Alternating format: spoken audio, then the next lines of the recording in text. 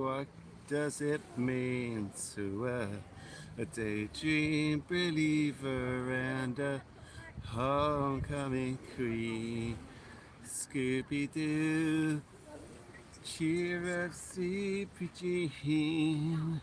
Oh, what can it mean to a daydream believer and a Scooby-Dooby-Doo, Scooby-Doo, yeah. Ladies and gentlemen, we are on the beach again. Tonight's mission to catch the bait for tomorrow's mission. Miss Fishmas is there. Oh, it's not showing the emojis, you know. Oh, there it is. Gobby Dave, how you doing? All right. Miss Fishmas, Gobby Dave Martin's there. I've got to keep the noise down a little bit. We've got a gang of kids next to us again tonight. No problem. There not being any issue, but don't want to attract their attention. Simon Bustin, how you doing? All right. And it might pique their curiosity when I flash the rods up with a massive light. There's nothing we can do about that. I've got to. Guys, I'm going to get a bait in immediately because we want to crack on catching tomorrow's bait here now. And I want to see what the whiting bite's like. So our primary target here tonight are whiting. If we can catch enough, I'll get one on for a bass. And we'll target a bass. So the two targets tonight are whiting and bass. But funnily enough, our primary target tonight are whiting. Susan's there. Alibi joins us. Simon Bustin. Let's get the bait in. We've got squid tipped 2-hook flapper.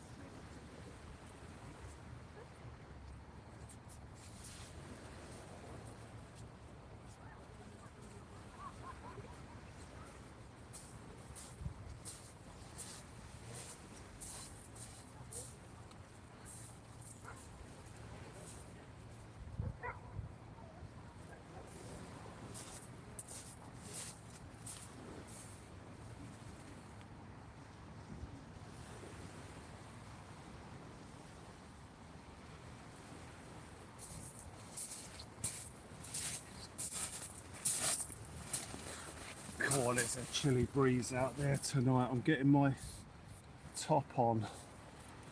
Ladies and gentlemen, lovely to see you all in the chat. Jason Brown is in town. Let's adjust the settings to get all the chat up. There we so, oh, all messages, yeah, there we go. Right, hang on.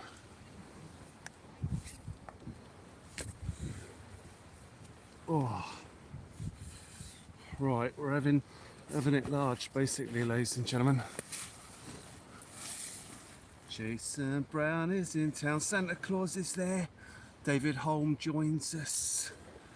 Sorry if I've missed anyone, guys. As you'd know, I'll be here all night, so there's no rush to say hello. I'm sure I'll see you all at some point. Lovely to see you there. I mean, for you to say hello to me, I'm always in a rush to say hello to you guys. But I'll be here all night, so don't worry if you miss me coming in. I've got to catch whiting, so I'm thinking of setting up a second rod here. We've got one in. Early Days Angling is there. Lovely to see you there. I'm going to set the other rod up on a 2-hook flapper as well. So we've got two 2-hook flappers in. Philip Brown is in town. John Hatton's there. John, thank you so much indeed. Thank you for your inbox earlier on, or Esther's inbox. Amazing. I'm just going to look for a 2-hook flapper here.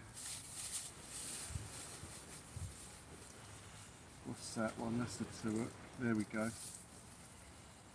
Right, I'm getting another 2-hook rig on. We want to catch about ideally about 5 white in here tonight, and it's a big ask. It's a big ask. You wouldn't think it would be at this time of year, but at the moment they're not about, so we're gonna have to do everything we can here tonight to try and nail 5 white in for us to use here tonight and tomorrow. Philip Brown's in town. S for lovely to see you there. Thank you so much once again. I'm just going to go over and set up the second rod with another two-up flapper.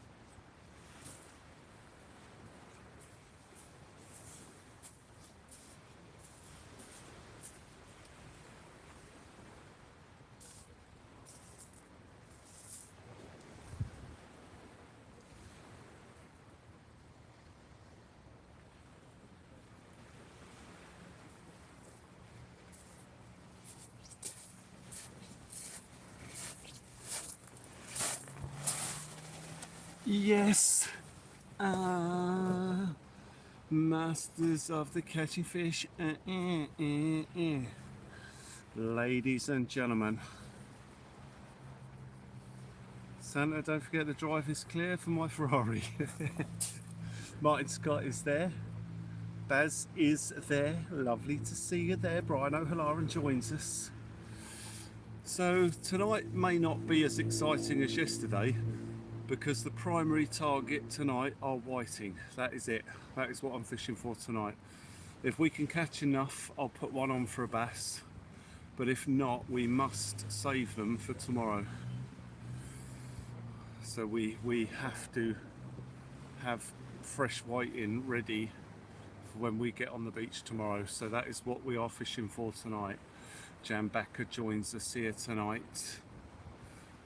This session tonight is essentially a precursor to what could be an outstanding session tomorrow, ladies and gentlemen. I'm going to do something risky. I'm going to go into the Google search and I'm going to look at the weather quick. Always risky when we just start, because I might miss someone coming in and we don't want to offend anyone who thinks they might be getting ignored.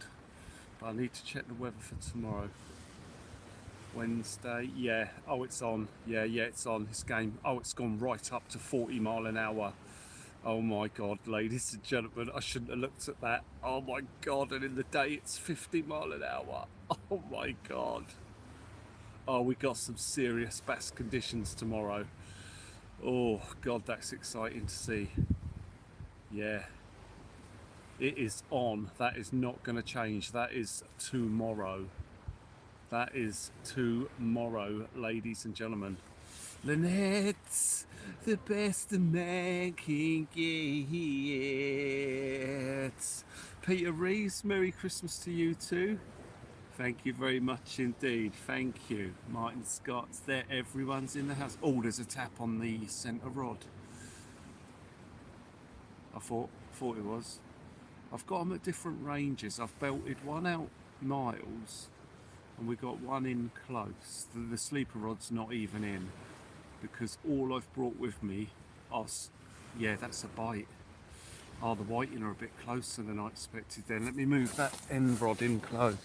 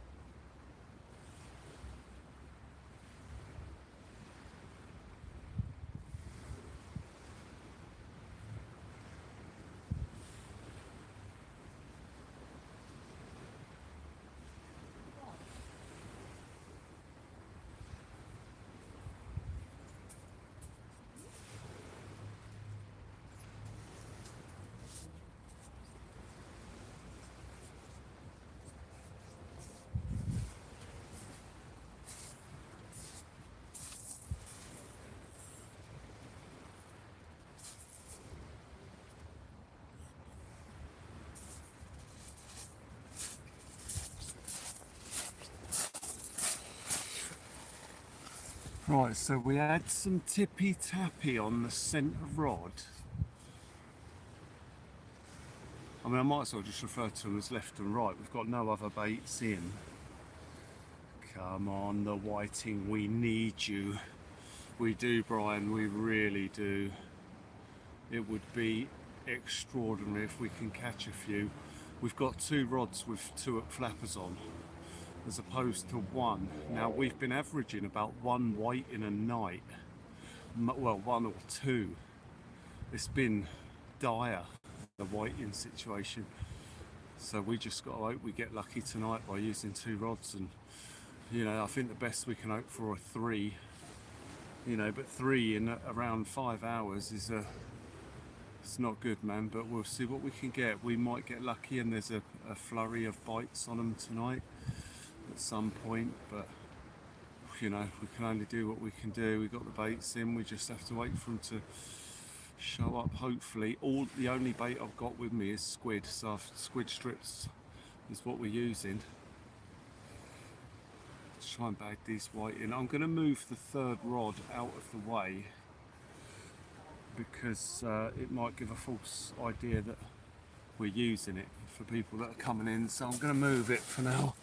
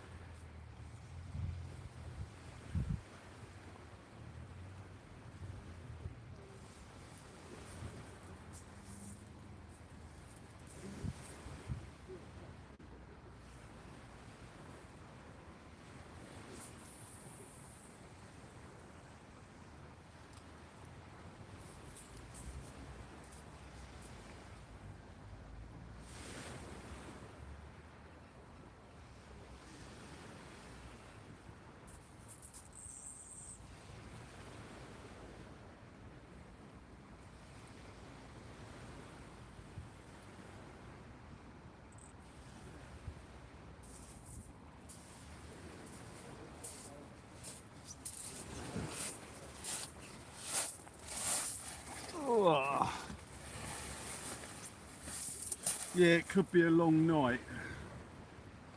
Yasin joins us here tonight. Rhubarb and custard are in the house. We're targeting whiting. We're after whiting tonight. So we're going to see what we can find. See how we do. David Hiking and Fishing joins us here tonight. Lovely to see you there. Stephen Bandit are there. Hobbit joins us. We are after whiting. We've got a northerly wind. Well, northwesterly, but it looks like it's almost right on the north position, so it must be turning to straight north, I imagine. So northwest at the moment, but that's probably turning to the north, so we'll have a flat calm sea here later. That's usually good for the whiting.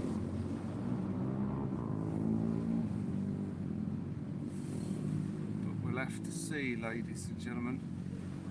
No pun intended.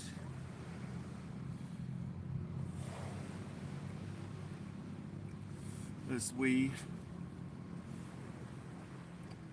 wait patiently for the tippy tappy.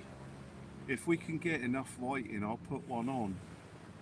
I mean, we've got some frozen whiting at home and they will work tomorrow, but you know, I'd love to have some fresh to take. It'll save us having to muck around when we get there. You know, if we can catch enough fresh whiting to use for the whole session, we won't need to use a whiting rod. San and Steve join us here tonight. Just to let everyone know, we're not doing the bells and whistles at the moment because of all the kids that are near us. So I don't want to draw any attention by the kids, so I won't be pressing the panic button or doing the harmonica until they're gone. So we're in the same situation we was in the other day where they was there with their motorbikes and we just had to wait for them to shoot off. So we're just going to keep it a bit low-key. Low-key bokey, ladies and gentlemen, as we wait for the tippy tappy on the rods here tonight. This is what we're hoping for. We want those whiting to start nibbling those rods, but we have struggled hard to find them. I might put that rod back at distance because I remember the other day I had them in close, but then when I put them at distance we were getting into the fish. So I might just do that actually. I'm going to move that right rod again and put it back out. I mean, I dropped it in a bit too close, so I'm not quite so happy with where it is anyway. So I'm going to bring it in and just whack it right out. We might as well have one at distance and one close. We cover all our bases then.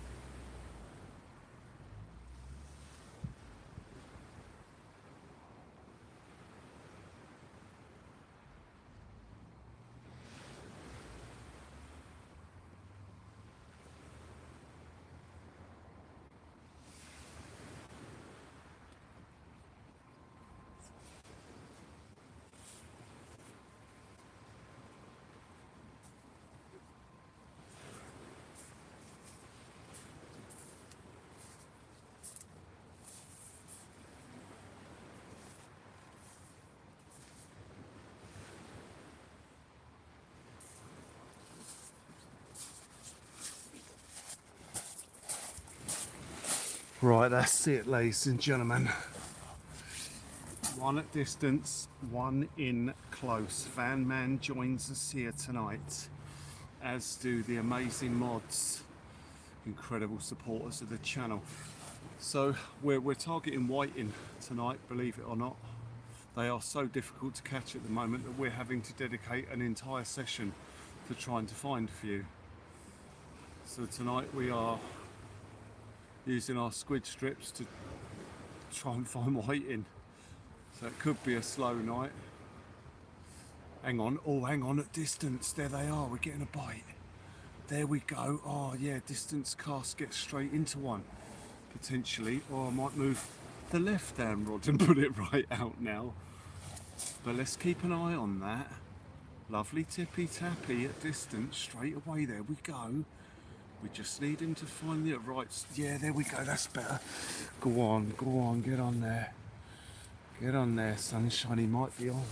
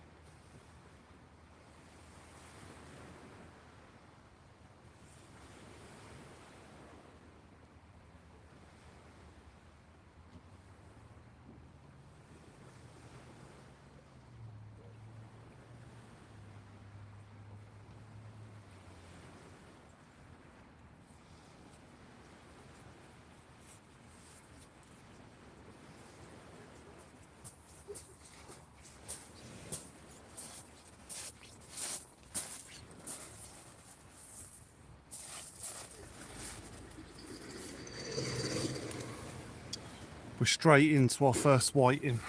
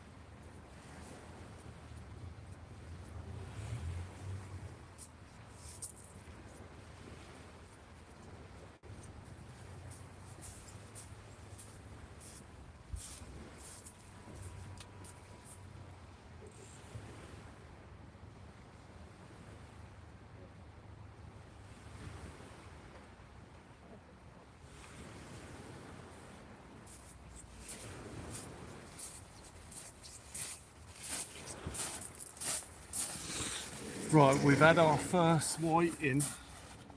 We want about 5 tonight, ideally. That's not a bad start, ladies and gentlemen. Let me just go in and look at the tide times. Rattle trap fishing is back in. How you doing, mate? Been a long time. Daniel Rand is there. I'm just coming out of the chat, guys, so I'm going to miss what you say for a minute. I want to check the tide times there.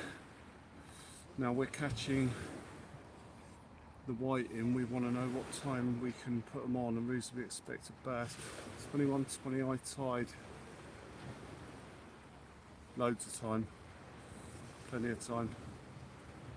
We're okay. It's loads of time to get into a bass tonight. Thank you, San and Steve. Thank you.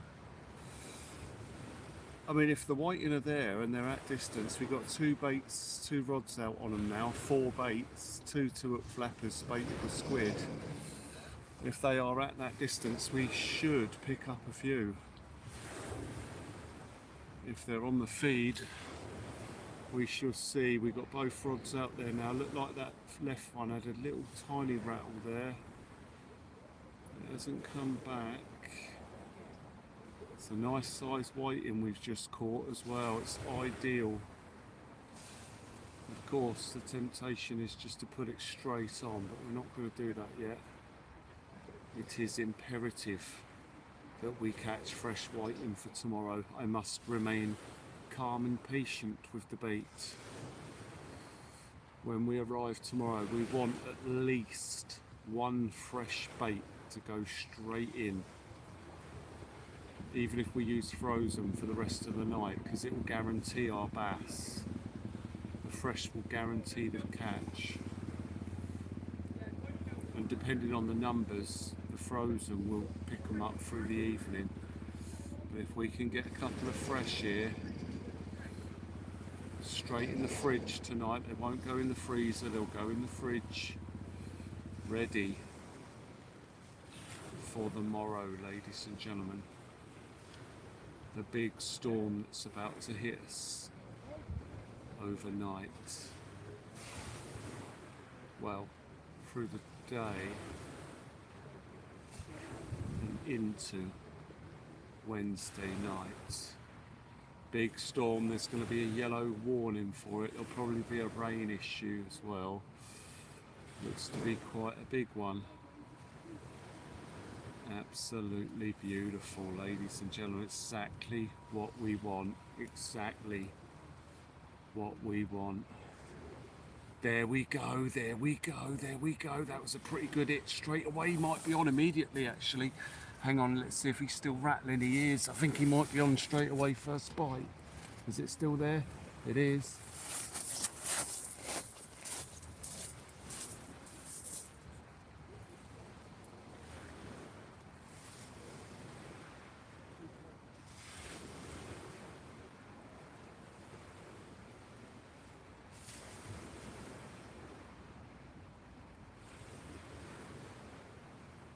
Dogfish.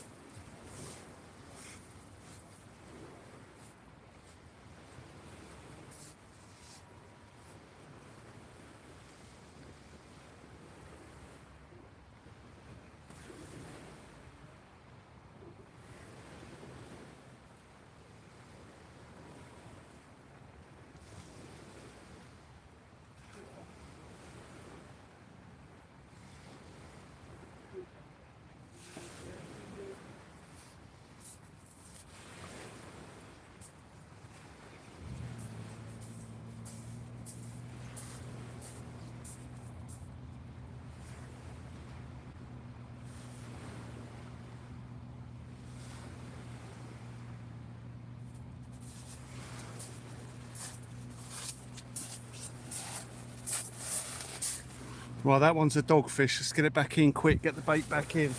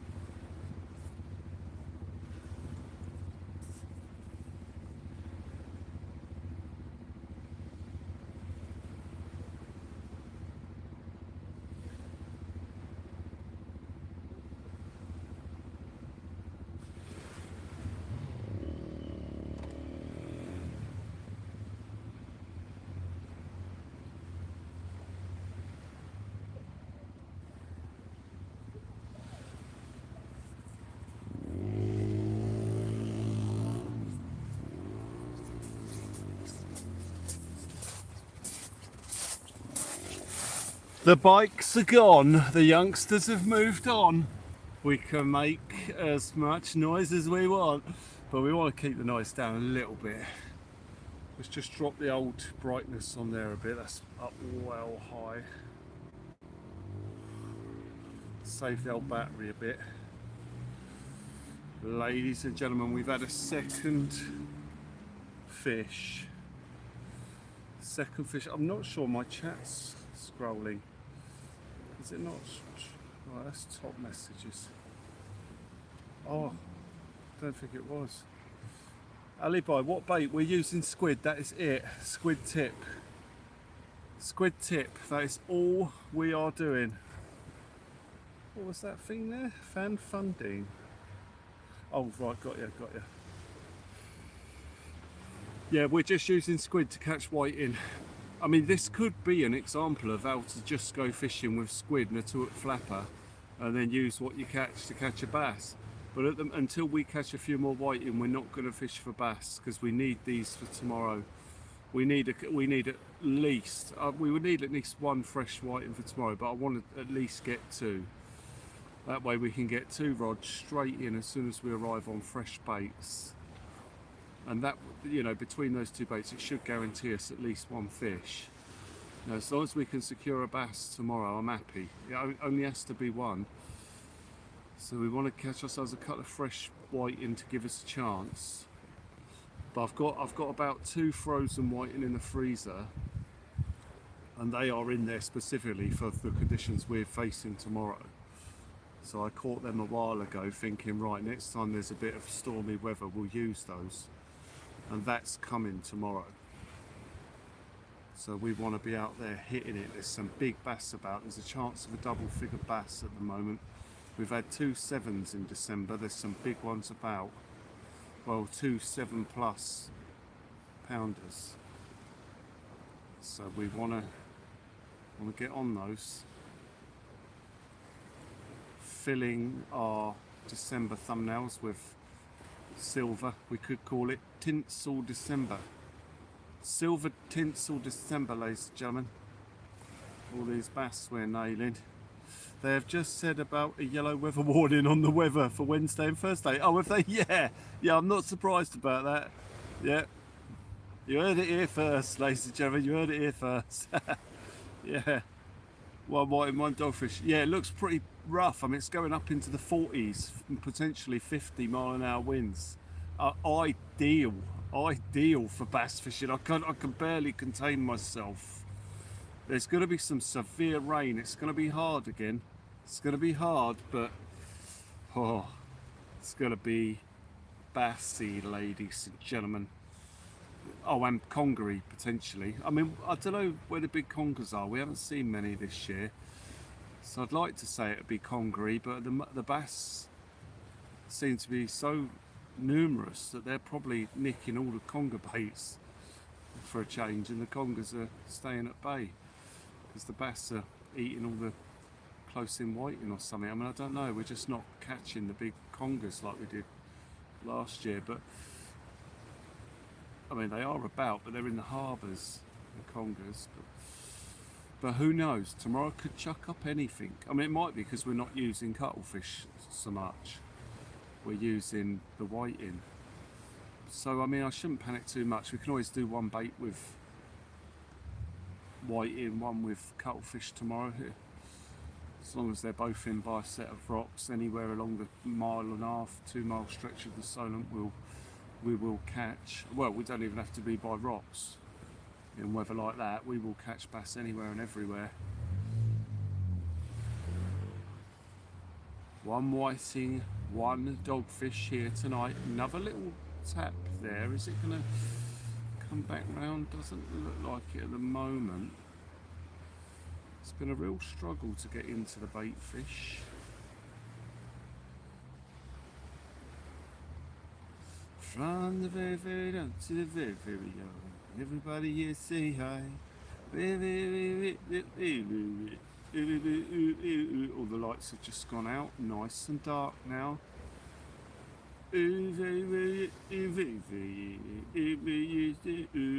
So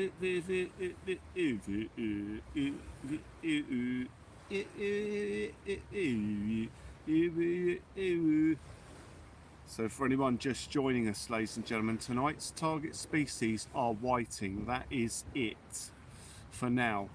If we can get enough whiting, we will deploy a third rod for bass. As it stands, we've got 2 rods in. Each of them have a 2-hook flapper baited with squid. We are hoping that they're going to nail us a couple of whiting. It's been very tough recently, very frustrating. Oh, tap on the left, tap on the left, tap on the left. We've got 1 whiting in the bucket so far. We've caught that pretty quickly at distance. We've just had another tap on the left, but it was only a tap. It hasn't come back in, but it knows that bait's there, so it might come back in. It should. If I can get 1 more whiting on, we'll put 1 on. If I can get 1 more in, we'll put 1 on, because then we've got the rest of the night to target whiting on those rods. I'm quite sure we'll get a couple in. I just can't help myself. I'm going to have to get 1 on as bait as quickly as possible, really. But I want to catch another one first. I mean, I'm champing at the bit to get a whiting bait out there, to be honest with you, because I know how many bass are there. It was supposed to be flat calm. It actually isn't. There is a bit of chop out there. So again, it's perfect tonight for it in a bass. That wind is northwesterly. That westerly element gives us a little bit of surf. So there is a chance of a silver bar here. High tide somewhere around 9 o'clock, I believe, 9:30, something like that. So there's plenty of time to get another whiting. Plenty of time for me to sit here patiently waiting. For us to sit here patiently waiting for another whiting to potentially hit those baits, and then to be used as a little tippy tappy flapper bait. Chuck that puppy out there by the rocks. You can see a silver pole in the water. We aim for about 10 yards to the right of that silver pole, at the same distance as the pole, because 5 yards out from that pole it's rocks. So if you aim at the pole, you will lose your gear. So accounting for a right to left wind and the fact that there are rocks there, we want to aim a little bit away.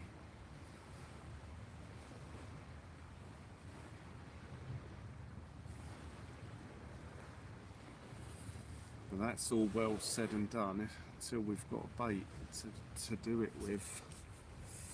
If that's the only whiting we catch tonight, we definitely don't want to put it on here yet, or tonight. That whiting must come home.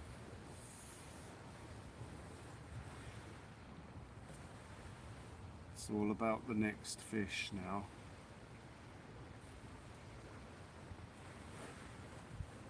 The next bass candy.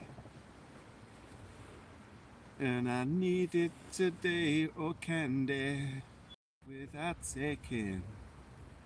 I need you today, bass candy. You catch me and stop me from shaking. I need you today, bass candy. Absolutely fantastic. Thank you for all the likes, ladies and gentlemen. Absolutely incredible support here tonight. I did notice I had a little buffer then. Hopefully we're not going to buffer too much here tonight, ladies and gentlemen. See how we do as we just have a little go. You see the windsock there blowing that northwesterly wind. It's almost straight behind us. I mean, that's where I'm expecting that wind to be before we're done. That windsock to be blowing towards the sea. Yeah, we've got a northwesterly wind here at the moment. Very light. Mind you, when it's from a northerly position, you don't know how hard it is really unless you check the forecast, because I mean that could be blowing 30 mile an hour northerly, but we just don't feel it because we're southerly and the land protects us from the winds, the strongest of the winds.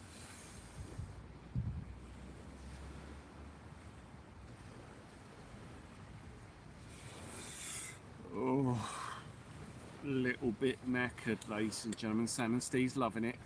I need you today, Bass Candy. You came and you stopped me from shaking.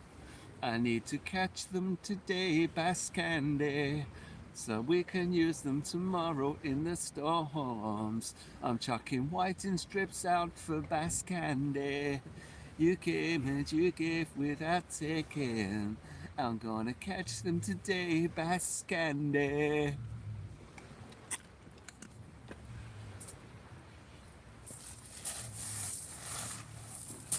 One more whiting bait here tonight and we'll get a bass rod in and then just fish for whiting for the rest of the night on those rods. So it's all about the next whiting now. The bite is a bit slow, so I don't want to say we'll wait for 2 more whiting because, oh, that's quite a bite. It might be a dog again.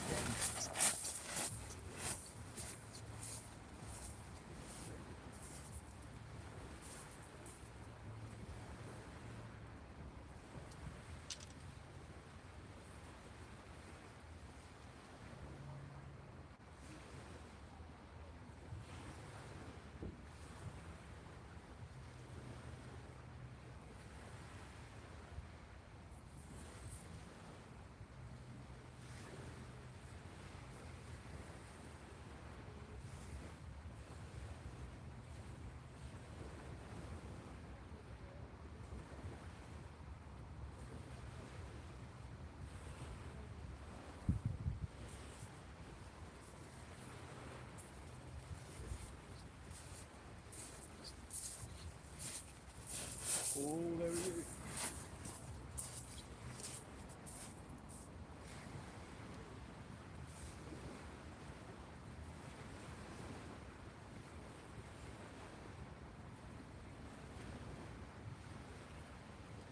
No, he's not on.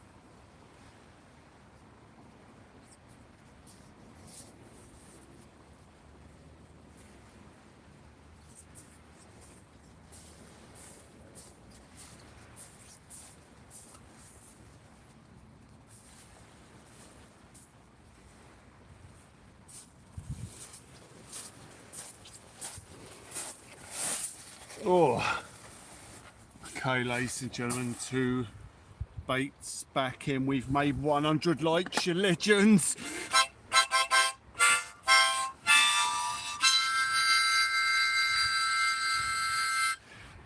Absolutely outstanding. Here comes flashy red button, ladies and gentlemen. If you are diabetic, please look away now.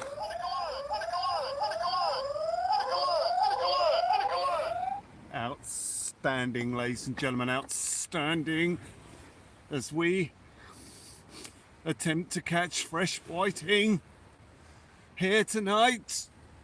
2 baits in, both rods for whiting. Both rods. I mean, if there's a sudden mass flurry of whiting and we end up getting a few in the bucket, I'll change one of them rods to a bass rod as well. But for the time being, we must target whiting. So they're both whiting rods. We've got the sleeper rod next to us set up, ready to go if we can get a couple of whiting in. And then, like I say, if we end up bagging 5 for the bucket, and we'll set another rod to a whiting bait here as well. So same as last night, 2 to whiting, 1 to bass. No, sorry, 2 to bass, 1 to whiting. Eventually, that would be a nice plan. But as I say, with the whiting so thin on the ground and hard to come by, it's likely we're going to have 2 rods on whiting here, and potentially 1 on bass later, unless that's the only whiting we catch tonight, and then we'll just have the whiting rods out. Press the button, push the button, push the button, push the button, push the button. There is another angler about to set up behind me. I might ask him if he catches a load of whiting, if he wouldn't mind. I might have to grab him off him, sort of thing. But we'll see. Let him get set up and I'll pop over and maybe je ne sais pas pourquoi, and see if he'll part ways with some whiting.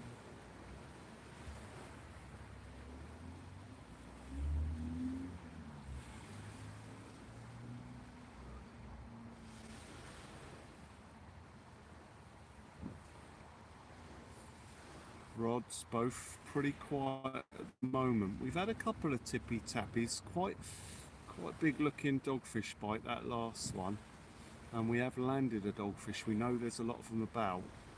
We've had 1 whiting, and I'm half asleep, ladies and gentlemen. I don't even know how I've made it out tonight. I am absolutely shattered. I was so excited about last night's fish. I had so much to do. I had to do the edit, I did the short of it. Just loads to do. Then uploading it into the best of 2025 as well. Just loads of computer work, all the description. I wanted it to be ready for people today to see, to enjoy it. Absolutely insane. Spent half the night watching me dash to that rod. Absolutely beautiful. 1 more bass, and give me just 1 more bass. Ooh, 1 more bass, 'cause I can't wait forever. Whiting didn't fit in the song. I think that's wrong, but we'll go with it anyway. 1 more bass. Fishy, give me 1 more bass. Ooh, 1 more bass, 'cause we want bass forever, yeah. 1 more ting, 1 more whiting, 1 more whiting, so we can catch bass forever, yeah.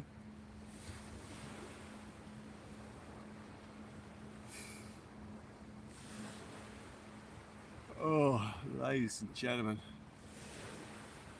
absolutely knackered. It's been fun chasing these bass. Kept us up nights as thinking about it, thinking of what we're going to do, how we're going to get hold of them, what tactics we're going to use. Making the rigs. Oh, that was a whiting bite. That's the whiting bite he might be on. He was quite aggressive.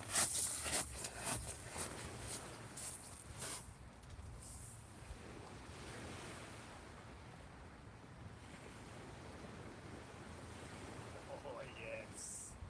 Yeah, I think we've got another one.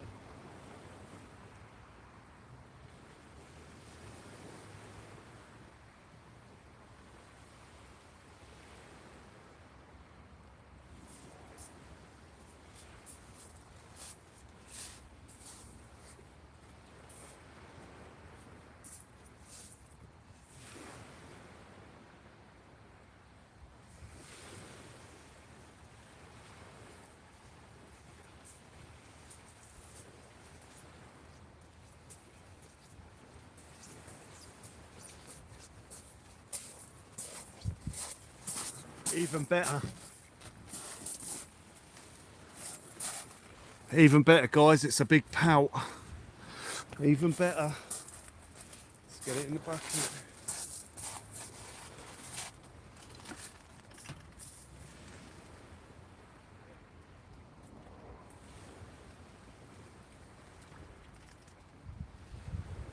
That's a good fish.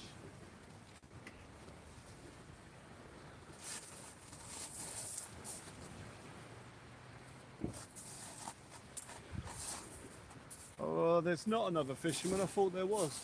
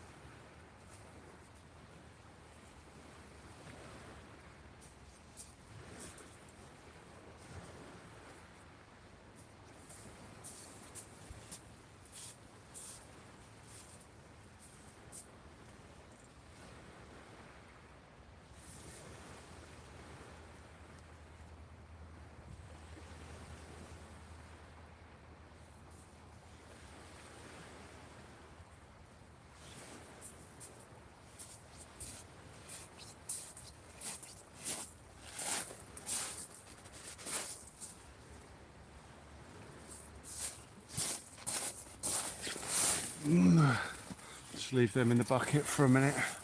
I really want a whiting here tonight, another whiting. Fairground joins us here tonight. Absolutely fantastic. Keith is there. Good evening, Will and Chat and the Dream Team. Finally out of the sick bay in the Lurkers Lounge now, chilling. Awesome. Yeah, there's all the sickness going round. I'm not looking forward to getting it, but it's coming. Everyone gets it. It's no avoiding it. It's no one's fault. It's life. The cold will get me. I will not blame anyone that I catch it off, because that is just how it goes. Comes round at the winter, comes round in the spring. Was that another little white in there? Was it a ting? Little poem there, ladies and gentlemen. Comes round in the summer, comes round in the spring. Another tippy tappy. Hope that puppy's a ting. And the right hand one had a little pull there, but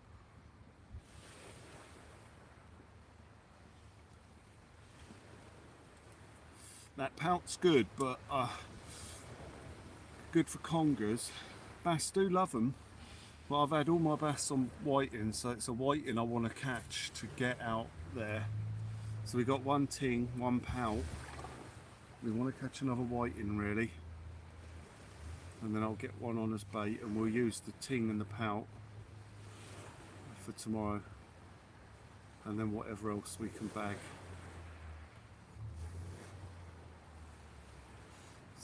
Dog ting pout, falling down the stairs.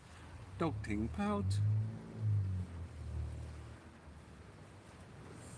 Two of the three winter. Oh no, we've had three. Yeah, we've had the dog, the ting, and the pout. So we've had our three standard winter species for a general day's winter fishing. So that's three in the bag. Actually, three fish, three species. We'd like to turn that into four. here tonight by maybe bagging a bass if we can. Like I say, we just want to get another whiting just to make very good and sure that we've got what we need for tomorrow. Now with that ting and that pout, we can immediately put 2 fresh baits in tomorrow. So they'll go in the fridge, they won't go in the freeze. Here we go. Here we go, ladies and gentlemen. Left hand rod tippy tappy, looks very nice.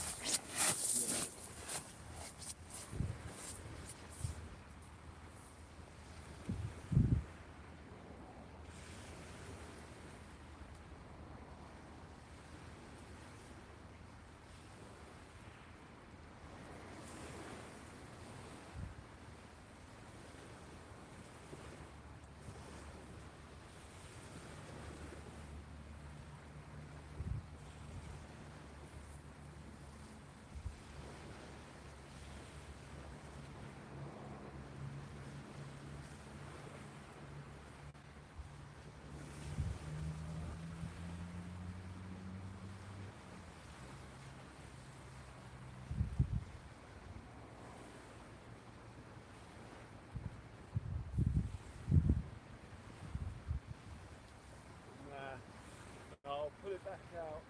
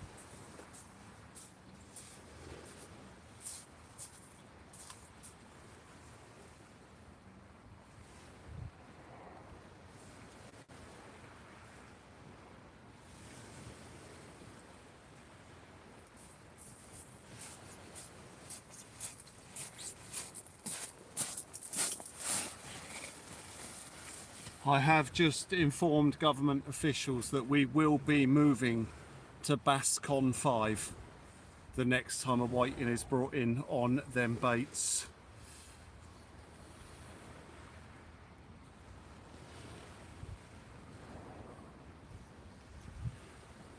There, straight away tapping. There's a tap immediately there. Is it going to go again? Very exciting, ladies and gentlemen. Lots of taps on that left hand side. Why not on the right hand side?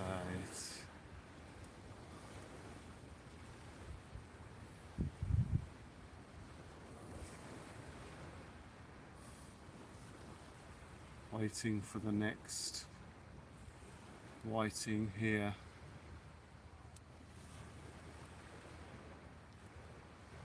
So that we can then inform the President that we will be moving to BassCon 5 and that the whiting will be going in.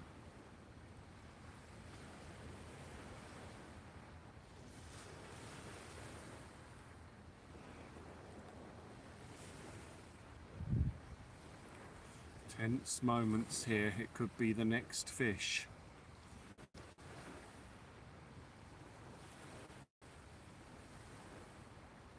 Or are we going to get teasers, the dogfish? Peter has the codes ready.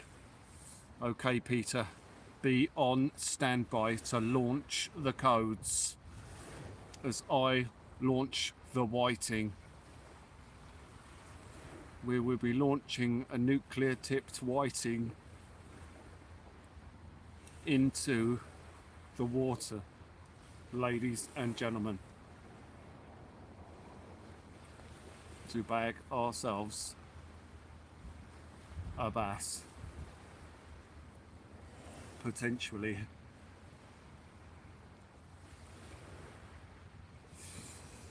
I mean, the bite's looking pretty good. I might just get that whiting on anyway. I can barely contain myself. Because I know it's there. Lynette knows the warning signs. Hazardous materials. I mean, I'm quite sure we can catch another whiting tonight if I use that one. I've been here an hour. There's plenty of time, and we are getting the bite. So I'm gonna risk it. You know, I'm gonna get that whiting on. The tide's perfect for us to get a bass here, so we want to make the most of it. I'm going to do it. I can't help myself. I'm sorry, guys. We are going to Basscon 5 immediately.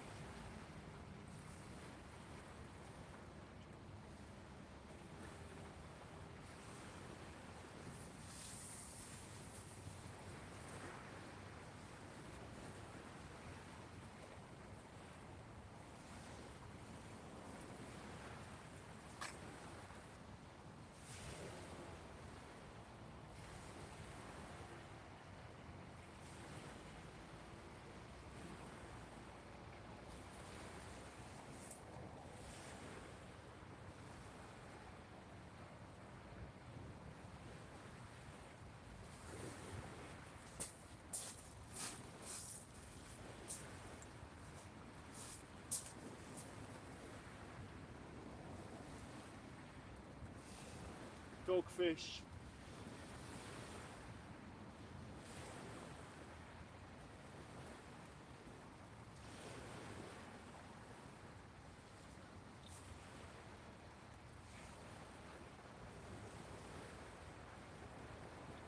Big dogfish.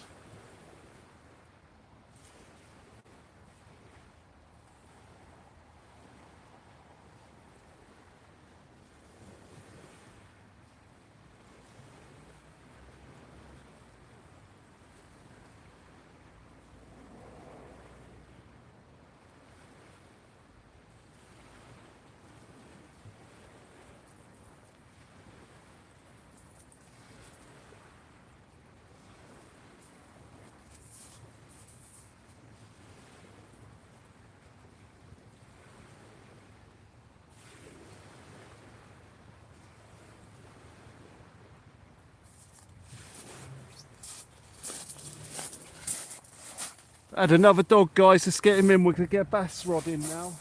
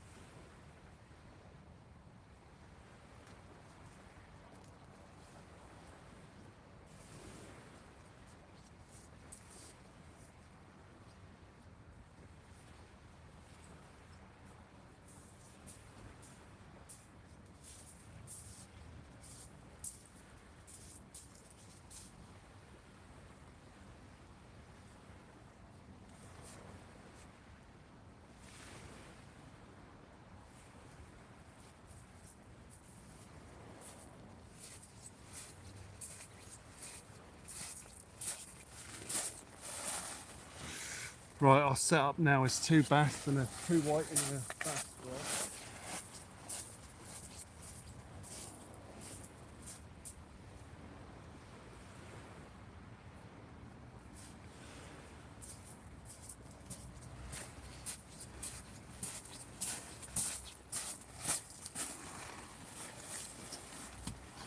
Now the waters out there are really calm. It's not ideal for bass at the minute.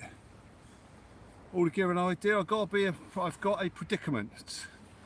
I want to get some new beach rods. I was going to buy them, but my mum said if I get 1k subs, she will buy them for me. But if I don't get 1k subs, it'll be easier. I've got to buy them. Oh, very good. I like your tactic. Yeah. Yeah, fair enough. Yeah, that's a classic YouTube tactic.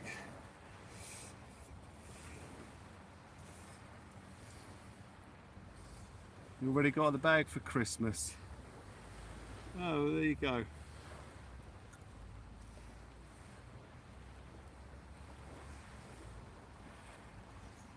My usual one, or what I used to use, was if I get 1,000 subs, we'll do a road trip. If I get 1,000 subs, we'll use a different type of bait. But yours is 1,000 subs and you'll buy a new beach rod, set new beach rods to sit. You literally, on the phone to about 30 minutes ago. She's in Australia. Awesome. Well, there you go.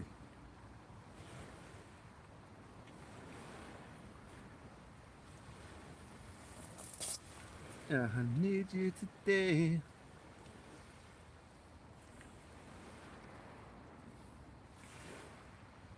So I assume your mum's well up to speed with obviously social media, which is good. I wish my mum was. My mum ain't got a clue. She's not from that era. My mum wouldn't know what 1,000 subs was.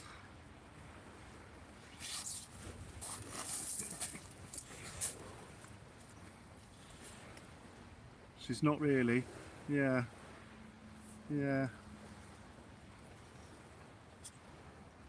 Oh, bless you.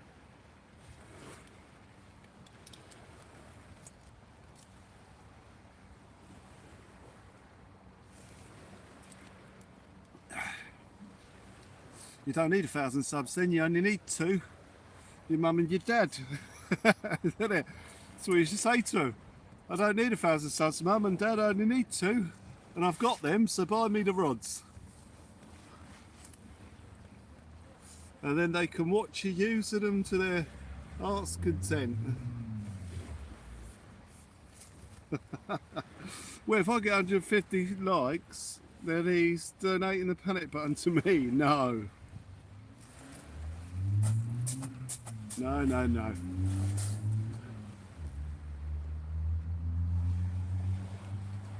Oh, oh, oh, oh. That's another dogfish bite.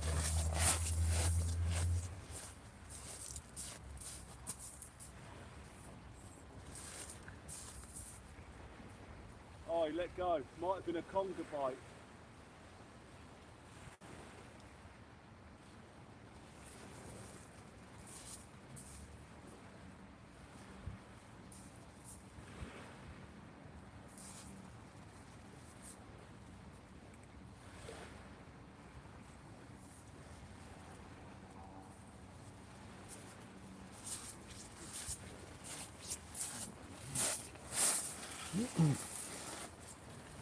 That was quite an aggressive bite, that, guys. That was likely to be a conger because he was on and off pretty quick. Earwig joins us here. Jay Sparky's in the house. Lovely to see you there. Thank you for joining us. John Wakefield joins us. Healing well tonight. Hope I see him. Session rewards you with a banging bite. And Fisher's last night. Well, our primary target tonight are whiting. So I'll be really pleased if we can get those. There is a bass rod out, but tonight that's just a sleeper rod, secondary species. Our primary target tonight are whiting to be used tomorrow.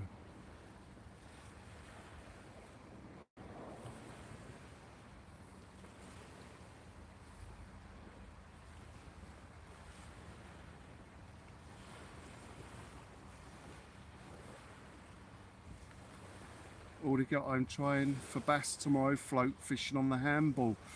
A lot of the float fishing guys are doing really well on the bass. There's a guy that I know and he's outstanding with the float. I mean, it's crazy, his method, but it works. Well, I say it's crazy, it's not crazy. It seems crazy to someone who doesn't know anything about that sort of stuff. You know, I see him, the way he float fishes, and I think, nah, no way. But he produces the fish every time.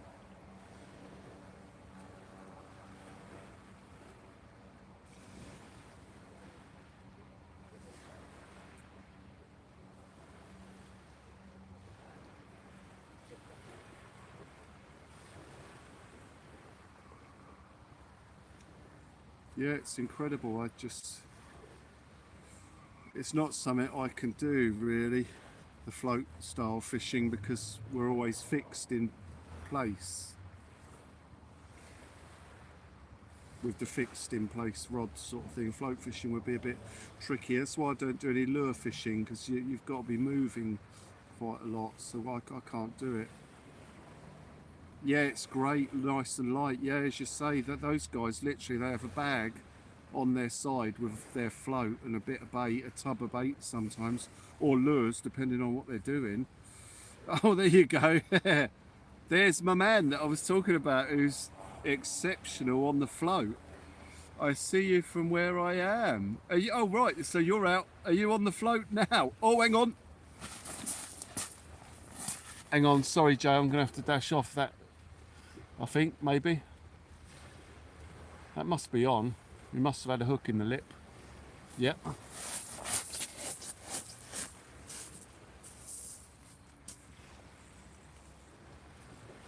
Another dogfish.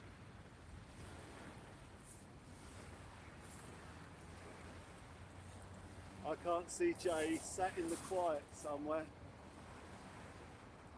In the dark with the old float down.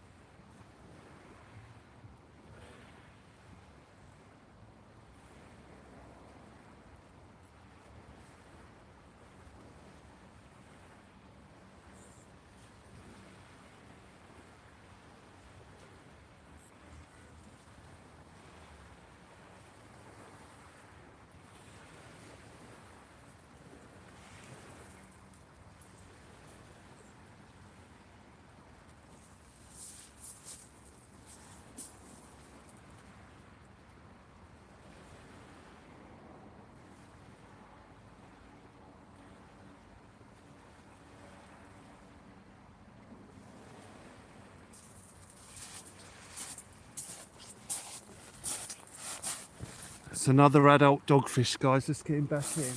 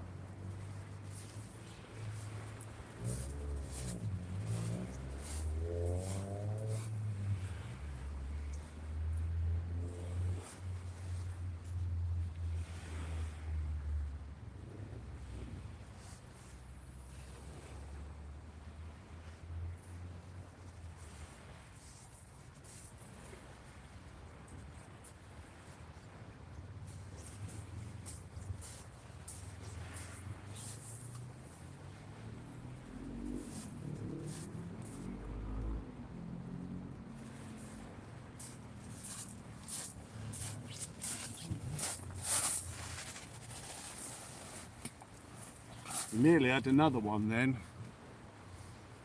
Ross joins us here tonight. It's not a bassy sort of night tonight, unfortunately. It's not a bassy sort of night.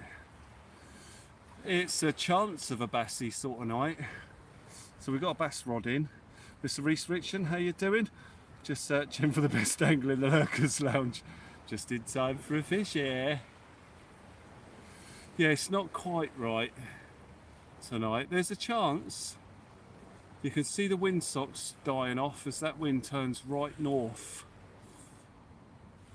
When it turns to straight north, there'll be no wind, the tide will be flat, and that's not ideal for bass. But we could still hit one. We hit one last night when the wind had dropped right off on a tide that began choppy but then died off through the night, and that's pretty much what this one's done through the day. Lesser flying cat shark. Yeah, I just slung him back in. I saw the other rod go in. Glenn, lovely to see you there. You join us here tonight, Glenn, where we are attempting to catch whiting. That is the target species. We do have a bass rod out with a fresh whiting on, but it's a bait I can't change through the night. We've got the tail section left of that whiting that can go on later potentially, but that head of that whiting's just all we've got at the minute because we're not catching enough to be chucking them on as baits here tonight. We need to get more in the pots. John B joins us here tonight as we attempt to bag some whiting. But we're coming into the dogfish here. The dogfish are arriving in numbers. We might see a few of those tonight.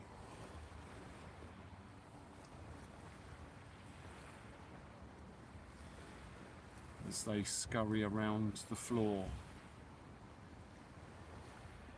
seeking out our baits with exceptional shark senses. Spidey shark senses.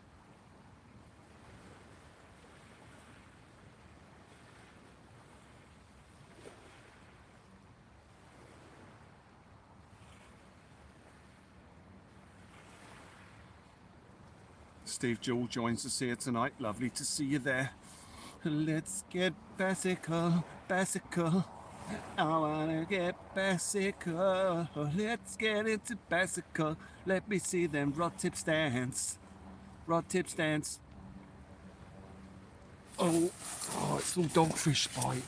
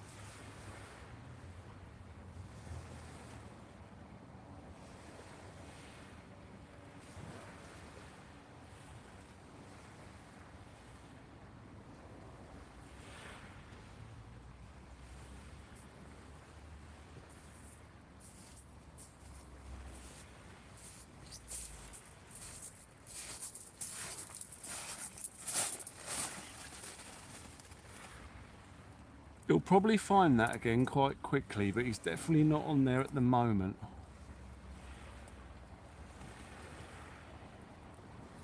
It's a dogfish. Dogfish bite that. Gathering the numbers tonight. Yep, because we're on the small rods. This is why I generally don't fish with small hooks. Because it's just, for me, it's pointless unless we're fishing for dab, and then we use a totally different tactic and technique. So we wouldn't be hitting all these dogs and that.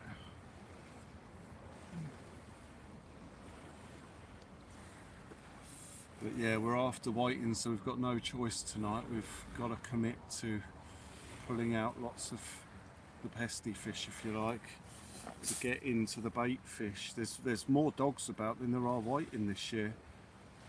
They're everywhere, and the whiting are nowhere. Suzanne and Tasty Smith join us here this evening. Lovely to see you there. Thank you for joining us here tonight, where we're Oh, that looked like a little whiting tap there. Hang on, this could be a whiting tap. Unless it gets a hold and gives a big nod. This could be a whiting here. Centre rod. There's a lovely little nod there, and again, unless it takes a big whack, this could be a whiting playing with that bait there now. See if he's still there. Is he following it? There's a nice little nod there, but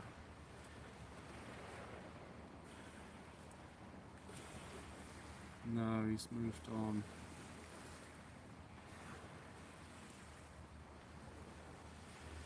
The good thing with flapper rigs and whiting is you can leave them there. You'll end up with, you know, whiting on each hook eventually.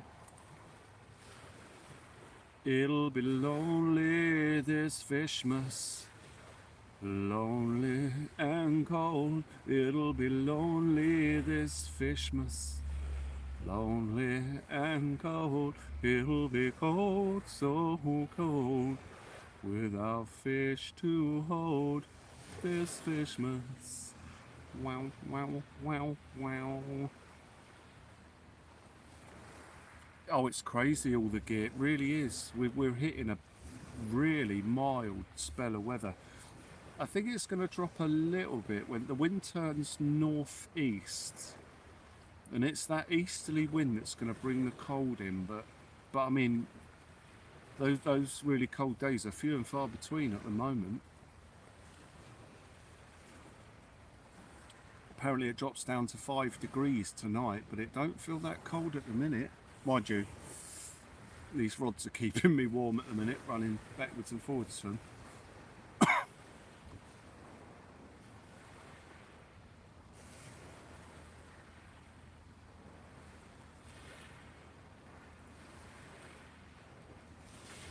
There is a fox.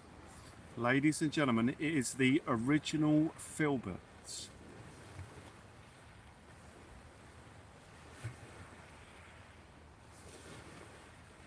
This is the filbert who started off all the filberts from that point on. I don't know where he's gone. Well, he's over there somewhere. I mean, it is pretty cold. I've turned my headlight on and I can see my breath, like, clearly. I'm just so warm in this pen suit. It is proper toasty, man. It's insane.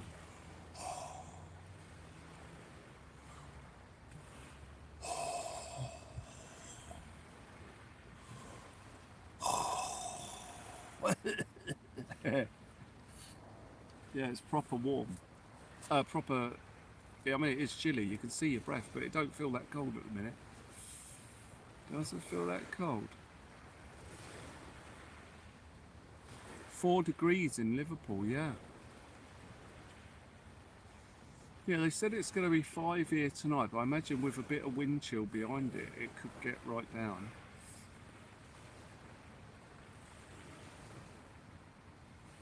But as I say, I mean, mind you, it generally gets really cold around midnight, and we're not quite there yet.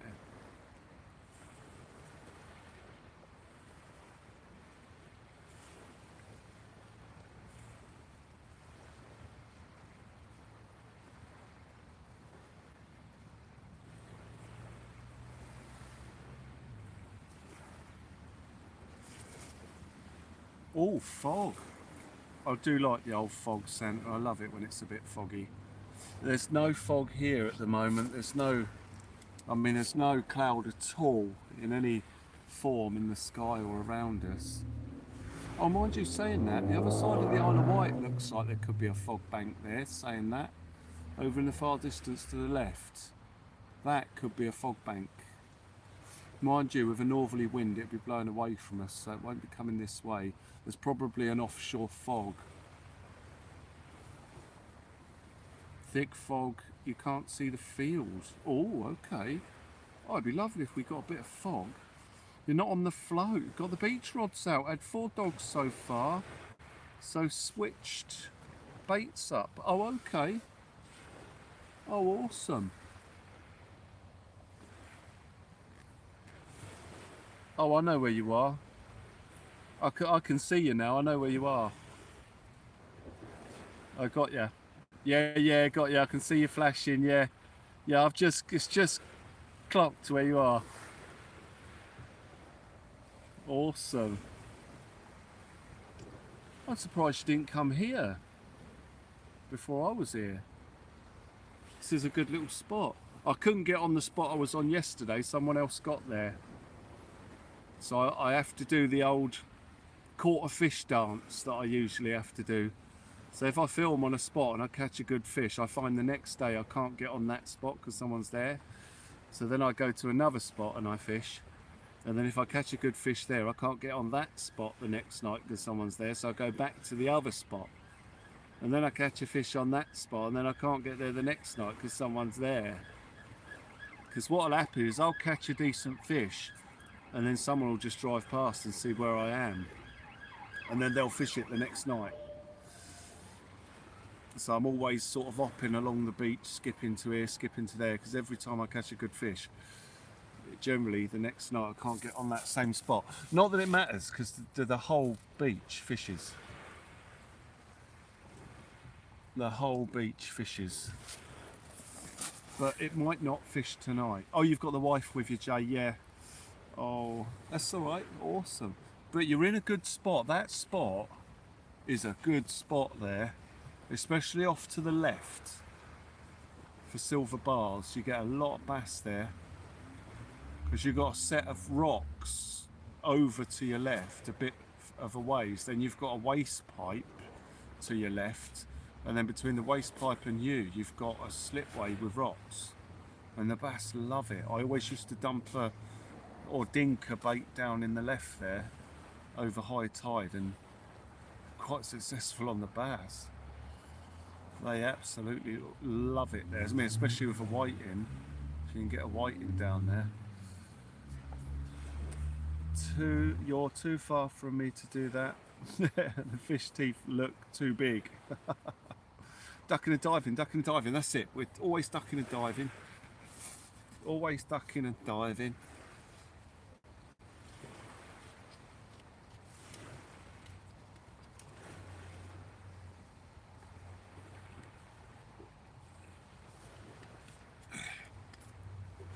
Always ducking and diving.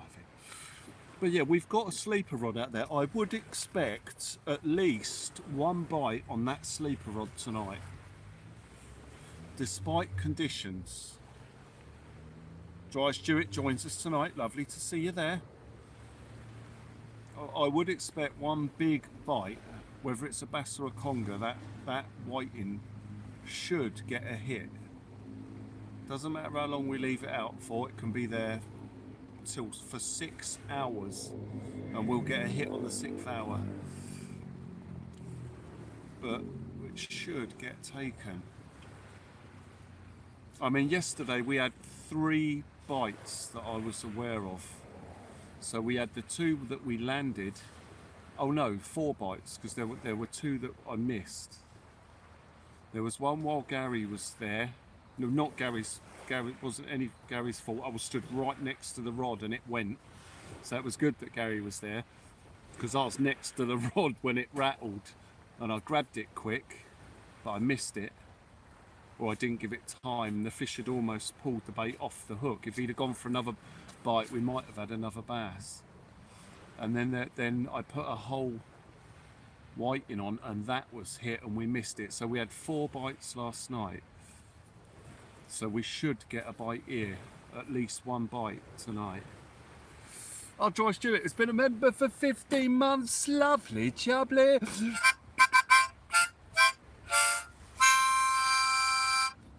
Legend. He saw big congers and good bass in the rocks 3 days ago, really? Nice. I reckon it was a big conger he saw, you know, and not a seal. I reckon a big conger was under his pot, because they got a similar shaped head, the really big ones. There is a big one that lives along here as well. But maybe it might have been a seal, but I reckon he saw that massive conger I've been trying to catch. Thank you so much, Dry Stewart, you legend. Beautiful, thank you. Early days angling, 15 months as well, outstanding.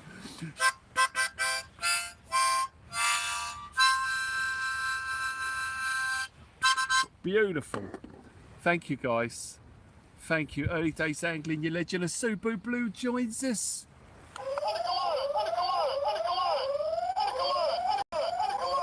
Outstanding. Probably after the prawns in the pot. Yeah, because they do get into pots. Congers know how to get into pots. I reckon he was very lucky and he turned up just as a massive conger was about to destroy his pot. His trap. But oh, spooky. I'd love to have seen it. Just the massive head of it just sauntering away. Yeah, that would have been beautiful. That would have got me excited. But you're in the danger zone for that fish. Literally, you could catch that conger where you are. Because I believe it was up that way. Oh, hang on, hang on. Oh, it's another dog bite, I think. Or a conger. Black line.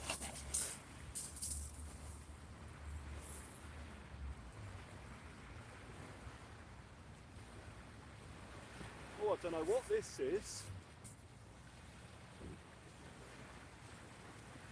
That don't feel like a dogfish. It's on. It's a conger, strap conger. I'm going to say strap conger.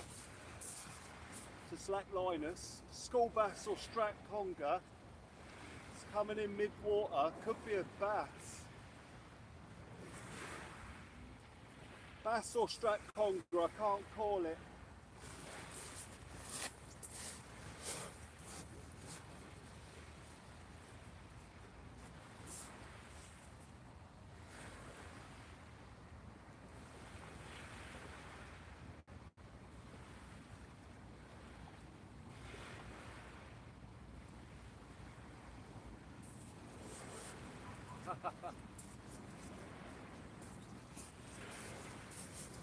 Well, I'll be honest, I weren't expecting that. It's a smooth-hound.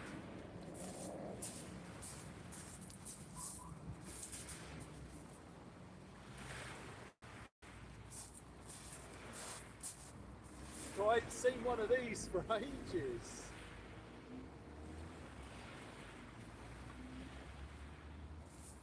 Lovely little thing. Well, that's a lovely little surprise. It's a smooth-hound pup. Absolutely beautiful. Let's get it back in. That is a 4th species, blimey. We might catch a dab here tonight.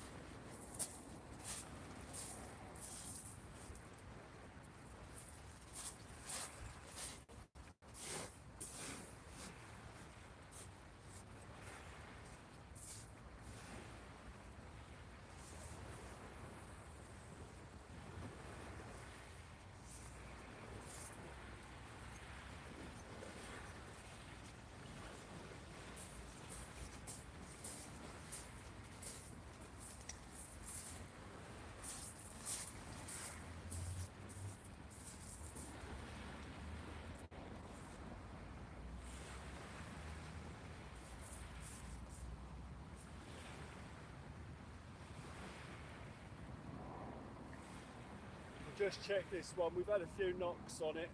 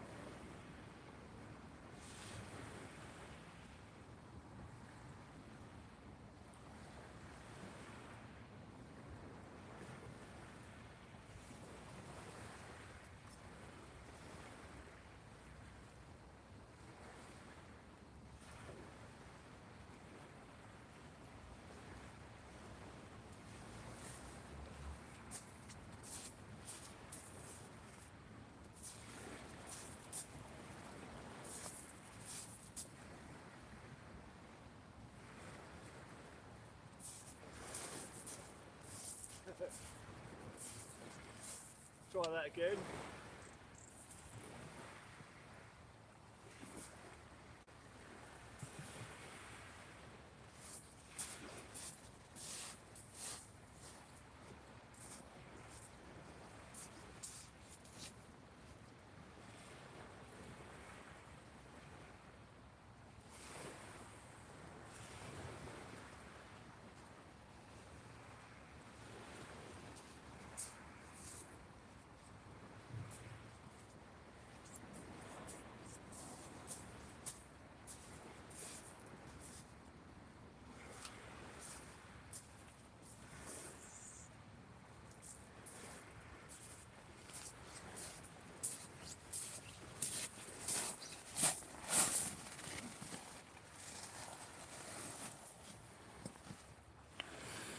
Smooth-hound, yeah, lovely little smooth-hound. Paul Bennett, how you doing, all right?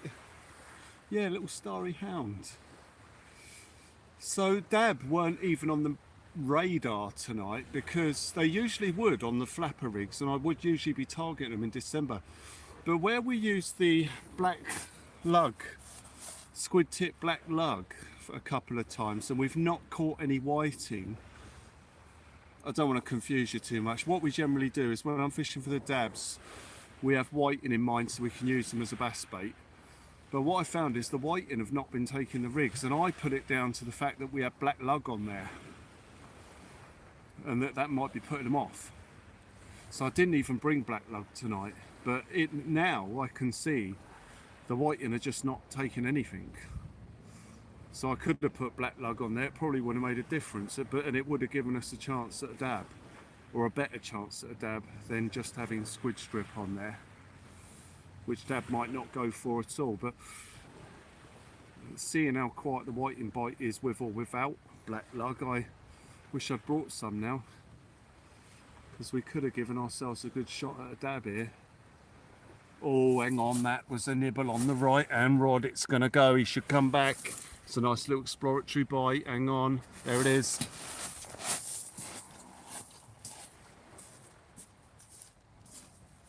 That's the whiting rattle. That's the whiting rattle.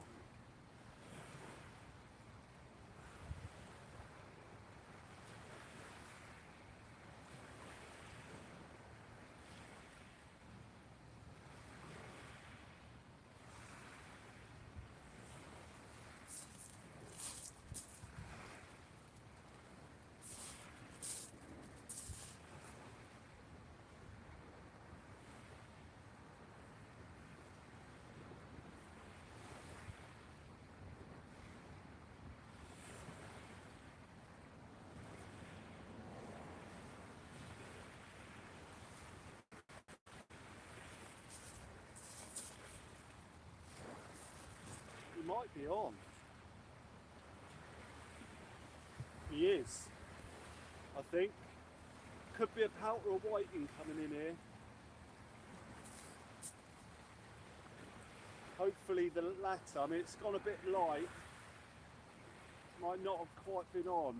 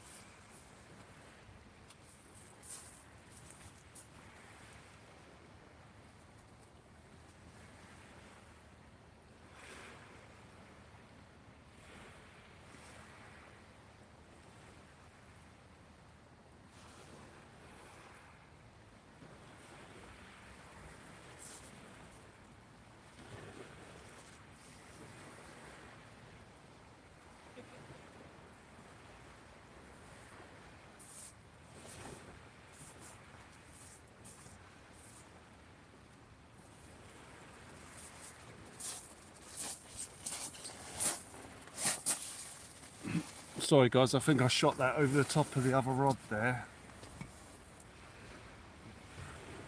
So we're just adjusted for that now.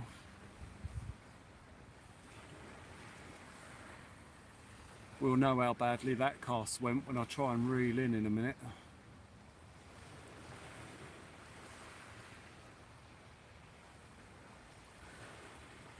Let's see if we get another bite. I mean, we should get another bite. We're getting a few bites. But we're nearly 2 hours in. We've had one whiting. That's not even a whiting an hour on the bite. That's how bad it is at the minute for whiting.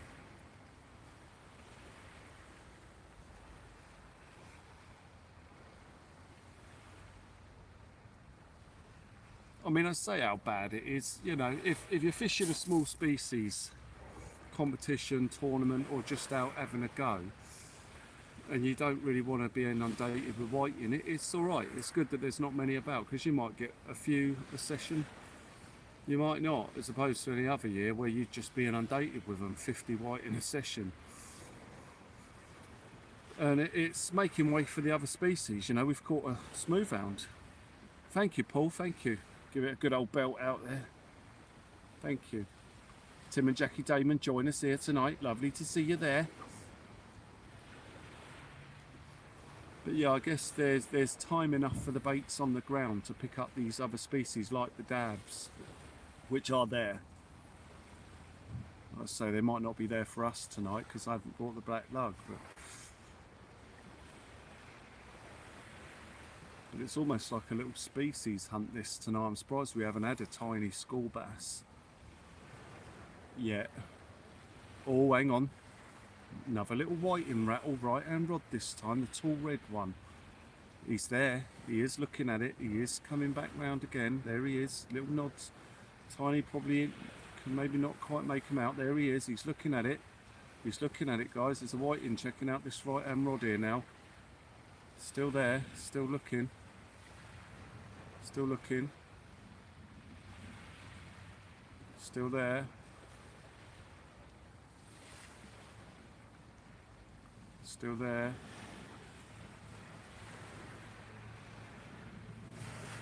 Still there.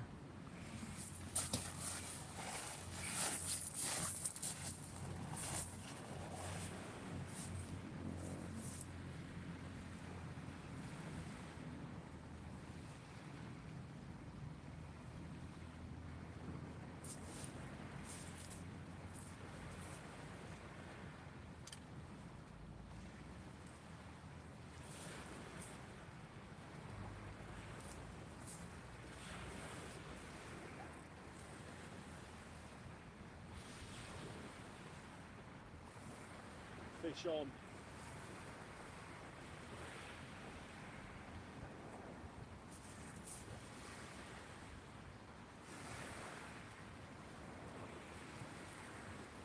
think we've got another one now coming in.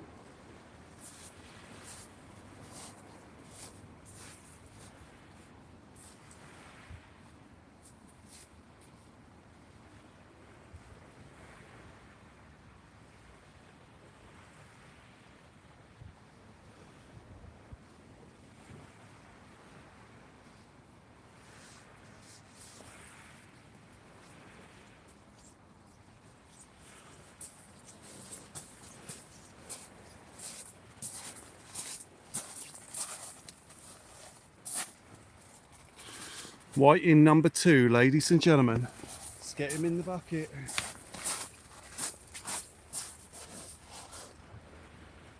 Sweet.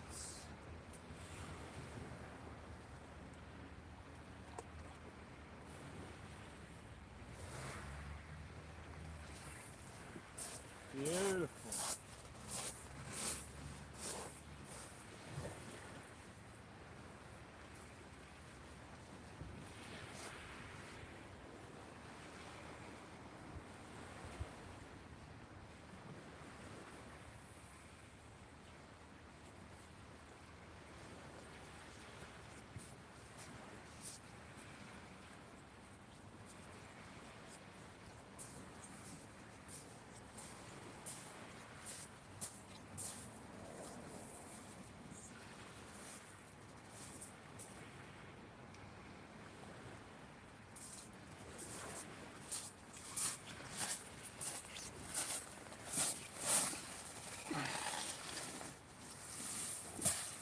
Right, that means we've got 2 baits again to go in on rods first thing tomorrow. As soon as we arrive, we've got a fresh whiting and a fresh pout that we'll be able to put straight on first chuck. Anything now's a bonus. Ah, Gary, you legend. Thank you. Thank you. The fish finder evening, just seen your video of that bass last night. Wow, nearly took the rod in. Oh, it was beautiful. Absolutely beautiful. Good thing I had that drag set a bit. When the rod was facing forward, the line was ripping off. I could hear it going as I got to the rod. It was beautiful. Absolutely beautiful.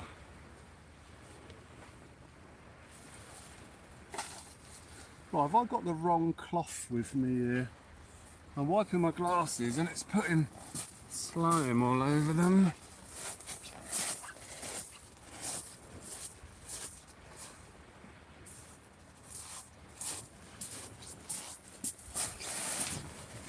Well, that's definitely the one. But yeah, thank you. 1 hound, we've had 1 hound. A baby shark, doo-doo. Oh, hang on, hang on.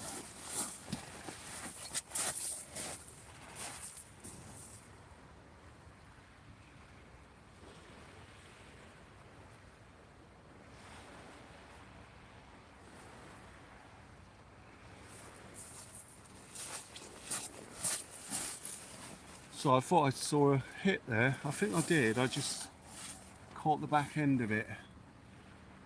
Something just tapped the rod there. Well, let's check our charge. Make sure we're charging yet. We are 100%. We're good.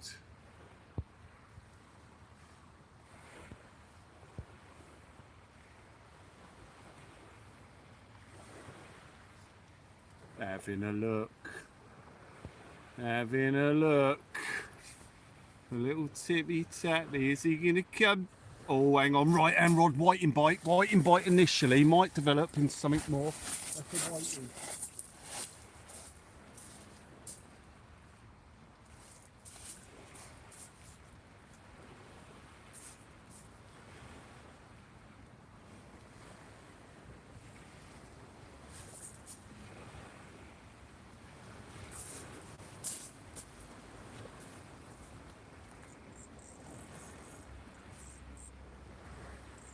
Fish on.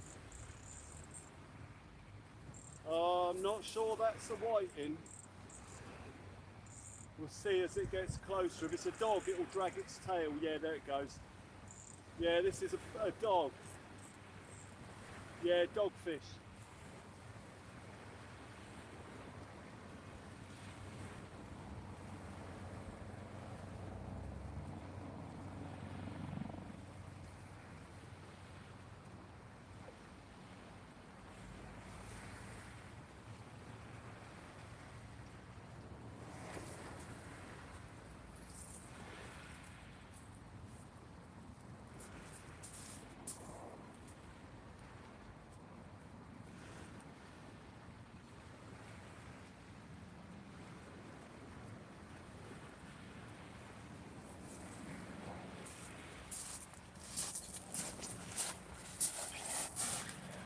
Another dog pup, guys, just getting back in.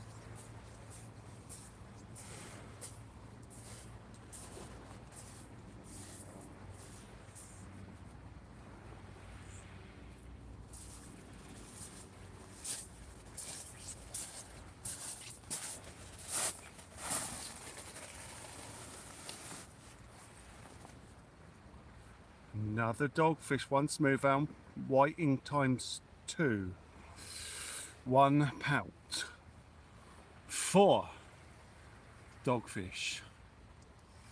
Yes. And a partridge in a pear tree. That's it. Yeah. And a partridge.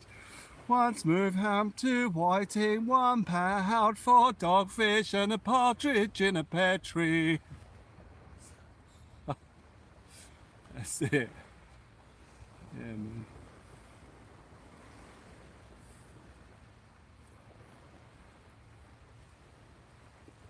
It'd be nice if later on that read 1 10-pound bass, 1 smooth-hound, 2 whiting, 5 pout, 10 dabs, 4 dogfish, and a partridge in a pear tree.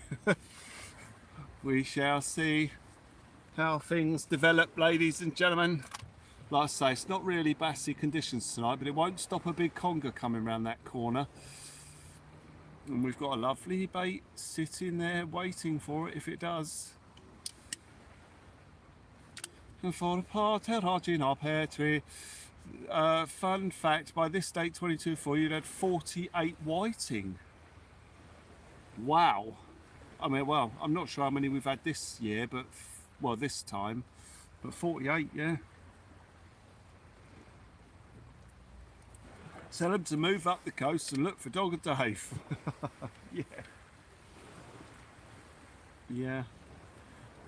Yeah, I mean, it appears, it feels like we are struggling to catch whiting. You had 96 in 2024 in December.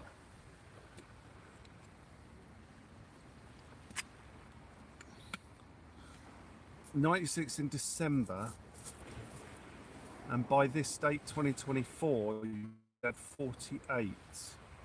Oh right, wow, and we had 96 just in December last year. Wow. Yeah, that shows how rare they are, well, how thin they are on the ground at the minute. So I'm not doing anything different. We're not using any different sort of bait.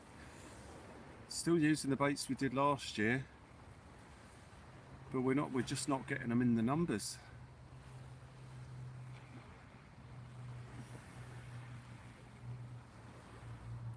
$48 in one night, possibly. We've had 21 so far this month. Wow.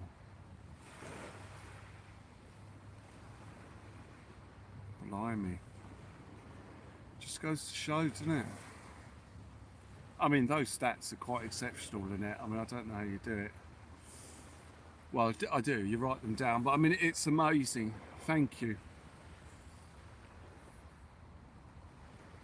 I reckon Dave dropped off the dogfish in front of you as he catches a few. It's hard to avoid them.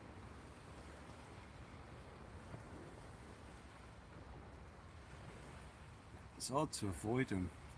We've struggled here tonight. Yeah.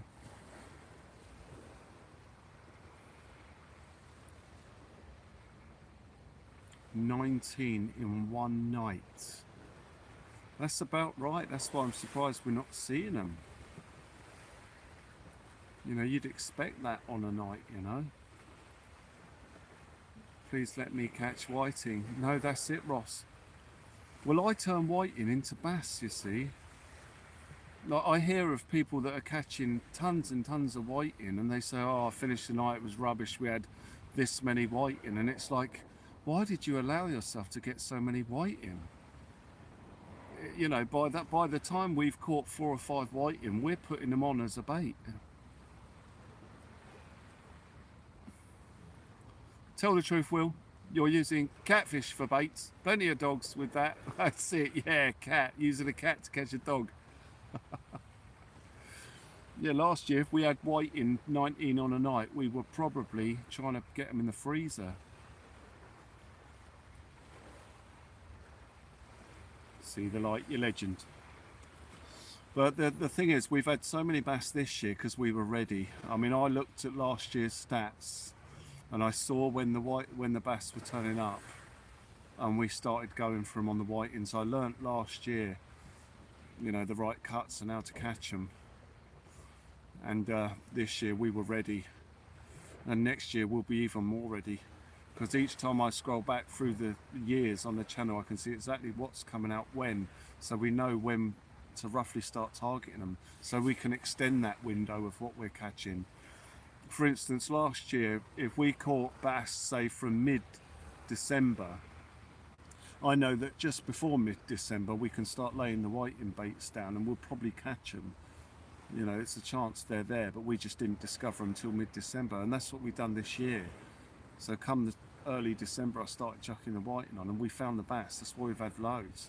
So next year I'll look back through and think, oh, we were catching them really early in December. I'll tell you what, if we can get an early whiting end of November, let's start using them then. And then we might start getting into the bass then, and then we'll end up extending the windows of the fish we're catching, like the rays we had in November this year.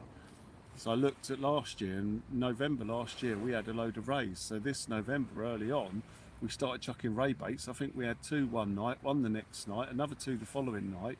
You know, we were getting them on the boat. I mean, we was hammering the rays. So the channel acts as a good, where I'm literally out every day. It's not just good for me, it's good for anyone who joins the channel to look back through the year, not necessarily watch the videos, but look at the thumbnails and see what we've caught when, and then you know what to target. If that's a particular species you're interested in targeting, you know it's there because you can see it on my thumbnails. Like squid, you know, the first squid we had this year, we put it on a thumbnail. Right hand rod, that's a nice little knock, that's a whiting type bite. Hang on guys, hold up, little taps. Is he still gonna go? Yeah. Oh, it's a bit bigger than a whiting maybe.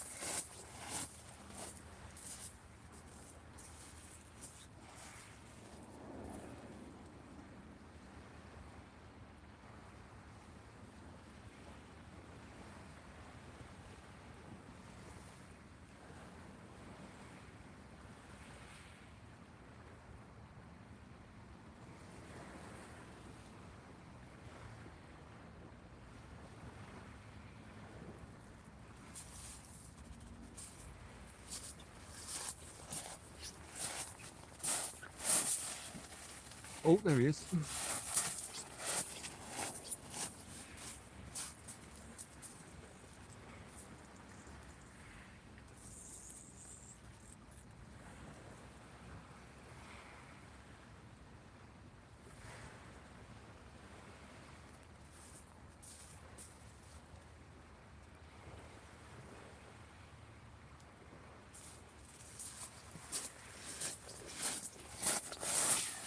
Not quite on that time, but he shouldn't be far from the bait. I only gave it a jolt.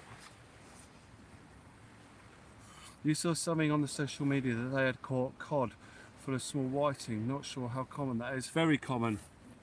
Yeah, cod will eat anything and everything. I mean, most beach cod anglers, not the pros, but when you first start catching cod, you're using black lug.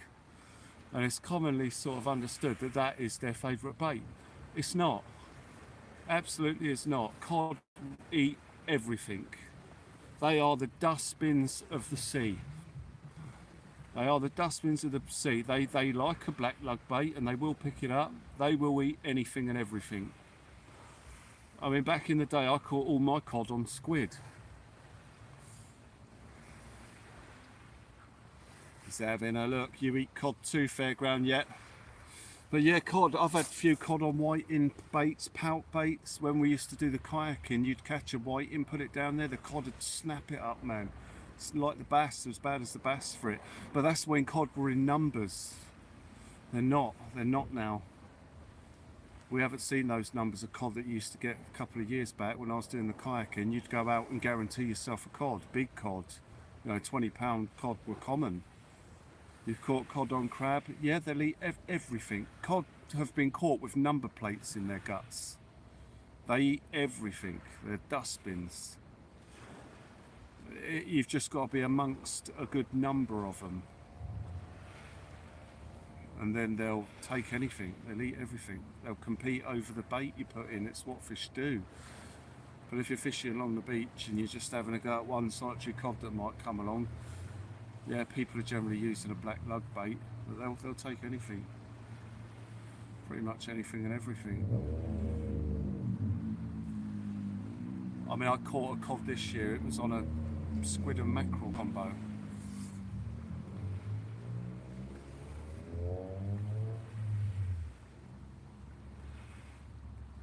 While we were fishing for congers. Number plate? Surely not. Well, I said it, so it's true. You don't want to put false information out over the internet, because anyone can check a Google search and find out if it's true or not. So I've got to be pretty sure with what I'm saying. Yeah, cod have been caught with everything in their gobs. Absolutely everything.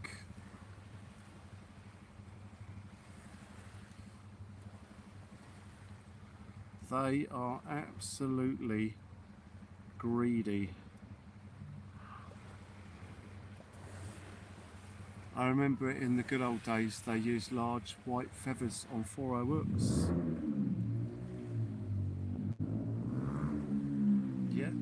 Yeah, they'll take everything, anything and everything. Yeah, for cod are like carp, they eat anything, yeah? Oh, for God's sake. For God's sake.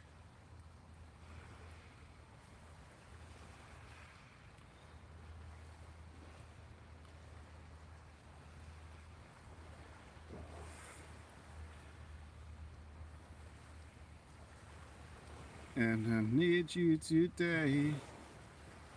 Oh, Mandy.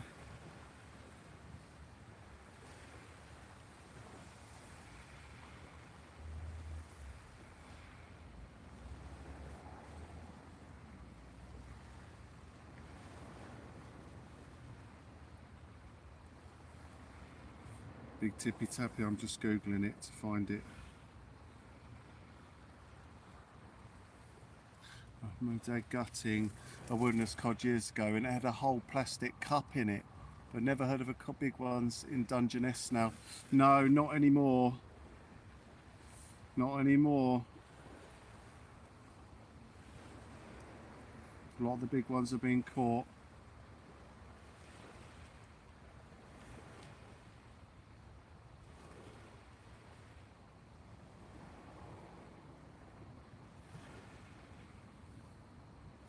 Oh, hang on, it's an embezzlement story, sorry. The number plate in the cod, it's an embezzlement story. It says they found plastic bottles and manuscripts inside them, but the number plate was an embezzlement story. So I take that back. I did hear of a number plate caught in a cod, but it wasn't a true story. But I'm sure it would have freaked you out even more if I'd have said they found a manuscript inside one, because that's confirmed.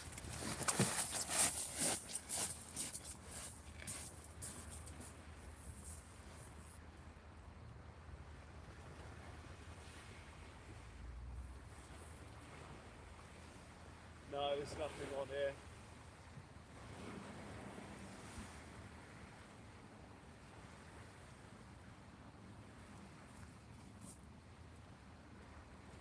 Oh, I don't know, hang on. There is.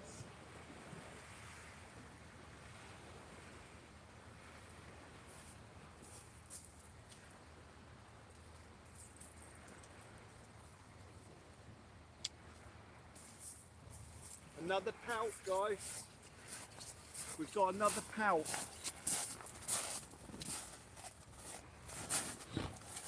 We've got a pout. Here we go. Oh.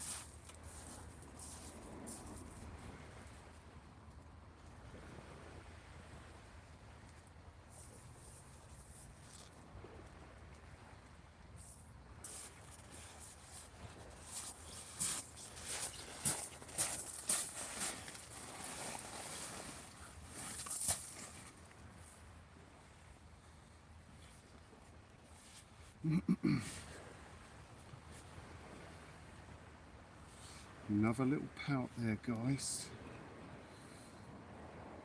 One smooth-hound, 2 whiting, 2 pout, 4 dogfish.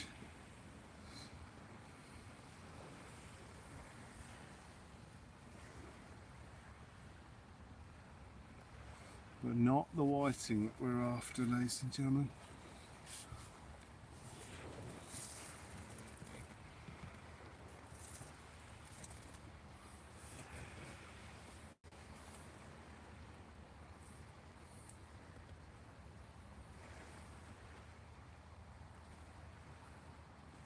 Mike, hi.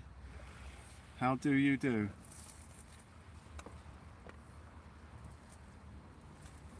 Lovely to see you there.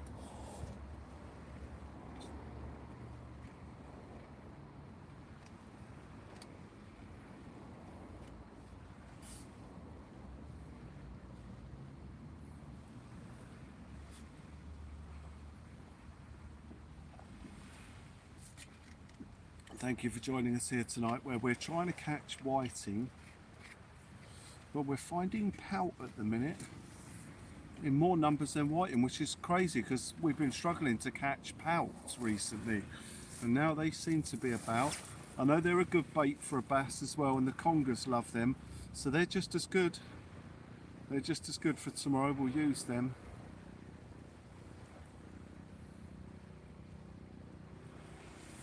We've essentially caught ourselves 3 good baits for tomorrow night.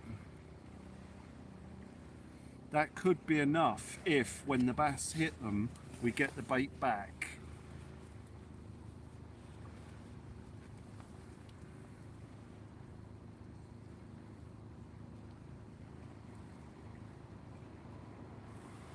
Right, I'm going to look up this manuscript found in a cod, because that's got me interested now.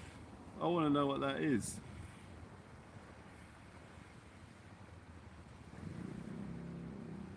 What was the manuscript?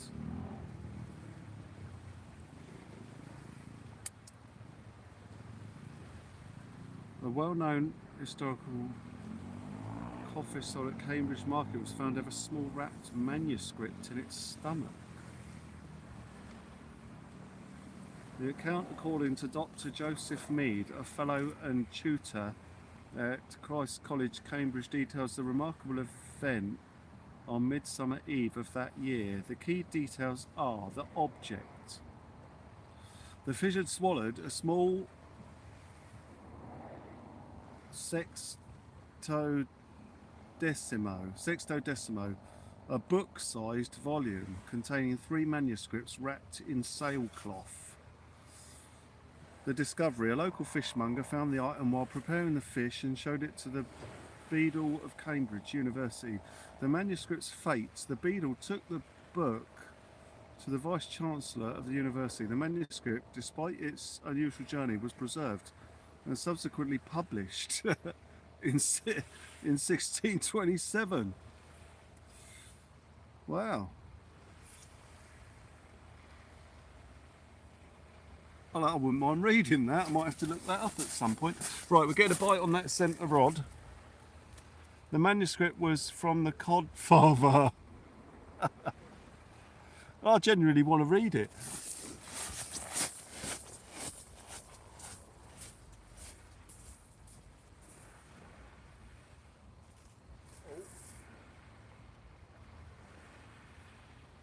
Fish on. This could be a school bass.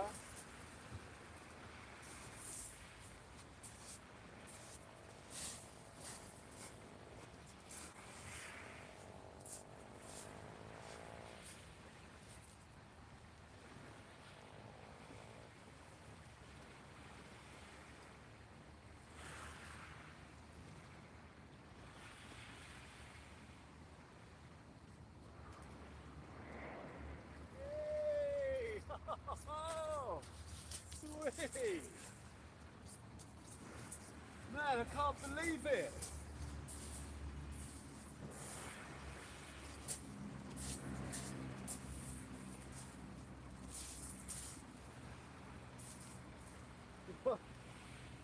We've had a dab. We've caught a dab.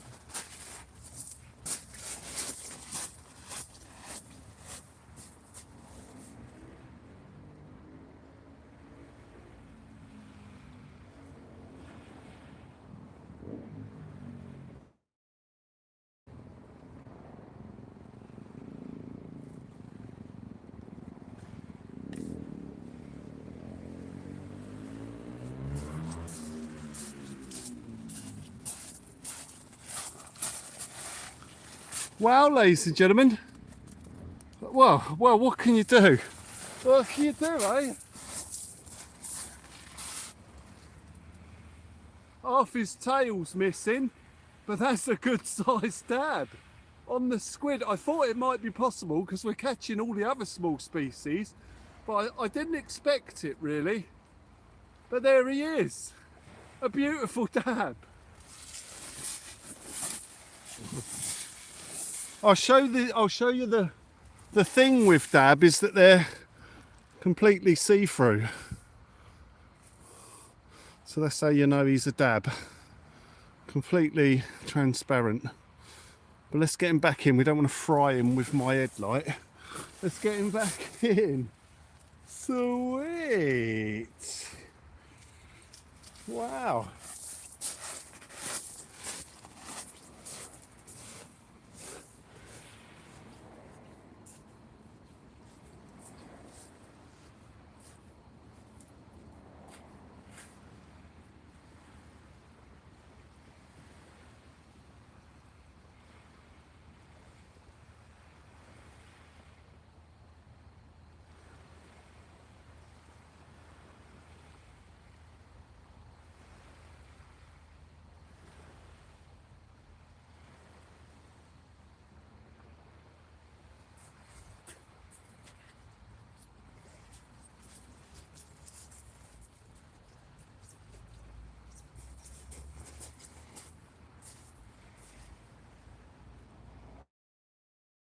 The species continues. Catching everything but whiting.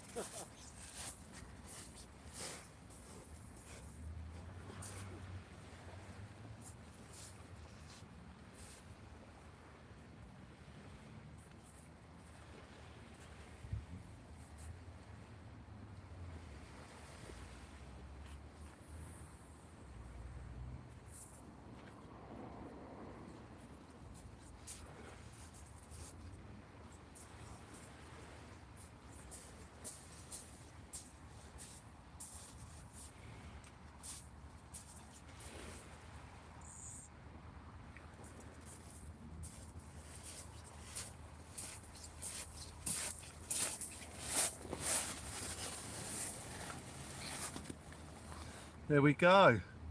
You can cure them with say light inside the body. God only knows how it got there. Jason! Lawrence joins us. Lawrence joins us. John Young. In a partridge in a pear tree. Just a quick pop in. Holiday starting Thursday, 1 week off. Oh well, have a blinder. Paint and tackle and bait. Hello? Hello? Hello? Hello? Earwig, I think you caught more species so far than our local fishmongers have on their slab. Well, it's great, the dab. I love the dab. I do. I really enjoy dab fishing. It's brilliant. I really do enjoy it. Well, I just want to have a look and see if I can see that dab in front of the camera. Oh, that's where I caught it and I unhooked it. Yeah, we got a good photo of him. Wicked. Yeah, fat little thing he was. Half his tail missing. Something had grabbed it at the side as well. It looked like he had a lucky escape from something. But yeah, lovely size dab that is. Beauty. If he had his tail on him, I would have probably measured him. It reminds me actually, I need to go and get my ruler out of the car in case we do get a bass. To be honest, there's quite a good chance we're going to get a bass because we're seeing everything here tonight. The only thing we ain't caught is a bass, and if all the other species are in this area, there's a high food source. The bass will be in here feeding on all these bait fish that are about, especially small dab and that. They'll have them. But we've got a lovely bait laid down out there, so there is a chance here we could see a ripper of a bite. Let me go and get the rulers, that's handy. Centre rod's going to go. I'll grab that when I get back.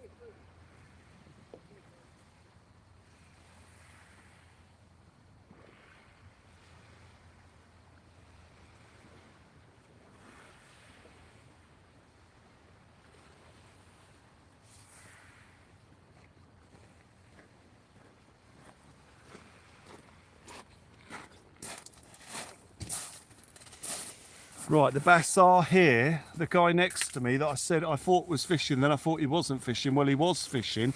He's just had a 45 centimetre bass.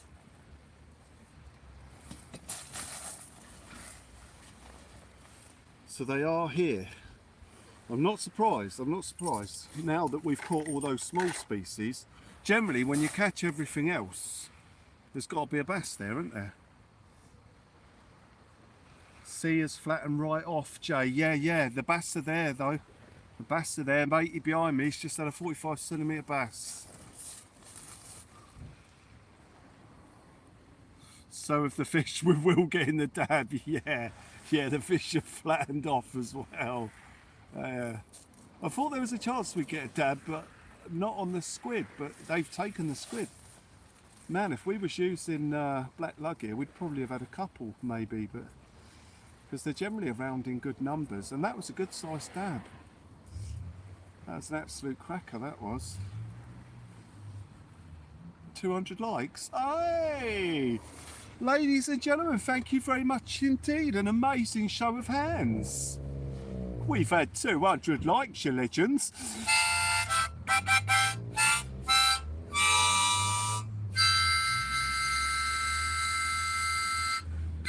Beautiful. Beautiful. Guys, thank you very much indeed. As Lawrence heads to bed. Take care, Lawrence. Have a good night. That means you avoid the flashy red lights.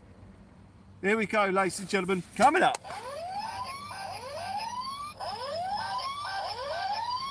Outstanding behaviour. Thank you so much, guys. Beautiful. 200 likes is absolutely incredible. Avert your eyes. Avert your eyes. Don't do it. But it's crazy that we're not catching the whiting though. Absolutely insane, that is.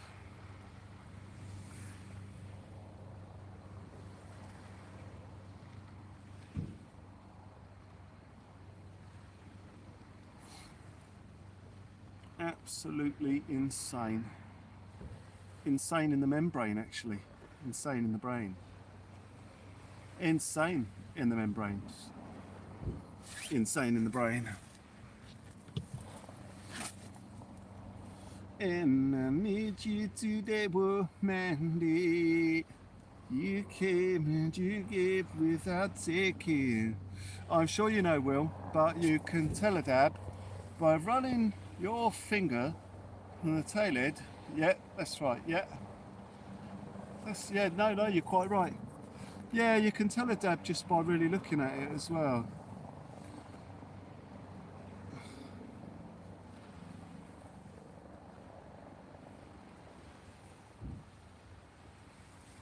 They're, because like I say, you can see right through them. You can see right through them, clear as day.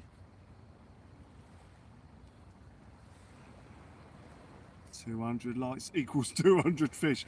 Well, the way it's going on these small rigs, there's a chance we might hit them numbers tonight.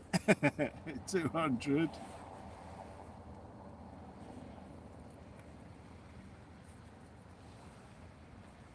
Unlikely, but nothing is impossible.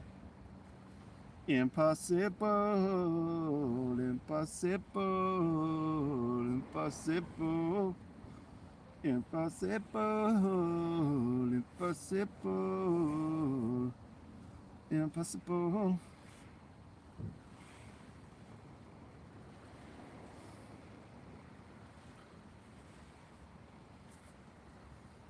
Yeah, we're doing extremely well.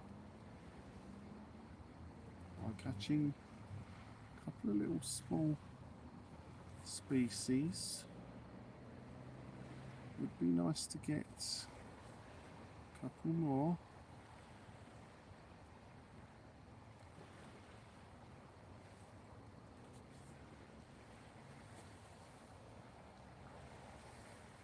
Would be nice to catch a couple more.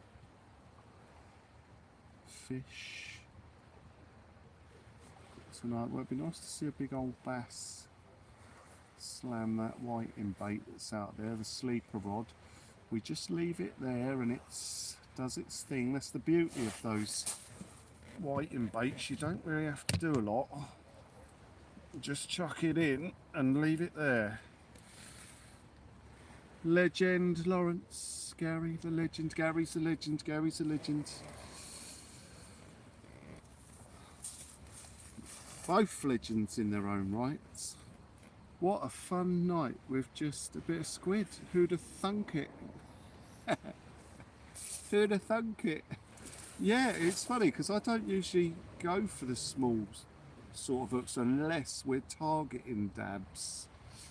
But yeah, we've targeted whiting and we've pretty much caught almost everything but. Well, I mean, we have had 2 whiting, but yeah, we've got into a few other species as we go over this high tide.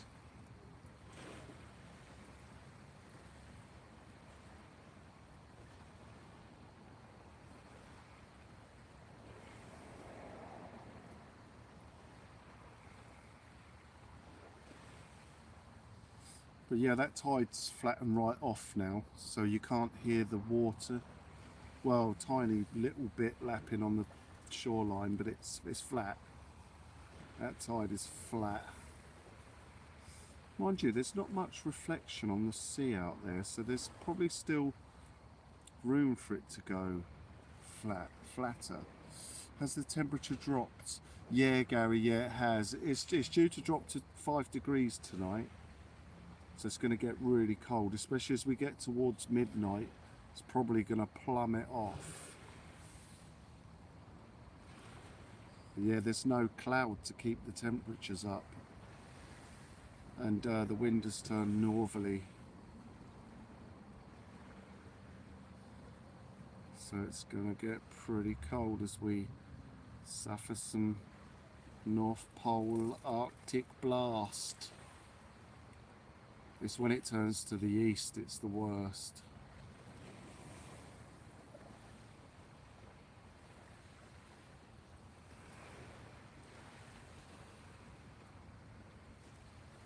Can't believe we're not getting any whiting bites though.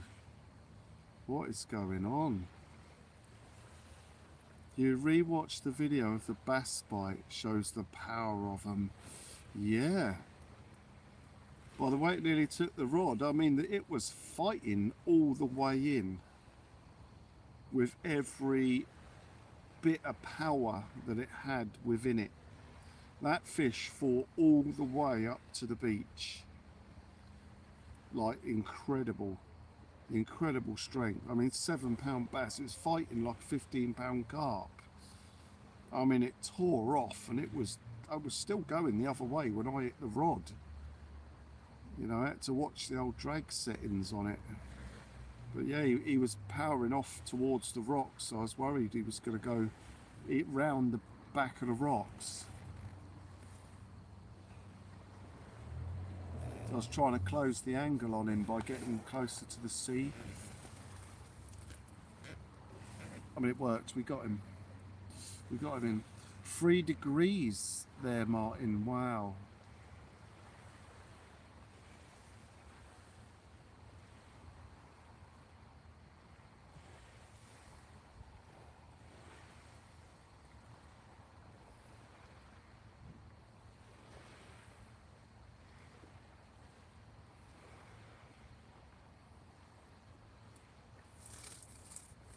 It's always a risk chucking the baits close to the rocks. The bass are there, but if they do bolt for the rocks, if you get a particularly big one that's moving at speed, they can get into or behind the rocks. But they're always by the rocks, you know, so when they pick that bait up, you just got to get to it and just try and get them away from it. Turn their heads away. 1 degree in southeast Scotland. Blimey. I mean, I'm not entirely sure how cold it is here at the moment, but yeah, it's probably pretty chilly. I mean, I'm not feeling it because of this pin suit. It's like a boiler suit at the moment. Let me go in and have a look. Hold up, guys. I shall let you know. Just bear with me a sec while I je ne sais pas pourquoi. I can't help it, I know. Right, hang on. Right, here we go. 3 degrees.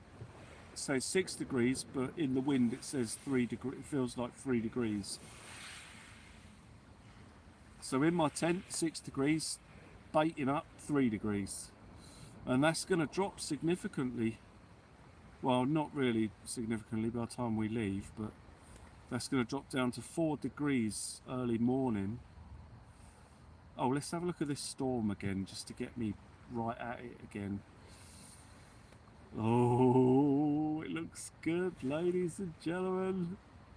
10 degrees, overnight, double figures, 40-mile-an-hour winds.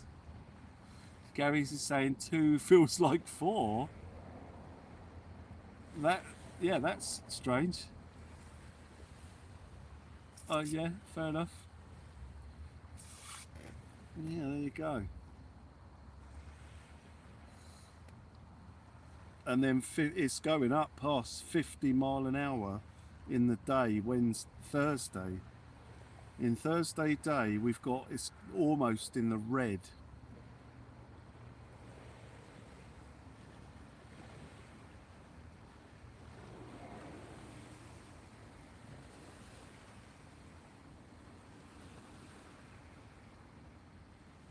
Extremely fast. That's Thankyou weather for you. Yeah, no, if that's what they're saying, yeah, if that's what the pros are saying, then yeah, that's it. If it's 2 degrees but feels warmer, I guess 2 degrees but feels like 4 if you've got a coat on. But I don't know, I've never seen it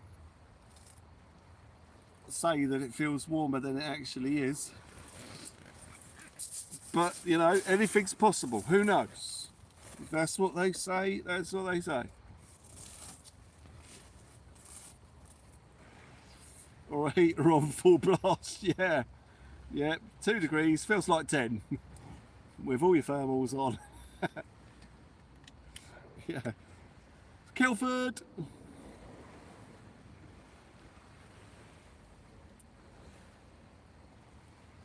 How do you do?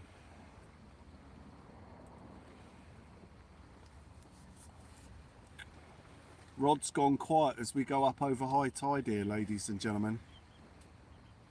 With my bobble hat on. See it? Yeah, 2 degrees, feels like 4 with your hat on.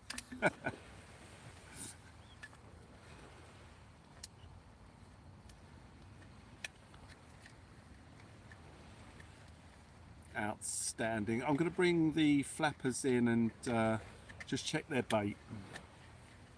They're unusually quiet. Well, I say unusually quiet, I mean, seems to be the norm that they're quiet. But I'm going to check them. Just get a bit of fresh squid on there and make sure they're okay. Fully baited, because when the tide turns, the bite might pick up again. We're going over the top of slack high tide here, which is why that surf has gone quiet thinking about it. We're up on slack tide. So let's check the baits at this crucial stage. As that tide starts to rip out, the bass could drop in behind these rocks here. I mean, they should have done that within the last hour. So with the window opened within an hour ago for the bass. But yesterday it was all outgoing. You know, top of the tide and outgoing for the bass. So we could pick one up at any point. But as I say, it's not really the right conditions for them. But bearing in mind we've caught everything else, there's a chance. And the matey behind me is at a 45cm bass, so they are there. And we just gotta hope one comes along and finds our bait.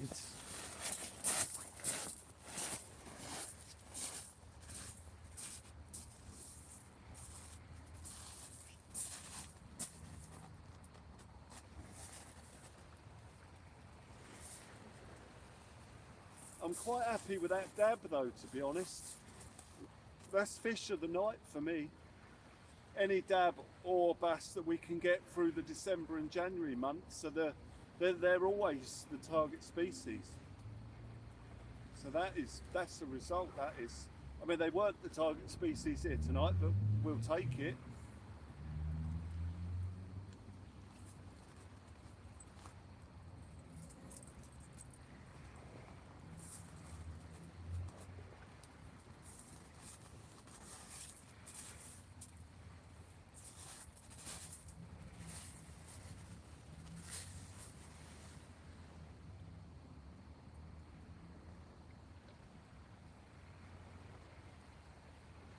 Strap conger smashed that right up.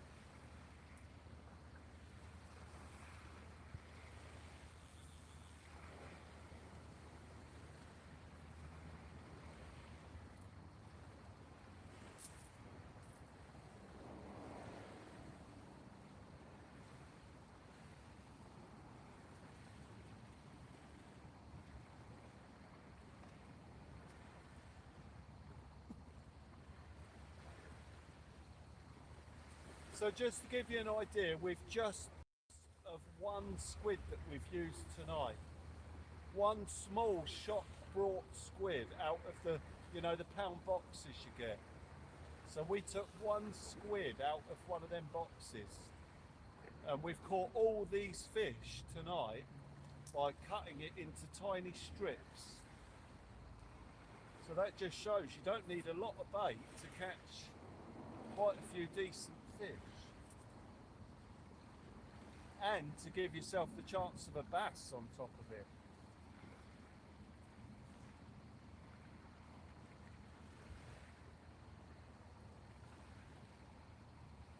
Yeah, we were donated some shot brought squid the other day, and that's what I've used. They're not the squid I caught. Thank you, Glenn.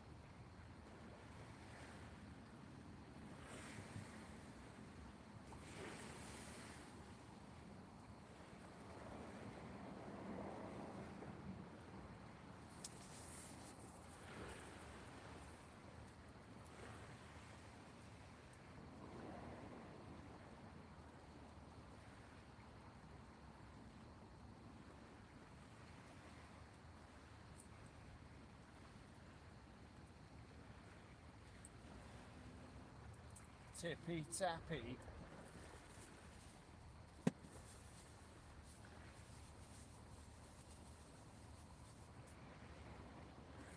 These are squid heads I caught.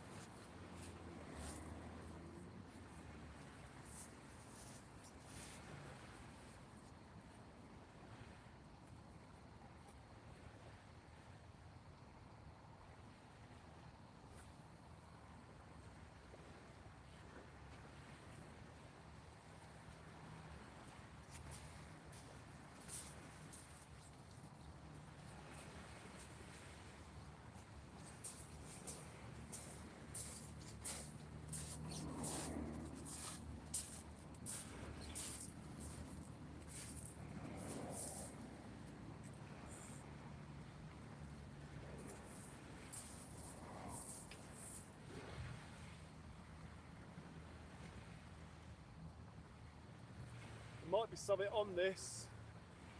I think there is.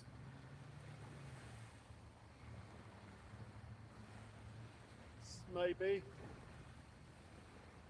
Small something.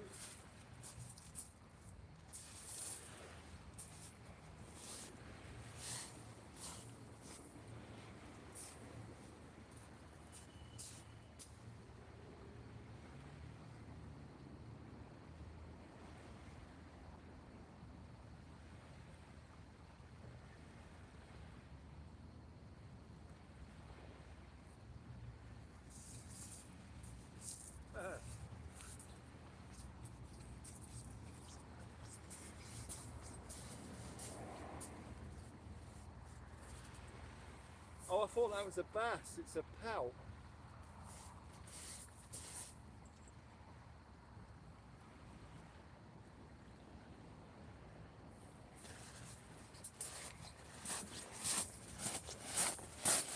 We caught a tiny pout, so we'll chuck him back in. He's way too small.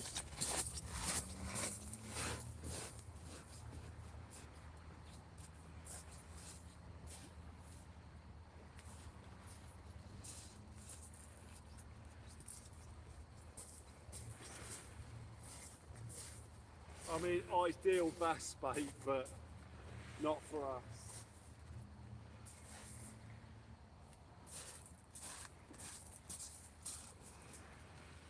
And we caught a plastic bag as well, lovely.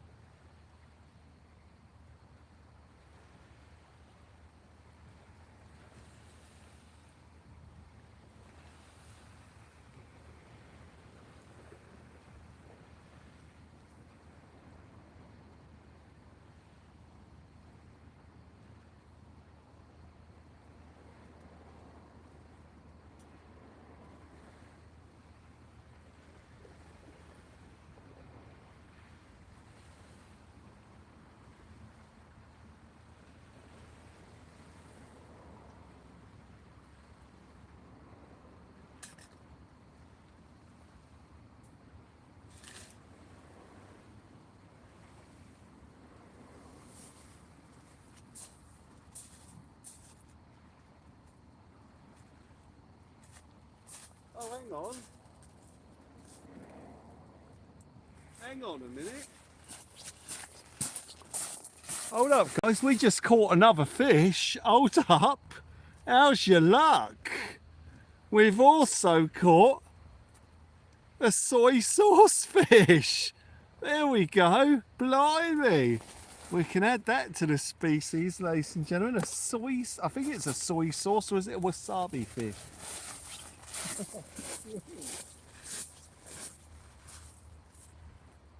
What are the odds on that? I was looking for that plastic bag I just chucked.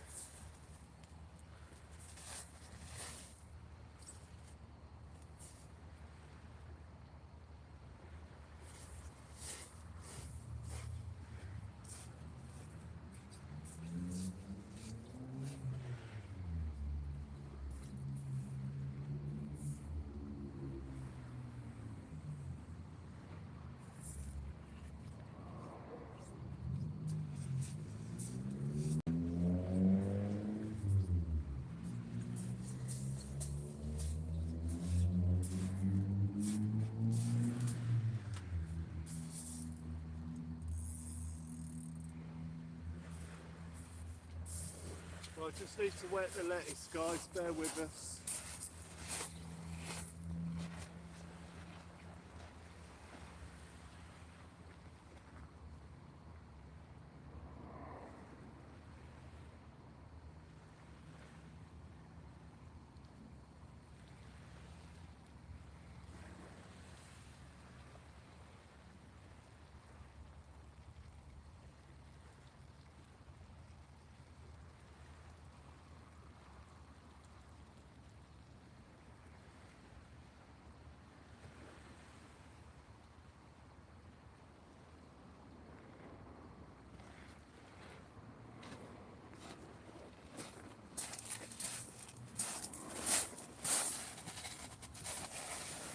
Oh, absolutely beautiful. That lettuce must be huge by now. It's pretty good, organic. Yeah. A species of dab, it's transparent. Yeah, Mr. Reese, yeah, very well pointed out, yeah. Yeah, a species of dab.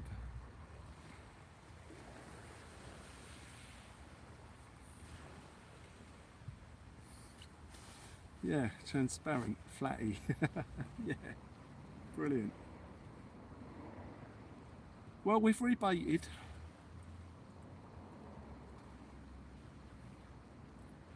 Bait's back in the water.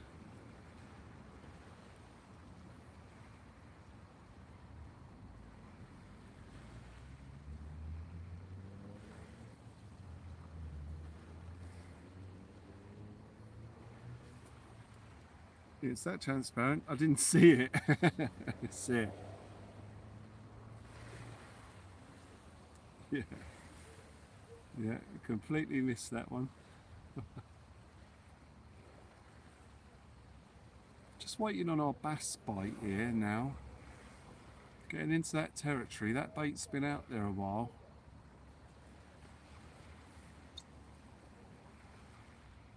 As I say, we should get one bite on it, I would have thought. But it's just not quite right for it. We'll see. We'll see.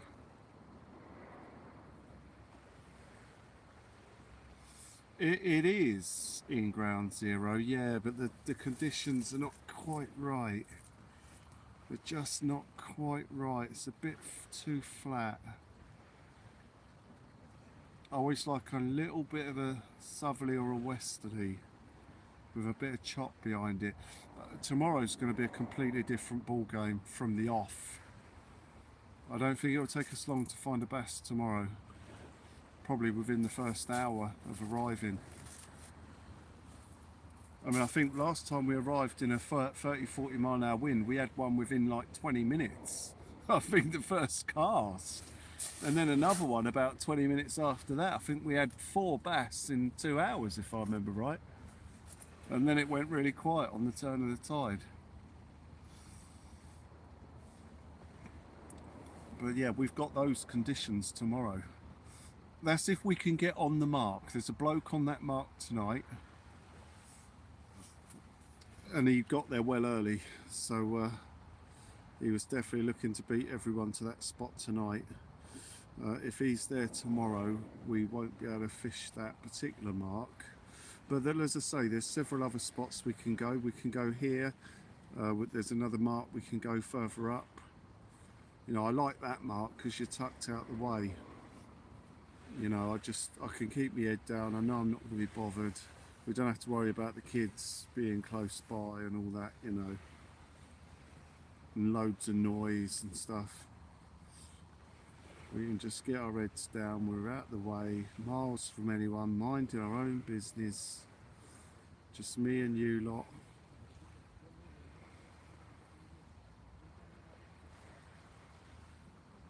Whereas the other marks are quite a bit public. You never know what random's going to turn up, sort of thing.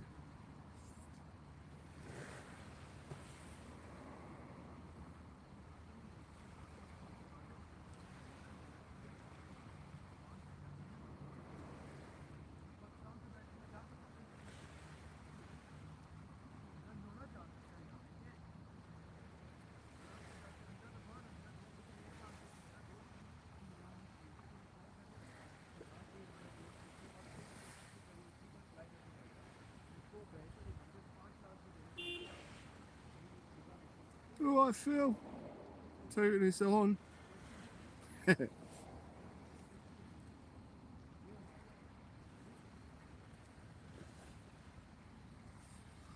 Yeah, we've got that one whiting bait in the best possible place for it. I mean, at the moment, the rods have gone quiet. I quite like that, you know. Sometimes you get that, I mean, I've spoken about it before, that sort of air of menace from the sea, where everything goes really quiet and you think, oh, the old bite's dropped off, and then all of a sudden, out of nowhere, the bass bite slams off. Just after you said how quiet that spot is. Cheers, mate. That's it.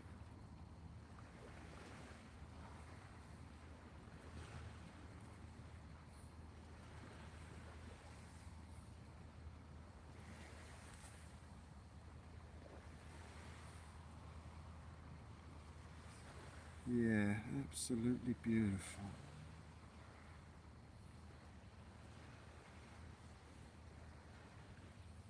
Little bit of wind on the sock at the moment.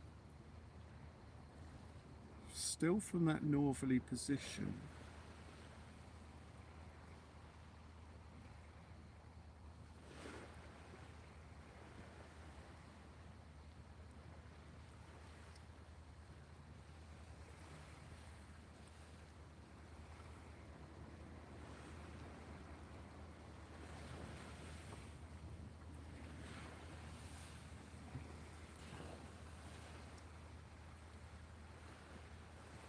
Very quiet on the rods.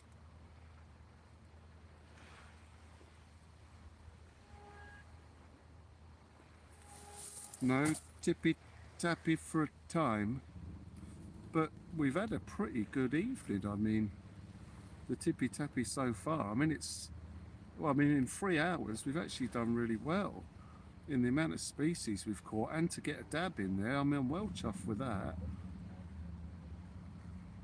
It's made my night, that has. You know, either a dab or a bass on any given night is a real result.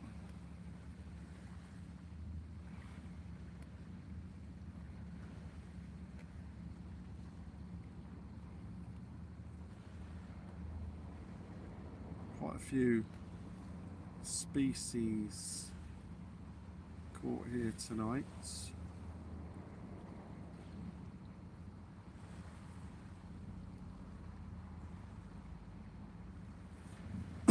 I mean, unfortunately, we're only leaving, I mean, at the moment, with one of the species we actually came for.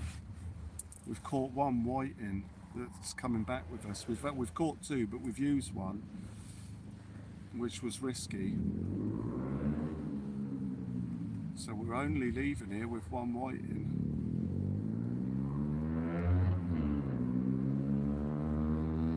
We've got two pout that will be coming back with us.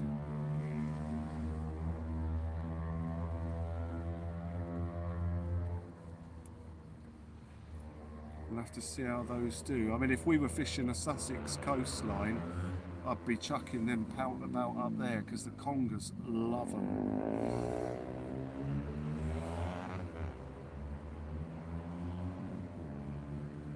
Whenever we were fishing up that way, I'd always endeavour to get a pout on. That would be the bait going in the freezer. But we don't get signal anywhere along there anymore, so it's no point going up there. I did find one good spot where we had signal. I caught 6 rays on it in one night, but all of the anglers saw it, and then I couldn't get back on that spot again after that. So that essentially ended our trips to Selsey. Right, here we go, ladies and gentlemen. Right hand rod. Right hand rod. He's tippy tapping. It could be on. Could be on.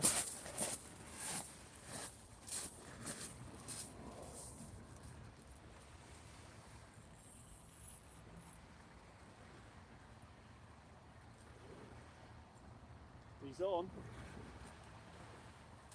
Well, it could be a dogfish again. Very unusual bite. Dogfish usually hammer the baits over. He's not dragging his tail yet though. Could be anything with the way the night's gone. So I'm not going to call anything on it. Let's just see what surprise comes out.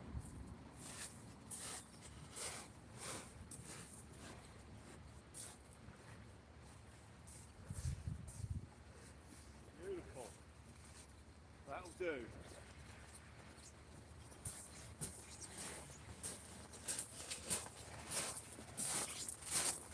It is another of the target species. Ladies and gentlemen, we've got another whiting. Perfect. That'll do.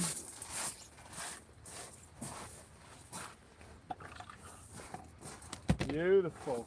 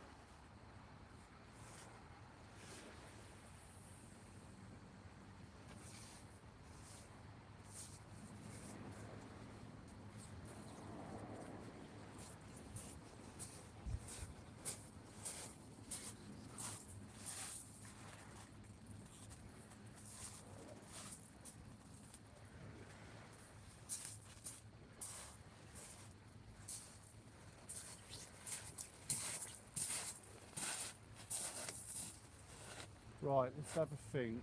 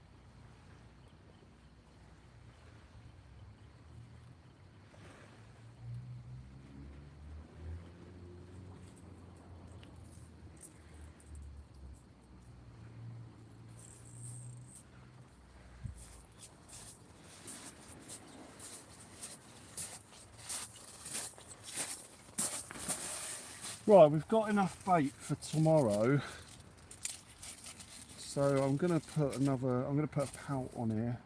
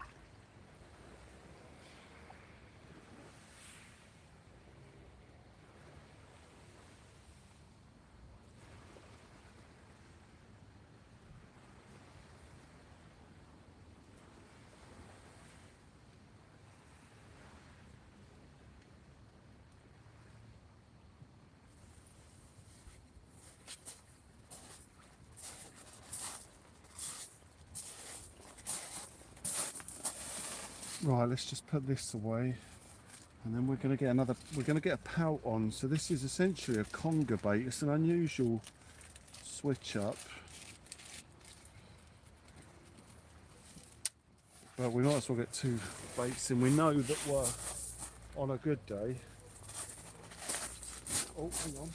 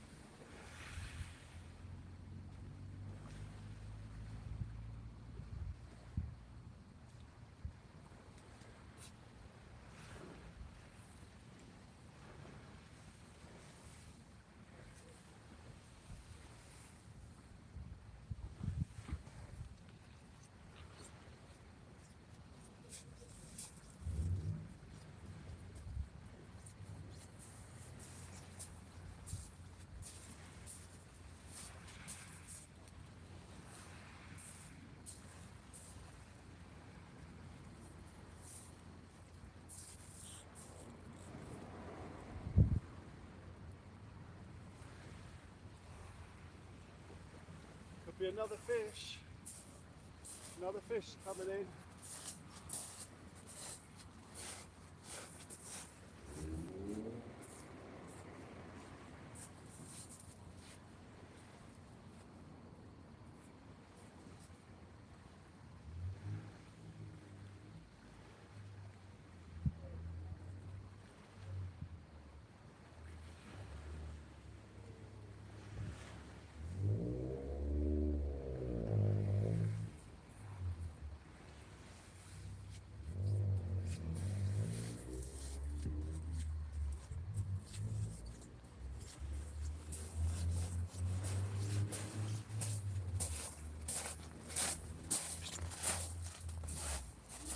Here come the whiting on the turn of the tide, guys.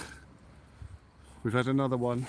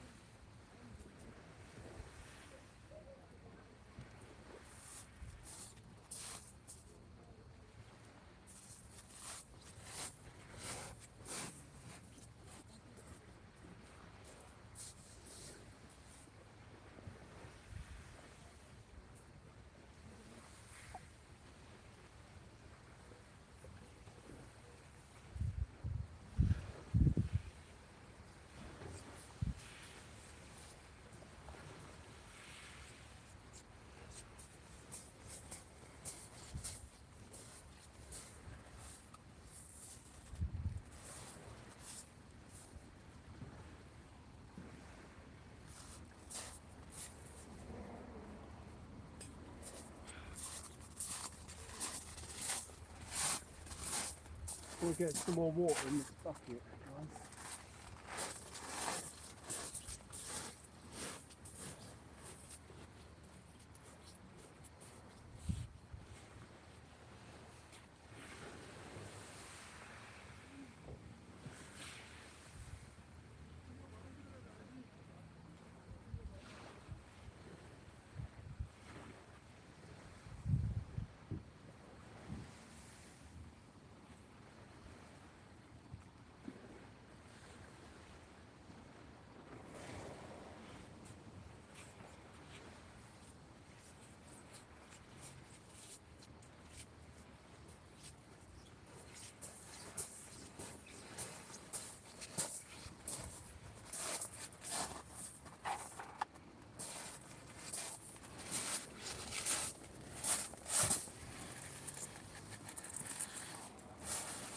So just as a point of interest, the two left-hand rods that have got one's got a white and one's got a pout on, they're dead baits. So those rods shouldn't move at all. If they do, then there's a good reason for it, and it ain't the bait that's on there. Well, it is the bait that's on there causing it, but they're dead bait. So if they move in any way, ears pricked up, eyes right, and get on it quick. Terry B's there. How you doing, Terry? You all right? Lovely to see you there. Lovely to see you there. Andy G's there getting some action anyways. Yes. Yeah. We've got two good natural baits in there now. Fresh natural baits. So, as I say, there's a good chance we should get at least one hit on one of them. We've got enough bait for tomorrow now, so we don't really need to keep any more whiting. Not for tonight. I mean, I don't know, when the next storm's coming, we probably won't have to freeze any. but we've got enough to stick in the fridge now and take home. Take for tomorrow. We've got 3 whiting and 1 pout left, so that'll do. 4 baits for tomorrow. I did say when we got it we wanted 5 because we wanted to put one on, and we've done that. So we've had the 5 baits in total, and 4 in the pot, 1 on the rod, another one on the way by the look of that right hand rod just nodding a bit. So the whiting have turned up on the turn of the tide. Santa, you legend, thank you. Hang on Santa, 2 seconds in case I strap. Thank you so much. I just want to check this. It's quite an aggressive bite, and we don't want a strap conger to snap our rig. Now we've got 1 in. That could be a strap conger or a big whiting, but Santa, thank you so much. Thank you, amazing. I'll be there in a sec, mate. Let's just check this. We don't want a strap to snap our rig up.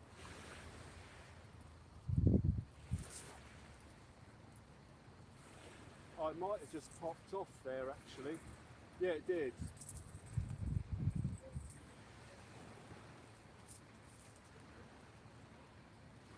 Man, as soon as I went to put my headlight on and let a bit of slack on the line, I felt it just dink.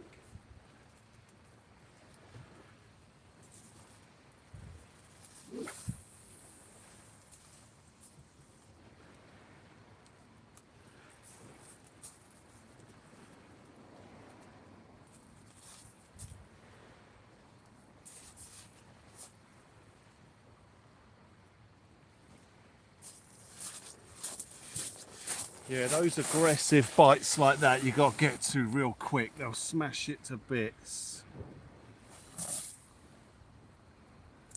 Santa, thank you so much for the amazing support. That is very, very kind of you.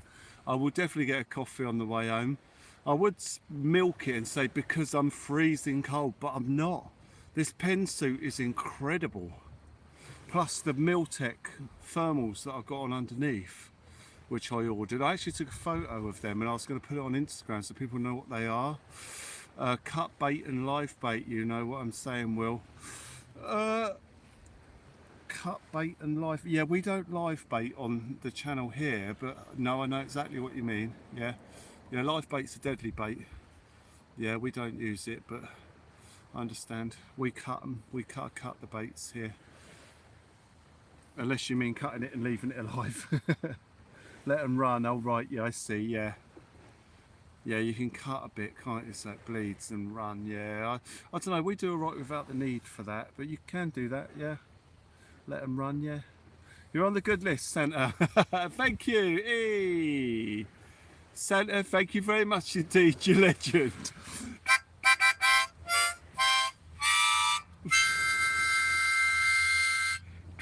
Beautiful, beautiful.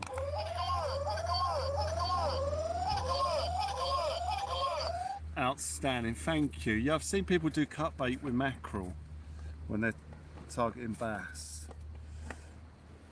Nick a bit out of it so it can't get away and stuff.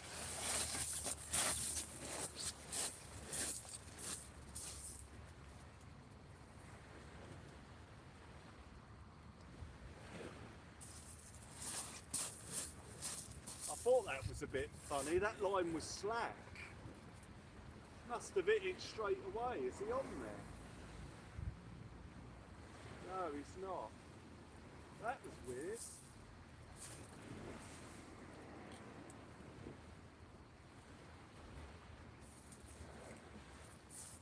Those pesky whiting, they're everywhere now.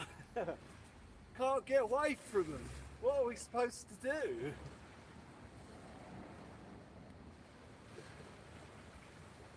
If I don't see another whiting.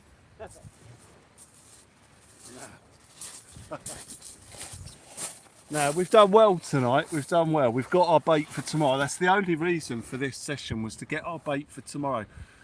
So whatever happens now is a bonus. If we get a big bass bite, bonus. If we get a conger, big conger, bonus. If we get a ray, bonus. If we get a barracuda, Guinness World Record. But you know, it's good fun. It's all good fun. Gerald joins us tonight. Gerald, how do you do? Lovely to see her. Sam and Steve sent a gifted membership. Sam and Steve, thank you. Absolutely outstanding. HRT Woods got it. Hormone replacement therapy. Oh, there you go, ladies and gentlemen.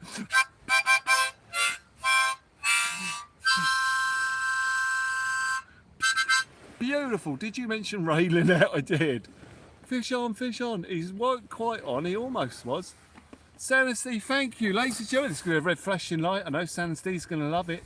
It's coming up. Here it goes. Beautiful. Thank you so much for the support, guys, as we enjoy a lovely chilled evening here today before the chaos that's going to ensue tomorrow. It's going to be hard setting up tomorrow. It's probably going to be hammering down with rain when I get there and 40-mile-an-hour winds. And you know the winds only get more strong through the night. So the longer we stay, the better it gets. So we might end up doing the long one tomorrow. Mind you, we got time the tide right, so we're at least 2 hours before high. We'll work. I'll work something out. The whiting's on the wall. The whiting is on the wall. Yeah, thank you for the amazing support, guys.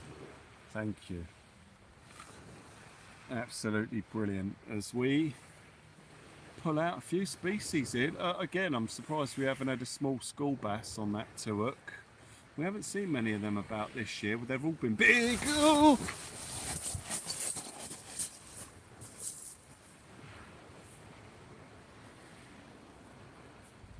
Fish on. Dog, could be a dog.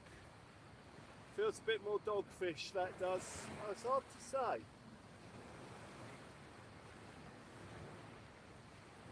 It's digging its tail in. Could it be our first strat conger? I'm going to say dogfish. It's definitely one or the other, one of them. It's either a dog or a strat.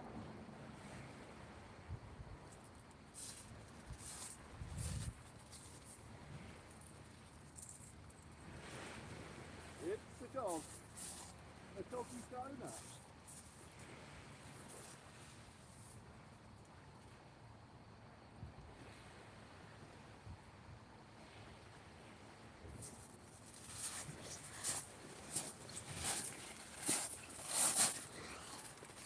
Doggy donut. Caught doggy donut, ladies and gentlemen. First doggy donut of the night, the one that's gone into a donut. There he is. Let's get him back in.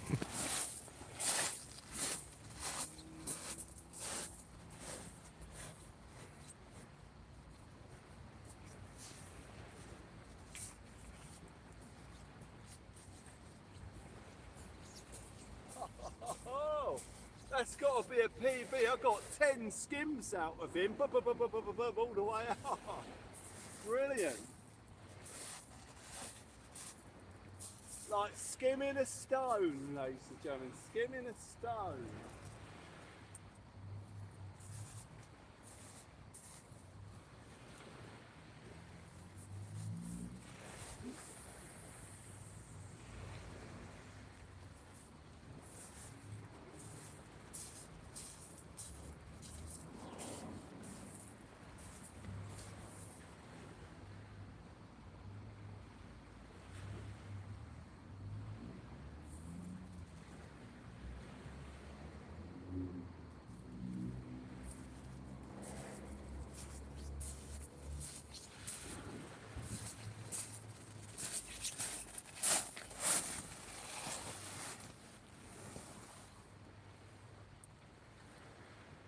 Yeah! 1 smooth-hound, 4 whiting, 3 pout, 5 dogfish, 1 dab and a partridge in a pear tree.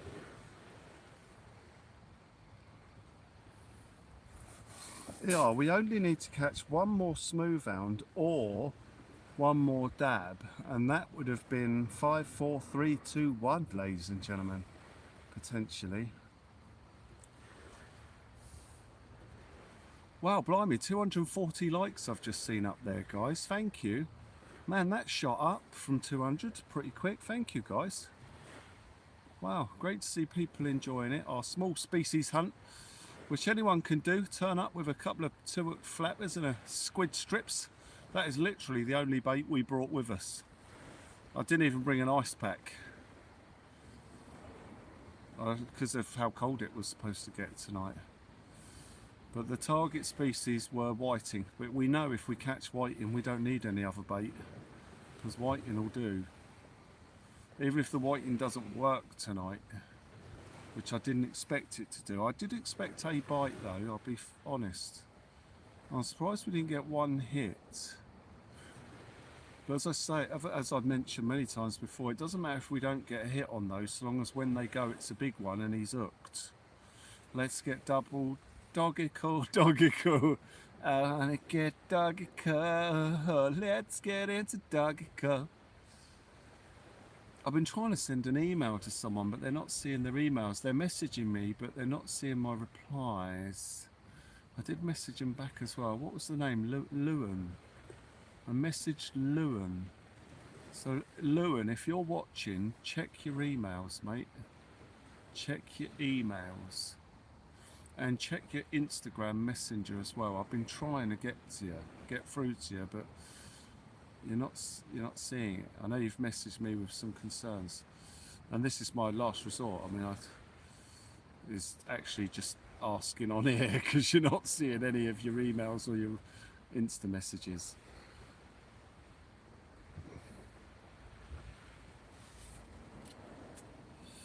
I wanna get physical, oh let's get into physical. Let me see your body, yeah.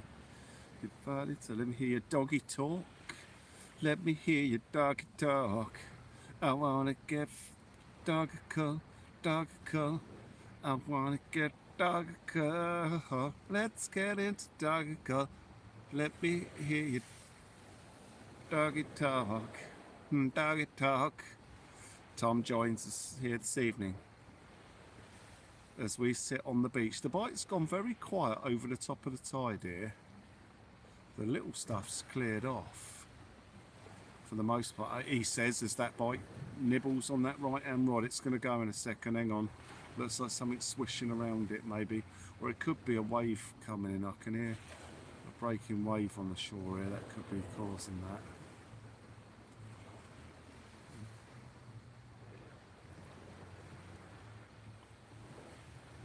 And the fact that I went down to 1 2-hook flapper probably had something to do with it as well. San and Steve wants to do the conga. San and Steve wants to do it, yeah. San and Steve wants to do the conga. They want to do it, yeah. It does look like something knocking about that rod. He's trying to locate the bait.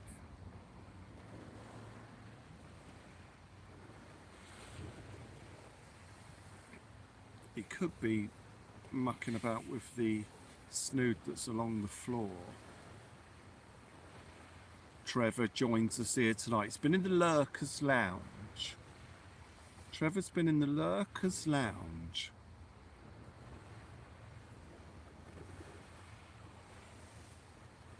Absolutely magic.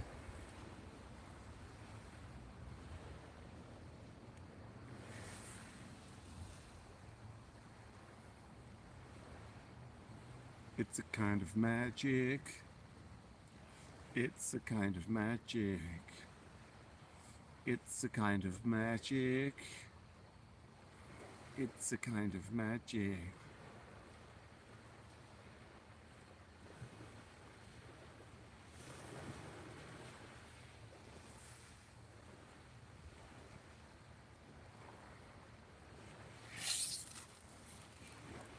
Nice little collection of fish, Vulture. We've done all right. Turning lights out in the Lurkers Lounge, everyone. Soon lights are going out. It's okay because the cinema display is still on all night. So you'll be able to watch still from the Lurkers Lounge. We can't just kick everyone out the Lurkers Lounge like that. It doesn't work like that. We don't just switch the lights out in the Lurkers Lounge. No, it doesn't happen. It doesn't work like right. You're fired. You're fired. You're fired. It don't work like that. Yeah, sorry everyone, we turn the lights out in the Lurkers Lounge. All you 202 lot are going to have to sit there in the dark. No, it doesn't work like that. Right, we need a Teams meeting here, ladies and gentlemen. We have them all in the office. We need an update on the rules. You're pulling the plug. No, it doesn't work like that. It doesn't work like that. No. The lights on the Lurkers Lounge do not go out until the last individual has left the Lurkers Lounge. We protest, Gary, and rightly so. Rightly so.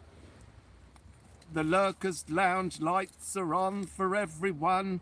It's like a 24-hour gym. The lights come on when you go in and they turn off when you come out. Lights out at all. Oh no, Jan's getting in there as oh, it's a ladies' protest. The women are sticking together. Ladies, right, come on lads. We're storming the Lurkers Lounge.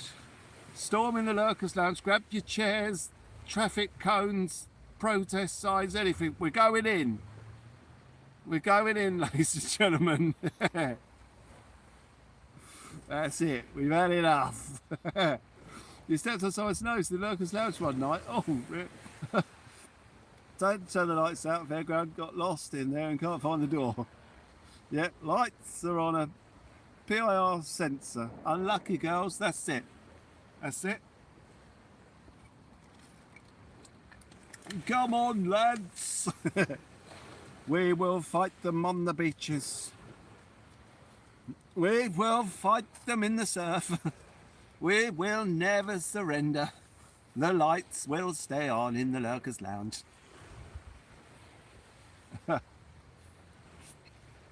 Absolutely magic. Hands on your wallet, stands in.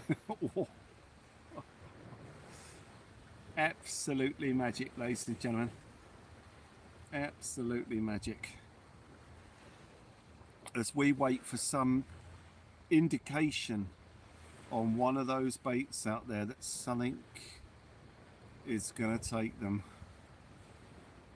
Hide in the rods. No, you don't. No, you don't. It doesn't work like that. Bernie Parker, any fish yet? It's been a bit quiet, Bernie. We've had a reasonably quiet night. In fact, we've been waiting for you to turn up so that we can actually catch something. Well, now you're here, I'm hoping that those rods are going to go. Charge! Someone grab the TV remote, quick! That's it. It's a full-on battalion, ladies and gentlemen. We got 2 Centurions.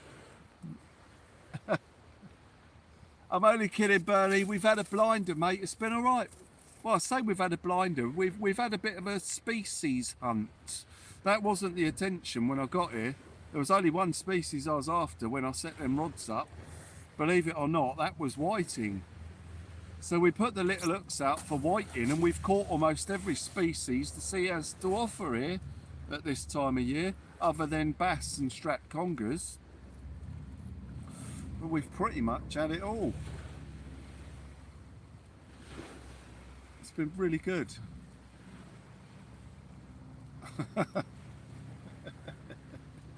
Fight in the Lurkers Lounge.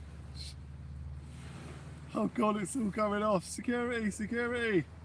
That's not TV, it's a microwave. That's it, girls. Sorry, you're banned. Oh no, no Christmas party. Bernie, which one of the fish do you want to hear about? The 14 fish do you want to hear about? Yeah, we've caught dabs, whitings, pout, dogfish, a smooth-hound. I think that's it. We've had 5 species, haven't we?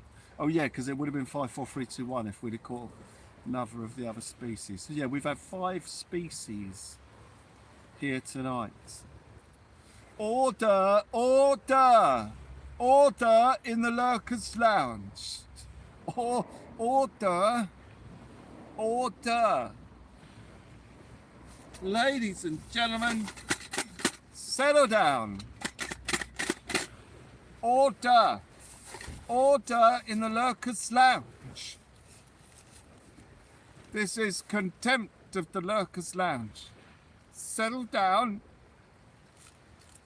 Food fight is to put that trifle down and those pork pies. Order, order in the Lurkers Lounge. Ladies and gentlemen, lock the doors. Mute, Will, mute. No. Order.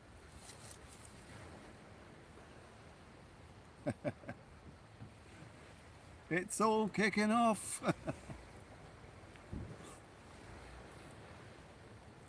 Who pinned that dab to the dartboard?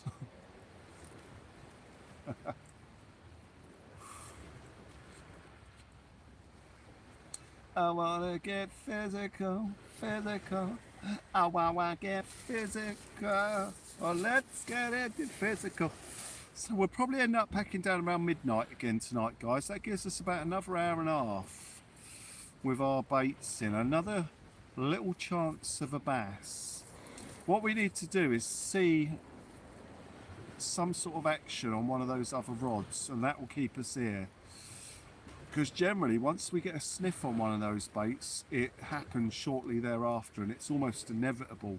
So we want to see some sort of bite, even if we miss it, because then we know they're here. Every night we've had a bite, we've landed a bass after. So I don't think we've had a night where we've missed it and not left the beach with a bass. So we want to see some action on the rod, but we'll see how it goes. Lurkers, get your crash show, it's on. Let's throw in spanners. Spanners.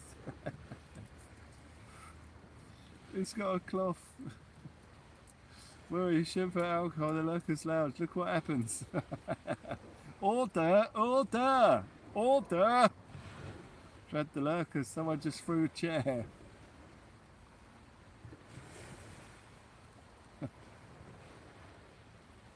You need a panic button. Yeah. Panic. What? Lockdown. Order. Is that your other channel? Tom, security. Tom, I'm not sure what you mean. Are you asking me if I've got another channel? Is what my other channel? I do have other channels, so I'm not sure if you're actually asking amongst the chaos if I've got another channel. That's what makes this channel, the great fishing, fantastic chat and banter. Now handcuffs. That's it. That's it. Order, order.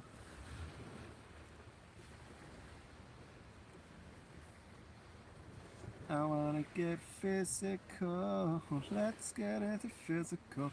We see them rod tips dance, them rod tips dance.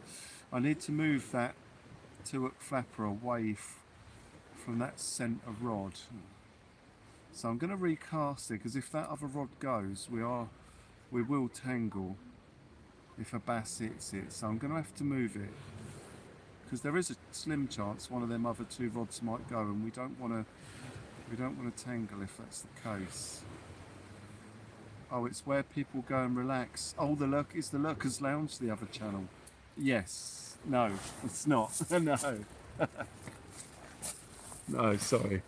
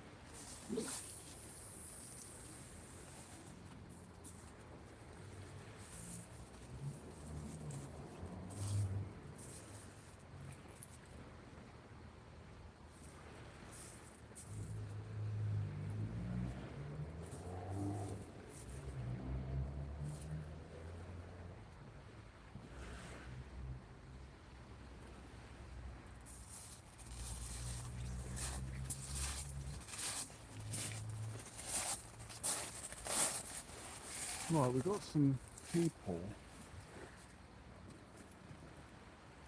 walking along the beach.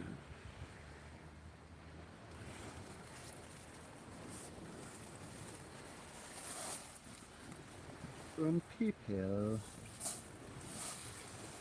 Right, we've put some distance between that flapper rig and the other two.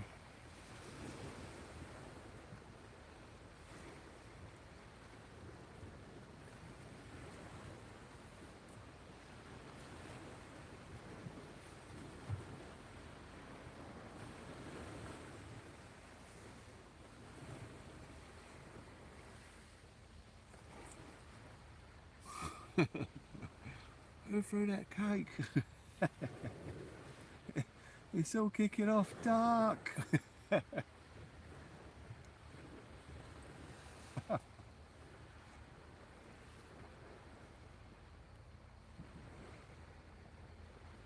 No tippy tappy at the moment.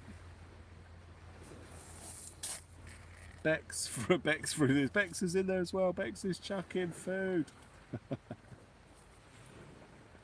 Turn it in.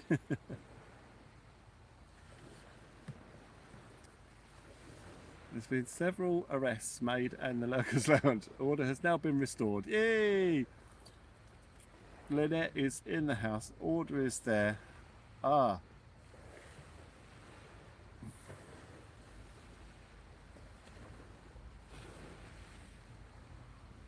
Oh, Lewin is watching and has seen. Right, hang on then.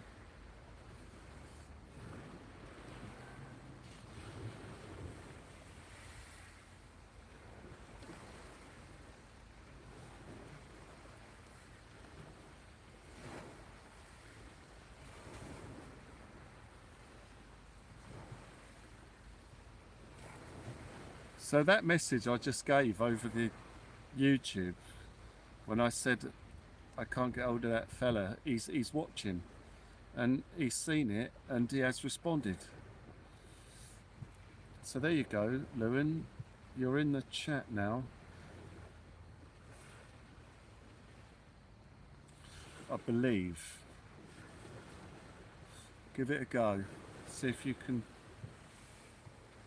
chat.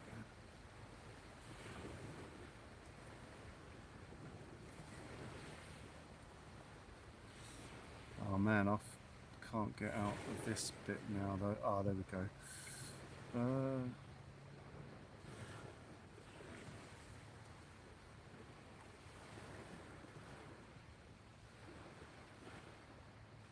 There you are, Lewin. Hello. There you go. I managed to get hold of you. I've been trying to get hold of you for ages, and by email, by Insta. I'm glad that I had no choice but to mention something on here because I couldn't get hold of you. But there you go. Hello. You are in the chat. Right, let me come back into the live chat now, guys. Hang on this one. Hello. Can you hear me? We can. You are there. So we're having a go, seeing what we can find, hoping that we can bag some more species. That's all right, Lewin, you're welcome.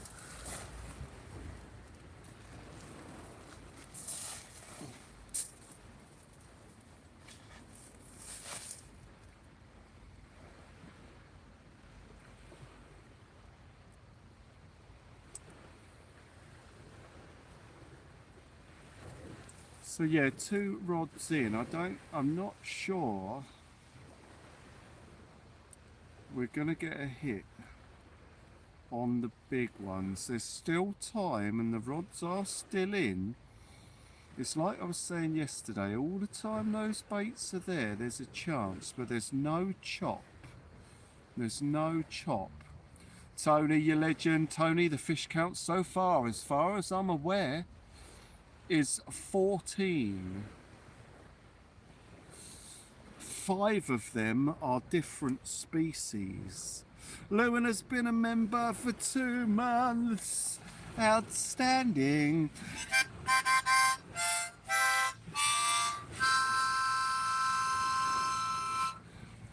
There's going to be a panic button, ladies and gentlemen, coming up. Here we go. Here we go.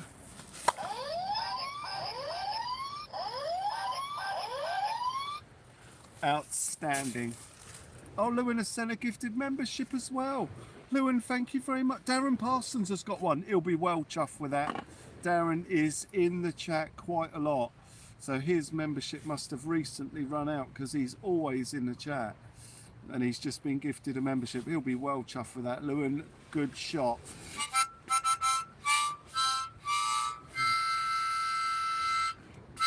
Tony, it's been amazing. Like, totally unexpected as well. I thought we were going to be whitened, well, not whitened out, but the target species were whiting. So I didn't expect to, well, I didn't expect the smooth-hound and I didn't expect the dab.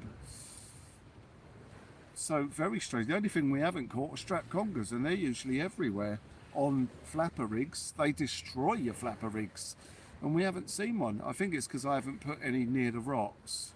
I mean, we've got big baits by the rocks, but not the flapper rig, because that would just be asking for trouble from strap congers. But thank you, Lewin. Thank you. Flashy red light coming up.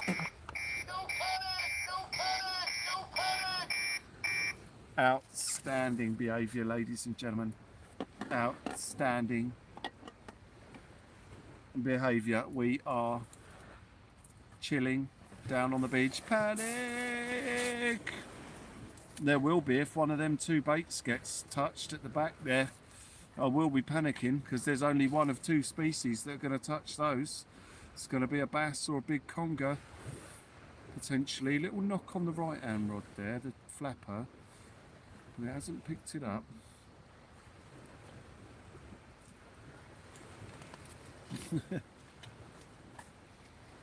Gerald has chucked a curly sandwich and hit himself in the face. Yep, those boomerang sandwiches will do that to you. Sand and Steve loving the panic button, loving the panic button. As we wait for some sign of life on those rods. It should happen. It should happen, guys. We might be able to stick out a bit longer. How long have we done? 4 hours. 22:39. So let's say 22:30 at 4. So 5 would be 11:30. Oh, is that all the time is? Oh, there's still plenty of time. Oh, I thought it was 11:30. It's not. It's 10:30. Oh, we got loads of time here then. Still for those rods to go. Just want something to hit that whiting. I've got it in the right place. Just, it's the calm before the storm in terms of the bass bite. It's going to be a completely different story tomorrow. I mean, we can never guarantee a fish, but you know, 40-mile-an-hour winds, I think we all know what's going to happen. We certainly know the potential either way. If we can get set up, it's almost guaranteed.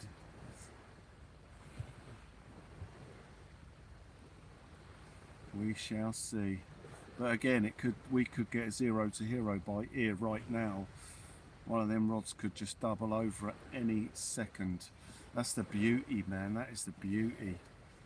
When you've got those big baits out there, it's a different kind of bite when it arrives.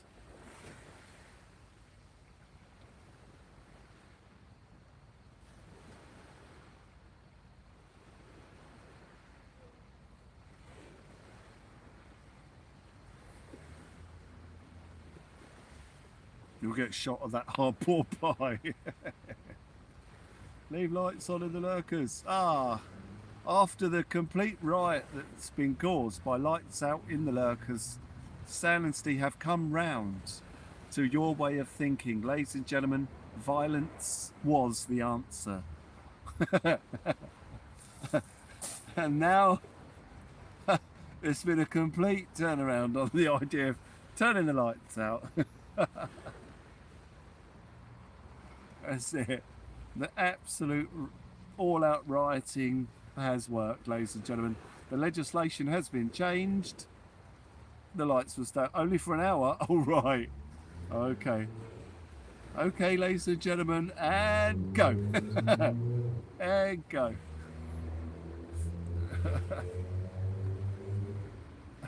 Soul music and conga dancing around. Let's see it.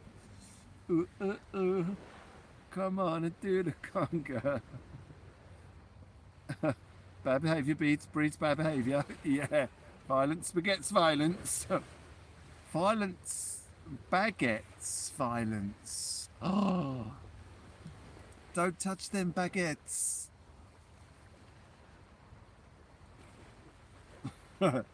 Violence baguettes violence. Not necessarily in that order in the Lurkers Lounge tonight.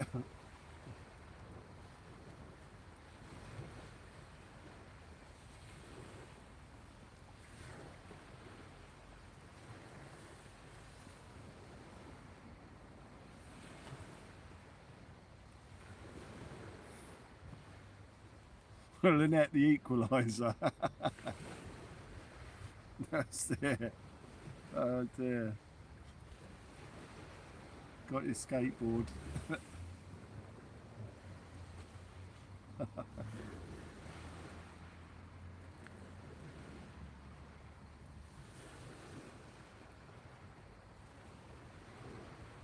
Oh, oh.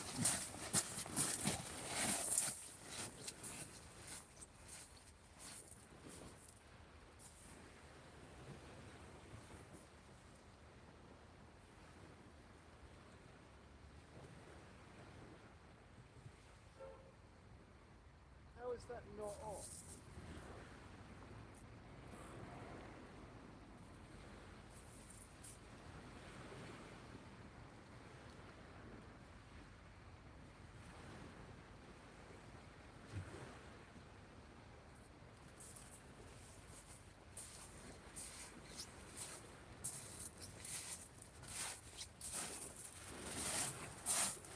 Well, I don't know how that avoided a hook. That looked like it was pretty much dead set.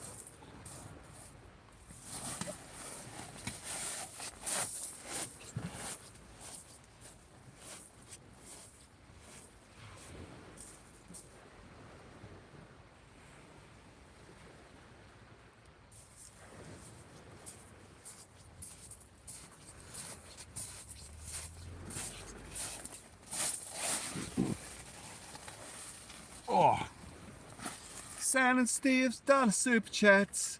Turn the lights out in the Lurkers Lounge. End of. And they know there's going to be a panic button because of the panic that it's going to cause. Ladies and gentlemen, there's been a $2 super chat. Absolutely outstanding.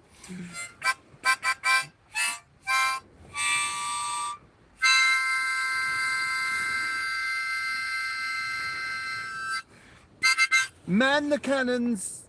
Man the cannons! They've shut the massive castle doors at the front of the Lurkers Lounge. We're going to have to burn them down, ladies and gentlemen. Man the catapults! Ladies and gentlemen, here we go. Panic buttons there. Archers to the front of the Lurkers Lounge as fast as you can. Archers to the front of the Lurkers Lounge.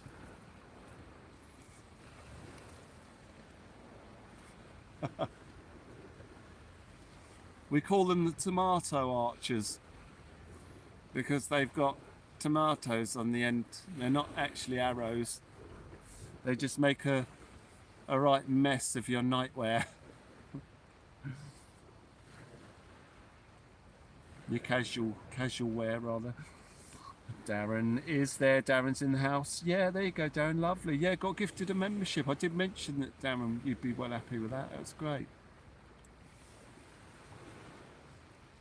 Keith's back behind the chair.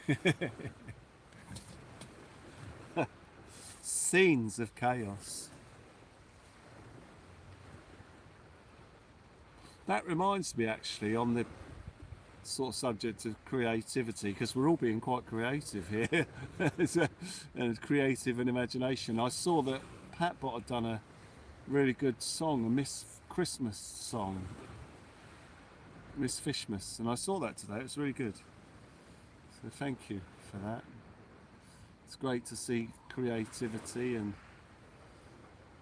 it's absolutely fantastic. It's brilliant, Lynette. Yeah, it's really good. It's really good. Yeah, I can't remember if I hit a like on it yet. I've been so busy through the day. I just saw it there and thought, wow. And I had a listen, and I was like, man, that is really good. I don't know if I remember to hit the heart on it. I will do if I haven't. But yeah, it was really good. Any loose change? That's it. Behind the settee cushions. Oh, those are the days. Those are the days. These are the days of our lives. These days are all gone now, but this much is true. When I look and I see, I still love you. And these are the days of our lives. These days are all gone now, but this much is true. When I look and oh, that was a knock. There we go. Let's have a look, ladies and gentlemen.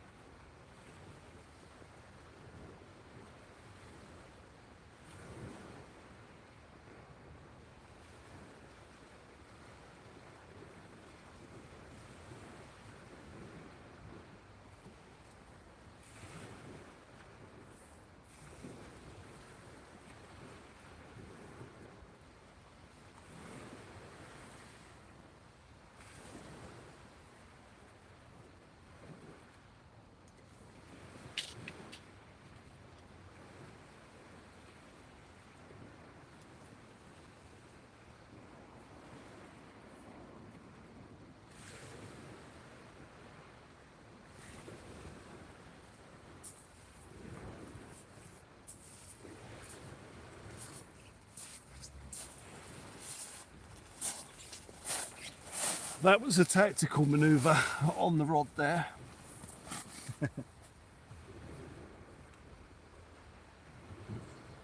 I had to, you're all bonkers. You're all bonkers, mad, totally mad. Welcome to the madhouse. Bonkers. Come on, Lefty. Sponge. Sponge. Oh, Darren, thank you. Oh, wow, what a shot that was. Old Kiwi's just received a membership, which is very strange because Old Kiwi's a member already. I'm sure he is. Unless it's just ran out today and he didn't realise it. Old Kiwi's usually the one gifting memberships. Thank you so much. Well, I mean, we've got so many folk that gift memberships in support of the channel. Just amazing. But Old Kiwi is definitely one of those. Darren, thank you so much. Old Kiwi, legend.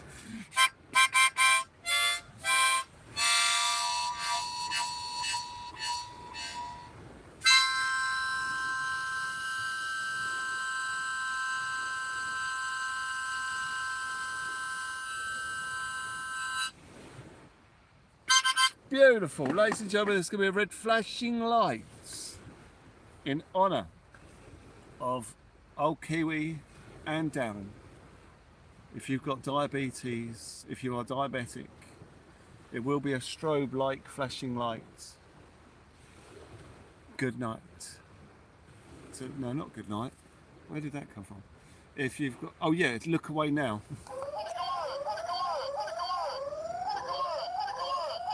There we go. Jay Sparky joins us. Jay's in the house tonight. Bullseye. As Jay joins us. Great shot. That was a good shot. That was an absolutely fantastic shot. Old Kiwi, well deserved of that, is our old Kiwi. Old Kiwi's account is an odd one, as he was gifted last month on 2 consecutive days. Oh, yeah, that is strange. That is strange, yeah. 4 and 20 blackbirds baked in a pie. Why does that? Oh, sing a song sixpence, that's why. I was thinking, why does that pop in my head when I saw sixpence? He was a member on the 13th of the 12th, 25. Awesome. There's old Kiwi. Old Kiwi's there. And I can't explain, but yeah, I can't explain, can't explain, I can't explain. We didn't get a bite from the bass tonight, I can't explain, no I can't explain, I just can't explain, no I can't man, I just can't explain, Well I can, tide's too flat, no wind, no surf, no chop, no bass. But we'll see what happens as the tide turns. We usually want a south or a west position of the wind, but might get a little surprise here, who knows? Who knows? Oh, as Jay joins us, I feel the temperature dropping a little bit now though, you know. Mind you, we're getting closer to midnight, aren't we?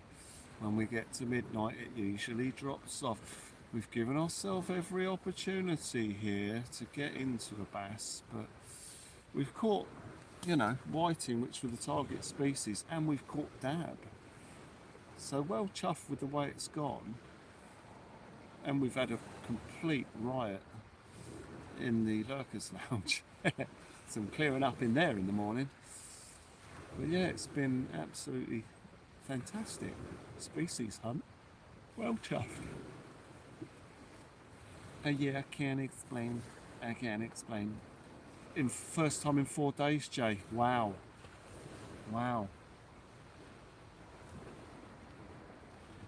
Fairground, grab him. Keeps hiding. Fairground, grab him now.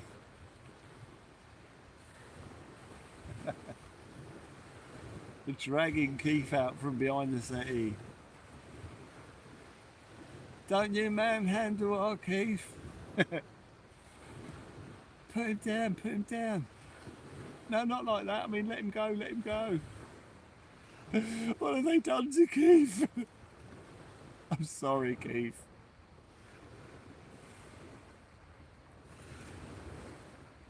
Becky B's Bex joins us. Leave me alone. I'm very happy behind there. Behind here. Behind here.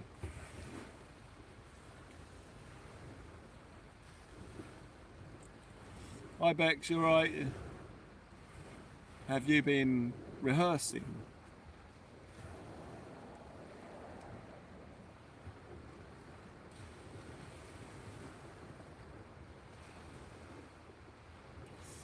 Can't explain, I can't explain why there's no bass here, I can't explain, I just can't explain, no, I can't explain.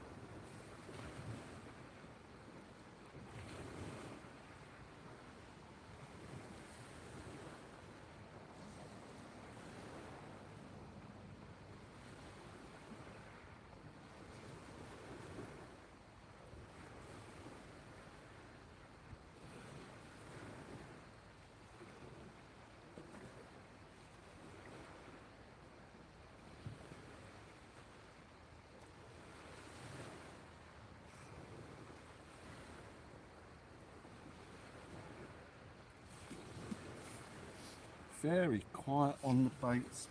Right, what food have we got?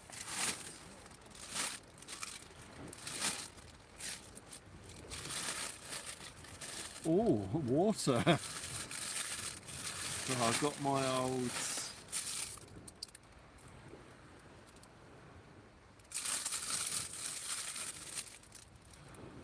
brioche. The old brioche rolls.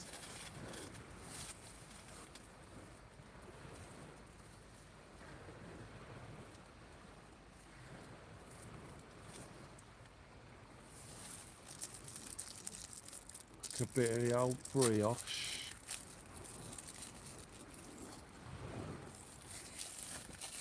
Those will do for a starter.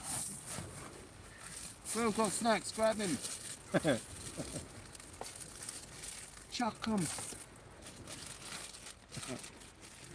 Burp.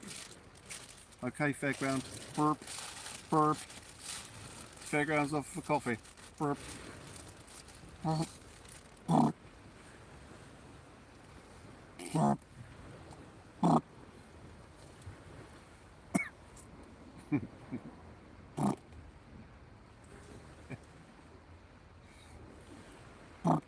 Just going for coffee.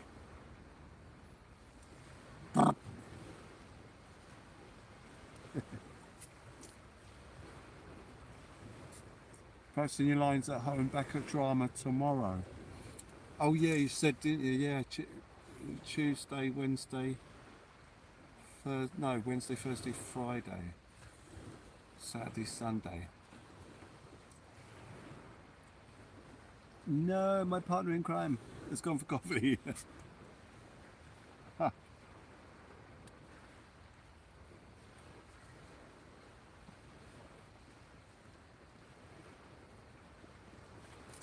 Quick, grab Sam and Steve.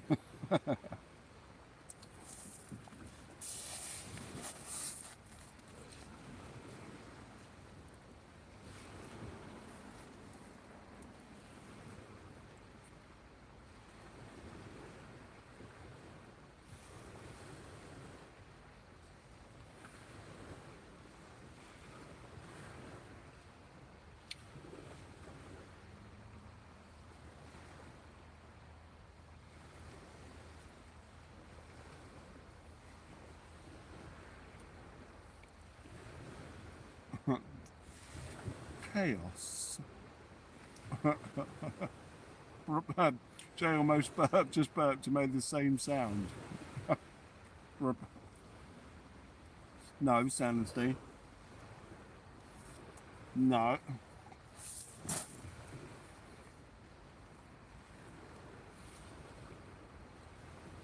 Oh, that old temperature's dropping here, guys, like significantly. I can feel it.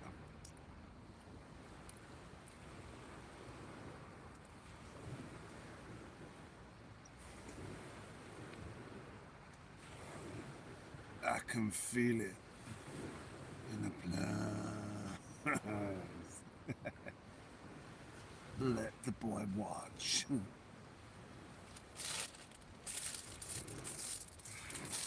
Orion Nebula up there. Oh yeah, I learnt something about the Orion Nebula the other day, because I think that star, I think it's at the bottom of Orion, is that, oh what's it, Betelgeuse? Is Betelgeuse in the constellation Orion? Is that right? I may be wrong.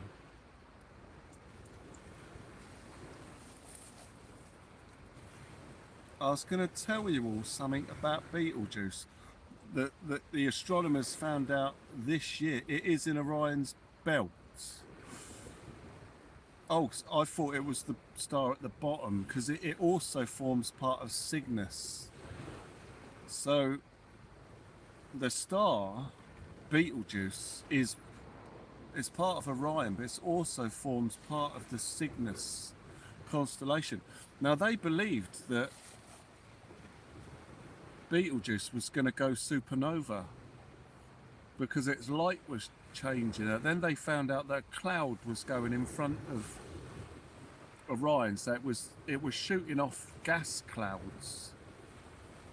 Now they thought that was weird. There was no reason for it, but they found out this year, in 2025, from a new telescope that was launched up there, that it's actually a binary star. So Betelgeuse has a star in orbit with it, and what caused the clouds was one star ripping the matter off of the other star and ejecting it, and that's what's causing the flashing of Betelgeuse. They've realised it's a binary star system, which has changed everything. So they couldn't see the other star because of the gas clouds and dust clouds that were being ripped off by the other cloud. It's sort of hidden. But yeah, it's in orbit around another star system. It's a binary star. So it's probably not going supernova. And the reason for its flashing is because it's in a binary system. They've discovered another star right next to it, in orbit with it, which is pretty cool. Yeah, it's crazy, Jay. Yeah, because for the years and years we've been led to believe that if we watch it, it's going to probably go supernova maybe in our lifetime. But then now they've realised that's all wrong.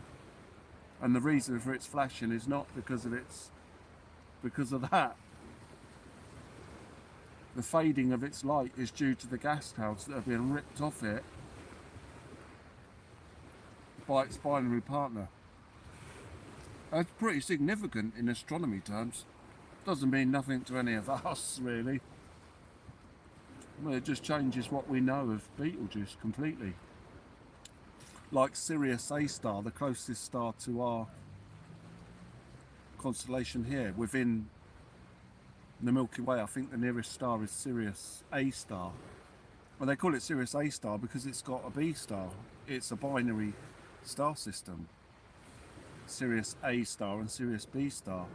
And that is what Betelgeuse is now. A champagne supernova in the sky. Wow, wow, wow. Wow, wow, wow, wow. Wow, wow, wow, wow. Wow, wow. So you're saying Betelgeuse orbits around another star system? No. No, no, no. No, I'm saying that Betelgeuse has a star right next to it and they are orbiting around each other. It's a binary star. Not a binary star system. I probably used the wrong word there saying binary star system. It's a binary star.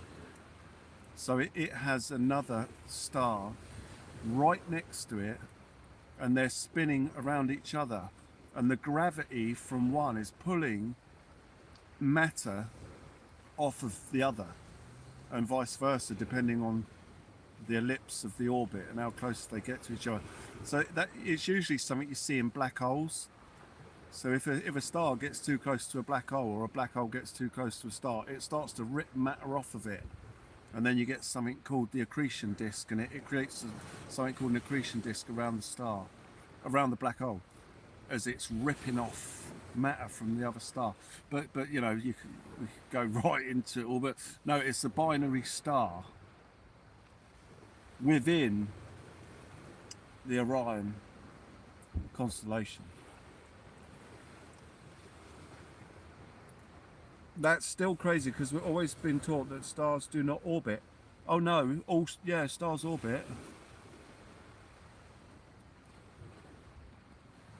Yeah, stars can orbit around black holes. They can orbit around each other, which is what those ones are doing. I mean, we orbit around our own star, so our star doesn't orbit, I guess you could say. But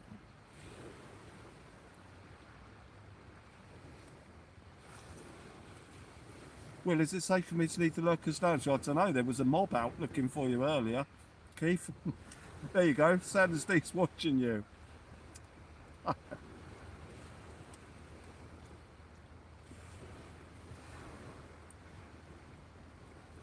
Nothing normal about space. No, it's amazing up there. It's amazing. I love it. It's beautiful. So much to learn. Yeah. So much to learn. But yeah, I was just quite surprised to see that.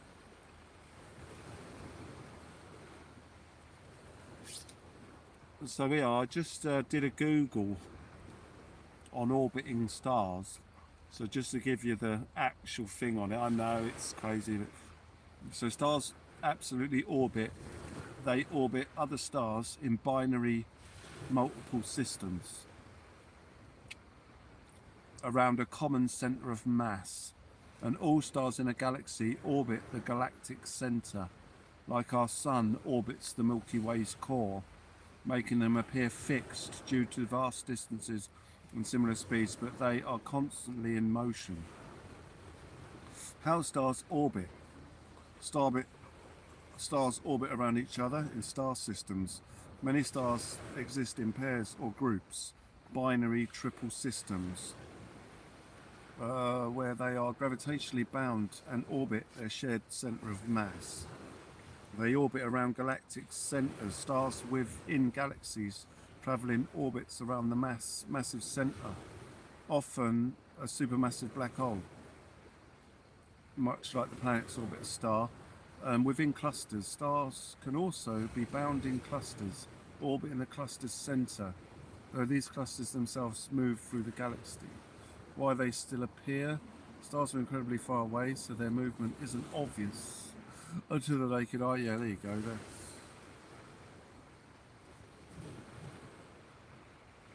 Absolutely magic. As long as we have Bruce Willis, Bruce yeah, or Chuck Norris. Hold on, what's that in there?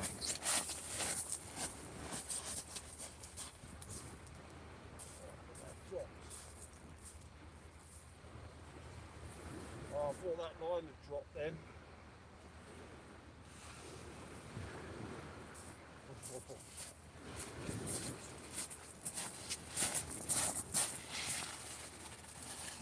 I thought that line had dropped to the floor then, it hadn't. Sorry. And I don't want to miss a thing, 'cause even when I dream of you. Okay, Jay.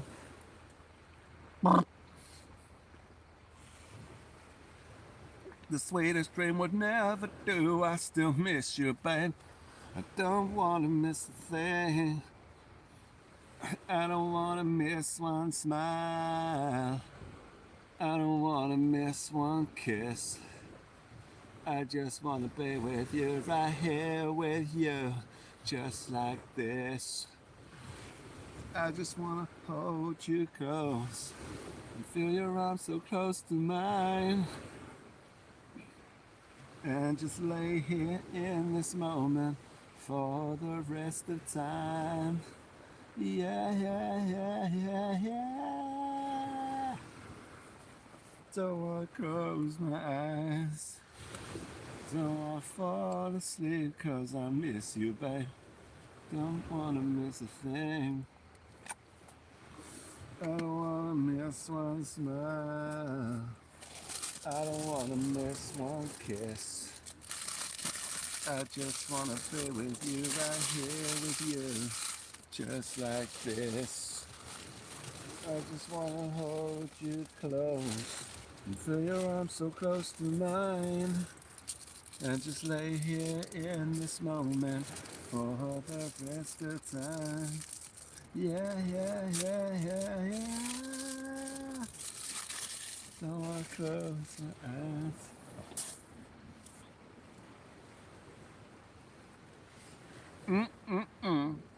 Leaving on a jet plane. All my bags are packed, Ali, yeah. Man, it is dropping in temperature here. I can really feel it now as we get towards midnight. Not heard from Starship lately. I watched something yesterday actually about that. Wow, what was it? They dumped another one in the sea. I don't know if I was watching it live or if it was a repeat. It said it was live, but they were testing. What were they testing? What were they testing? They sent a starship up and I was watching it come in. They brought it in a really unusual orbit, an angle of attack. And they dumped it next to a buoy again in the Indian Sea. I don't know if that was live. Did they launch a starship about 2 nights ago? Might not have been live. I probably was watching an old one.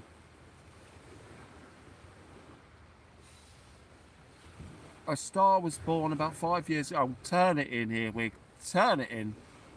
Brighter every night for an ellipse of a packet of Pringles. Turn it in. The stars are coming out tonight. They're lighting up the sky tonight. For you.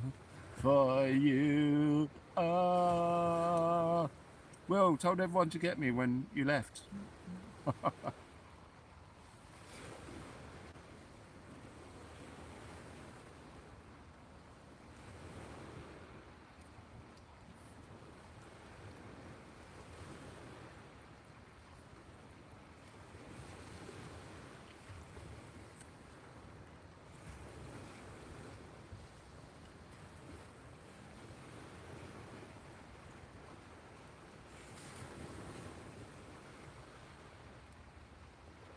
All the stars are coming out tonight, lighting up the sky tonight. For you, for you.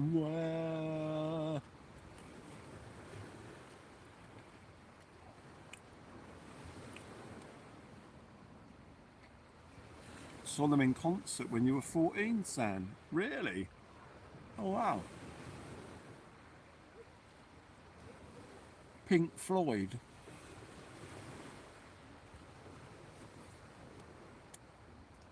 Wow.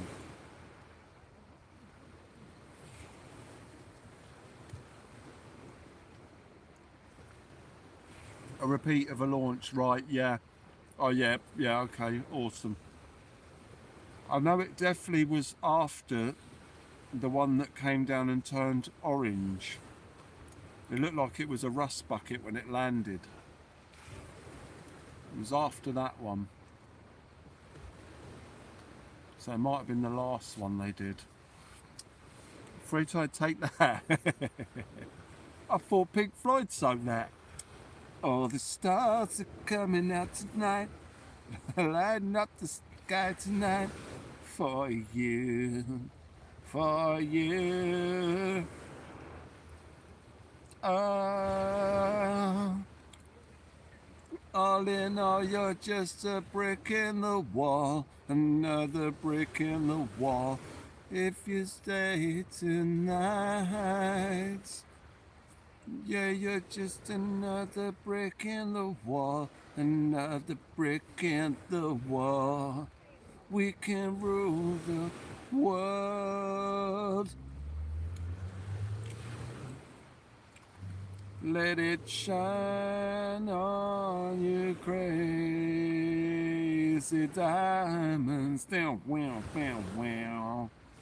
You were caught in the cross. Oh, blimey, wow. Oh man, I can smell. Someone smells like they've been to a wedding. Man, I just got a serious whiff of perfume. Where's that coming from? Oh, that lot. Crying out loud. Someone's gone a bit heavy on the old mace. Blimey.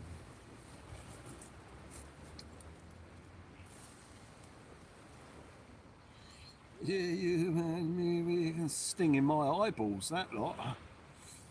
Yeah, you and me, we can die on a side. If you stay by my side, you can. Man, that perfume came round the front of the shelter and knocked on my forehead.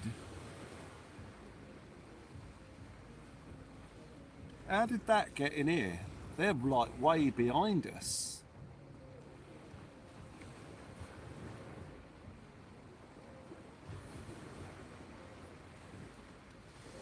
Oh, was it? Oh, I thought it was Take That that did Shine On You Crazy Diamond. Was that Pink Floyd? Oh, Becky Bex. Oh no, she's getting the pre-stage jitters. Hang on. Shine on you crazy diamonds. Wow, wow, wow. Take That did Shine. Yeah, Shine on you crazy diamond. I thought so. Thank you, Sam and Steve, for clearing that up. Yeah, I thought that. Hard work getting up that M40 on the skateboard. Yeah, knocked on the, come around the corner, that perfume, waved at me, tapped on my forehead and went, hello. No, just shine. Well, I don't particularly want to. I mean, I'd rather just shine and emit radiation.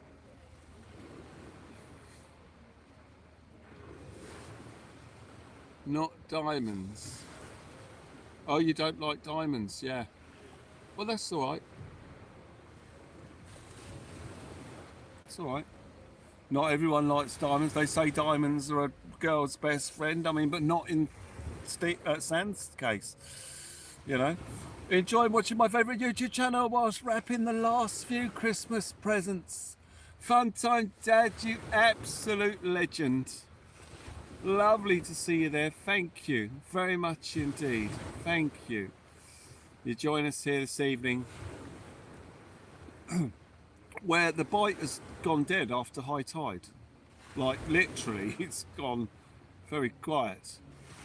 But it's still good fun. We're just chilling like a villain. Sounds like we've got a party turned up behind us. And we were just discussing Sam and Steve not really being into diamonds, which is, you know, great. But discussing the fact that Take That did Shine on You Crazy Diamond. But absolutely brilliant, ladies and gentlemen, absolutely brilliant. Just waiting for some tippy tappy. And Pink Floyd did All the Stars Coming Out Tonight, so it's very good. I never said that. Yes, you did. You said it right there. You said not diamonds. Oh, did you not mean that you don't like diamonds? Oh, sorry, I must have mistook what you meant. Sorry. Kojak, your legend. Lovely to see you there. Lovely to see you joining us here tonight.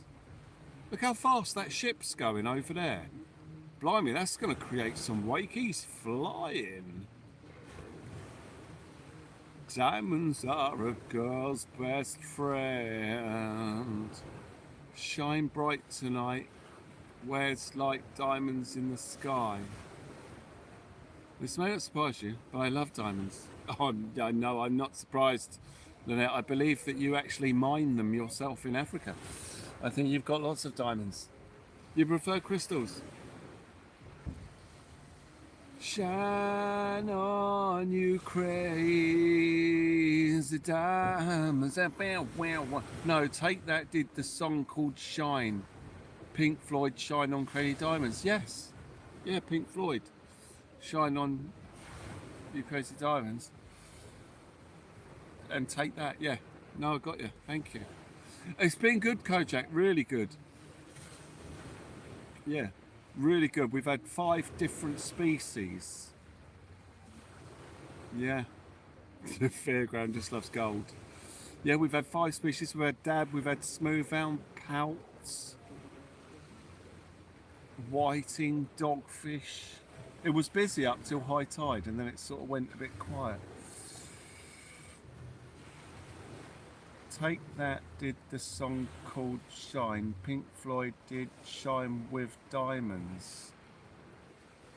Oh, I see, right. So Pink Floyd, they actually buffer diamonds. But Take That sang Shine on your crazy diamonds. Right, got you. Similar. He was a good dab. He was a very good dab. There was quite a lot of his tail missing though, so I didn't measure it because it wouldn't have been an accurate measure. Well, it would have been an accurate measurement of a dab with hardly any tail left on it. but it was a good size. Yeah, he was really good. A lovely size. Diamonds are forever. Diamonds are forever. No. Oh well. Yeah, he was lovely, Koj. He was a beautiful dab and unexpected as well. We call it on a squid strip. Take that, did let it shine. Yeah. Yeah. Yeah, take that, did let it shine. Yeah. And shine on your crazy diamond. But no, I understand. Shine on. Let it shine on you crazy diamonds. Oh, the best bait.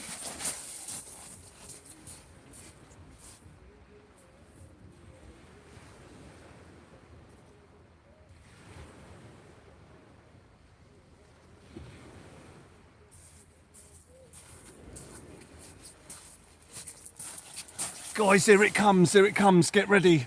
Get ready, we've just had an undeniable hit on the whiting head, on the sleeper rod. Remember guys, whenever we get the hit, it almost inevitably happens. We've got 2 baits out there for bass. Guys, we've just had an undeniable hit on that whiting head. He might come back round for it. That was no doubt in my mind whatsoever. That was a hit on that sleeper rod. That was a fish. Something's just sniffed that whiting head, guys. He didn't quite get hold of it, but he will. Potentially, right. Okay, here we go. Oh, that was exciting. I thought it was going to go. Kite Dangler, lovely to see you there. Thank you for joining us here tonight. Literally, as you turned up, we just had a hit on the whiting bait that has been sat there for nearly 5 hours. I mean, we can just leave that there until it goes. It could be there 6 hours, and something will find it at the right time, and it has now. It's just had a sniff on it. Didn't quite get it. Didn't quite get it. Oh, there's something there, guys. There's something over there. Hopefully, it'll come back, and that bait will go shortly. How long we got left? What time is it? Oh, blimey, it's getting late. Oh, come on. Be lovely to leave here with a bass in them numbers as well. Tezza, you legend. Getting ready for bed, San and Steer. Oh, okay. Oh, all right. Well, take care. Have a great night. Thank you for being there. Thank you. This happened to us before, we fished hours and hours, and just as we were getting ready to pack up, the bite came on. We ended up staying ages. Oh. Wow, I thought that was going to go then. Something just sniffed that whiting head. It's been sat there not doing nothing. Come on. Come on, come back and do it. You know you want to. The whiting or the pout, they're both there for the taking. Oh, it'd be exceptional if we can get a last minute hit on a bass here. That's the first tap. It always happens, guys. It wasn't the big bite we're expecting, it was a little tap. They usually start sniffing about and pushing them baits around before they hit them. It could happen, there is hope. San and Steve, have a great night's sleep. Thank you for joining us here this evening. Thank you for joining us here this evening as we get the first sniff on that bait. Oh, the sleeper's going as well. Sorry, not the sleeper, the flapper. Bite's coming back on.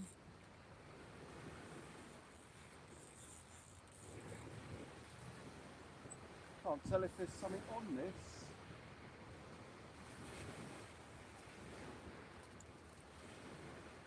Not sure there is.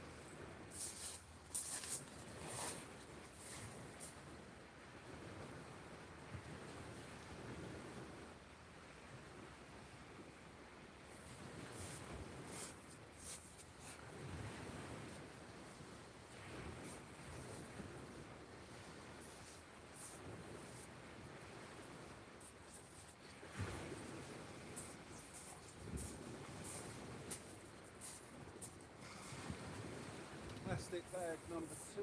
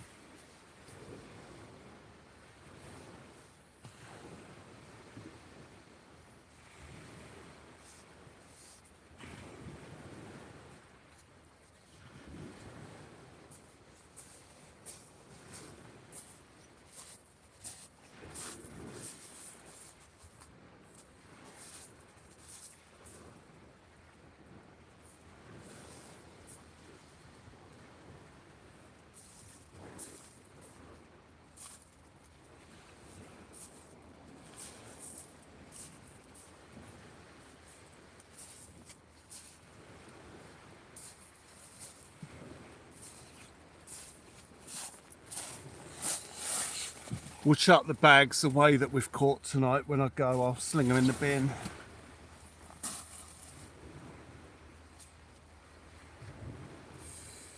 I mean, it could have been a line bite. Could have been a line bite on that sleeper rod. I mean, it could have been a bite though. Oh, guys, it goes again. It gets another tap. Hang on. Yeah, this is usually what happens. They mouth it about and then take it. It definitely wasn't a line bite. There's a fish getting ready to take this sleeper rod, guys. Oh my God, I thought it was going to go. There's only 2 fish that will be hitting that, conger or bass.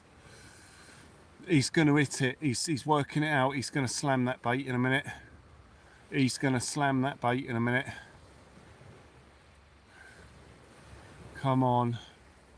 Come on, he's had another go at it. Second bite of the cherry. Is it going to be third time lucky? I wonder why it ain't taken it. If it's, I hope it's not tangled around the lead or something. Should have got that clean. Another bite on that rod. Come on, there's a pout out there as well. If they want to hit that as well. Come on, come on.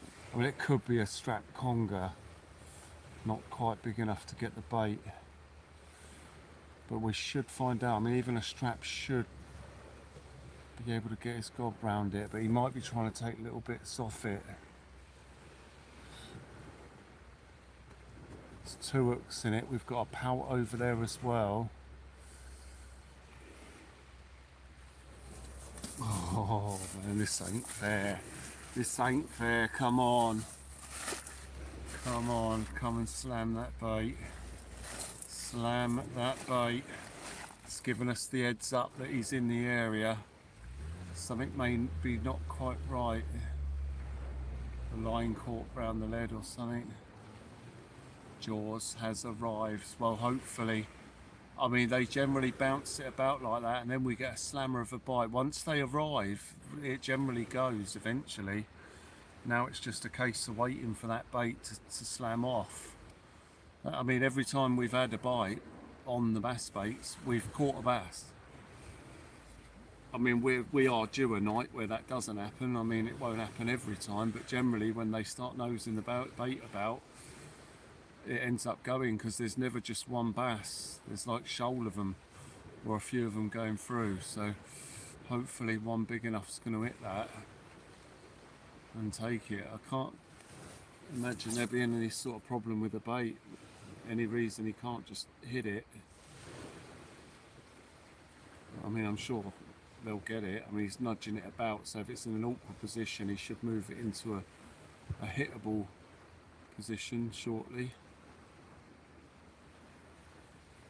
The water is sort of disappearing from around them rocks.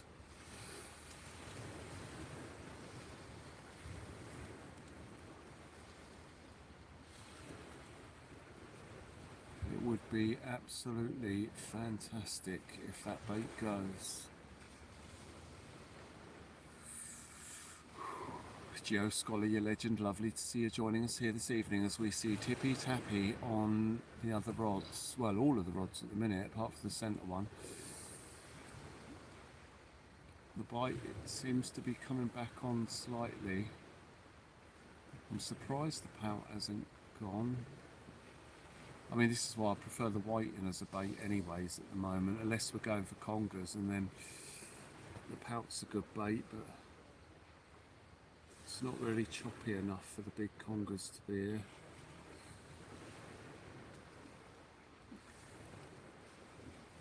Well, no disrespect, I think my opinion, only I think you should take a couple of nights off. That's okay, Tony, no thank you. Thank you. I did have a night off the day before yesterday, but thank you. No, I appreciate that, mate. Time off is not progress in my eyes.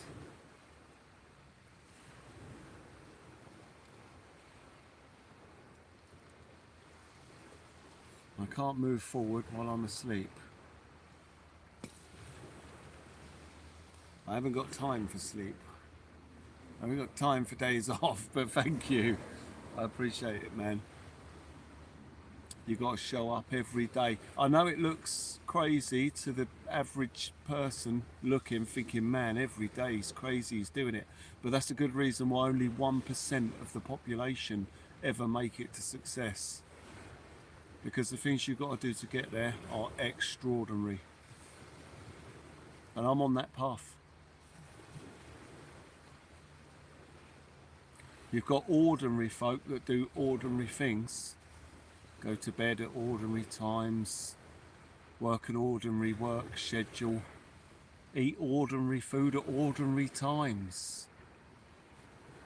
Then you've got people that do extra, put in extra hours, extra days. These people are extraordinary. And if you put those two words together, you get extraordinary. And that's what it takes.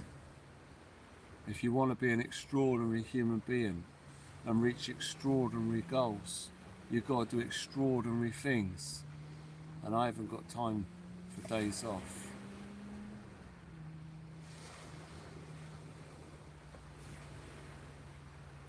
But I appreciate it, thank you.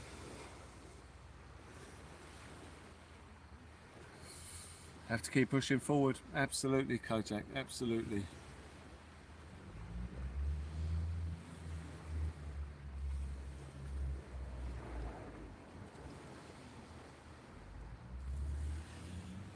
Especially when we're getting into the fish like we are. I mean, we can't take time off now, even if we wanted, which I don't. But it'd be crazy to take time off now while the bass are here. And because January's going to be dead. If there's any time to take time off, it's January, when the bite just dies. The bite just dies. But while the bass are here like this, we don't get this. See, I don't fish for the bass for probably, what, 7 or 8 months of the year. I don't start fishing for bass till the ends of the years, when the whiting arrive, and then we really hit them hard, and that's what we're doing now. But no, I'm okay at the moment. We don't need no time, but I appreciate that people see that we need some time off. I mean, what we're doing here is actually not really that taxing in terms of things that I've done previously that have been extremely taxing.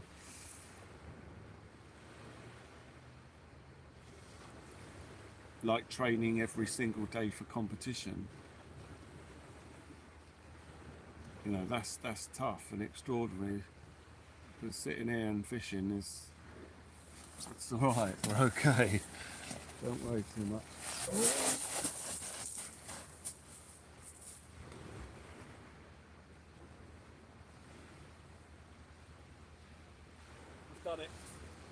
done it.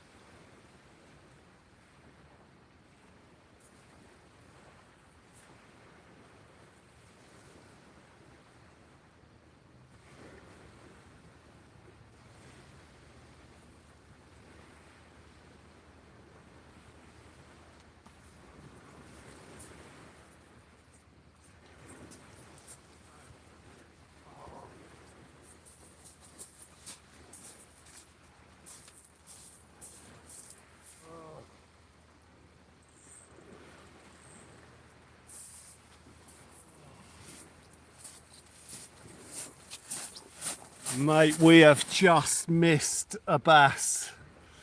Slacklined us, I struck it, he was there for a minute, but he was just holding on to the back of the pout. He let it go. He let it go. They're here though. Here, that was the big bite we were waiting for, the one that I thought we would get tonight. It's just happened. The bass are here now, they're turning up. Oh, they're turning up, guys, they're turning up. They're turning up. Yeah, the bite is on. The bite is on, ladies and gentlemen. The bass are here. We've just missed one there. He was on. I thought I should have just maybe yanked it and saw if that would have set the hook, but I think he just had hold of the back of the pout. He hit it at the same time that that right hand rod went. Slack-lined it, bang, straight to the floor. I felt him on as well. I felt him on. Ah, he let go of it. Right, let's just give it a little bit more time, guys. It's inevitable. They're here. As they say in alien terminology, ladies and gentlemen, they're here. They're here. I just don't know what to do about that left hand rod, because they've had a sniff at that. Don't know if something's wrong with it. I don't want to move it because it's in a position where they know it is and they will hit it. That pout, that fish wasn't spooked because he never got a hook. He was on the back of the pout, so he will come back round. That fish wouldn't have been spooked, he just let it go. I pulled him gently, I didn't yank it, I just pulled it gently, so he would have let go thinking the fish was still alive and swum off maybe.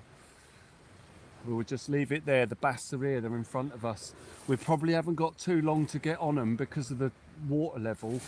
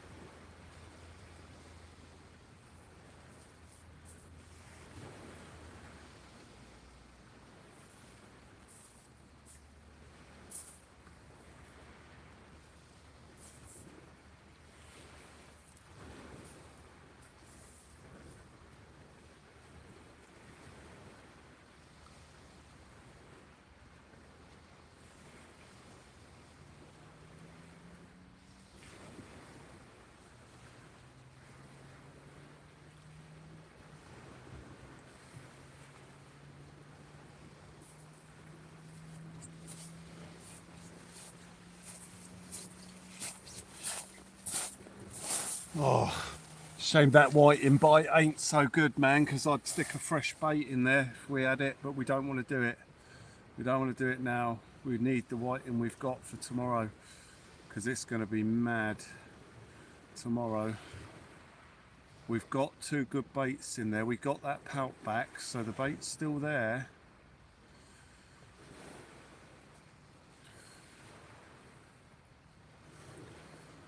Oh man, that was so close. I felt it there. I was like, it's on, we've done it. But not quite.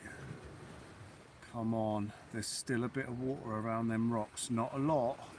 It is dropping out pretty quick. But there is time here for a massive screaming bite. That fish clearly weren't big enough to get that pout all in one, so it's probably about a 2-3 pound bass. But if a 5+ comes along and hits that, he's coming in.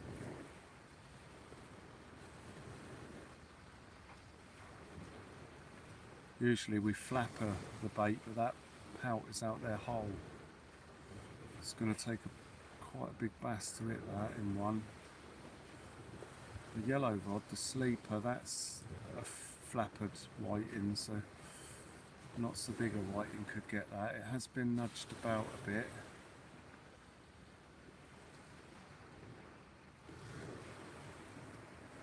It's not had a committed hit on it yet. As I say, when the bass are here, they're generally here in numbers.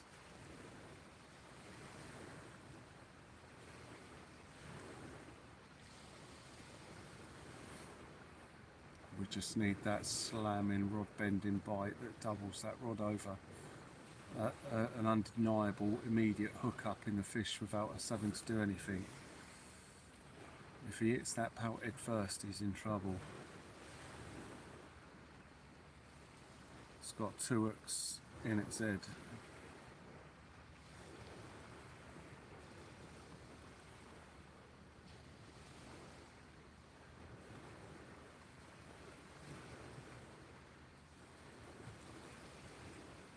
Very, very close call we just had there. Very close call. Oh. Wow. As the temperatures plummet and the fingies freeze. I might have to get the old gas stove on here in a minute.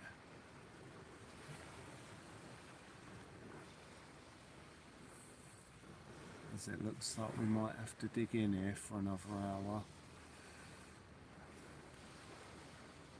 We had, like I say, we had a session like this before where just as we were getting ready to go, the bite was on, it came on. We did end up having a fish.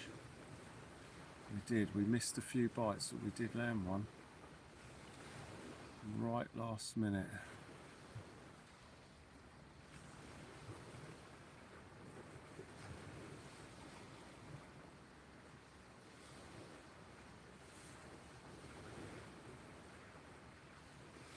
Oh, that was so close, I can't believe it.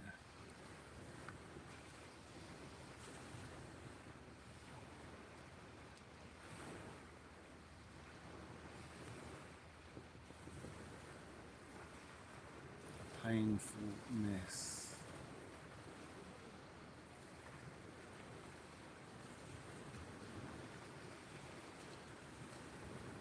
A painful misbehavior. But you see how it developed. We had the knock on the sleeper rod, and that we knew it was coming then. You know it's coming. And we had that other knock on that sleeper, you know it's going to happen at some point, and then bang, that centre rod slack lines. I was only expecting one big bite like that here tonight. That might have been it. It'd be nice to get another. We need to see another bit of activity on one of those 2 end rods. Just a little knock, a nudge or anything.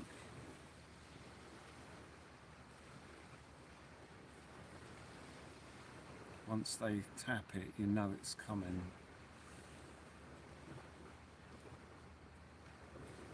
Clinny joins us here tonight. Clinny, lovely to see you there. Thank you for joining us here this evening. where we've just had our first tippy tappy. Thank you for sharing the contributions link. All contributions massively appreciated and generally end up in the fuel tank, the ones that go through that link. That is the PayPal contributions link. So I can use those immediately. For instance, paying for petrol at a station.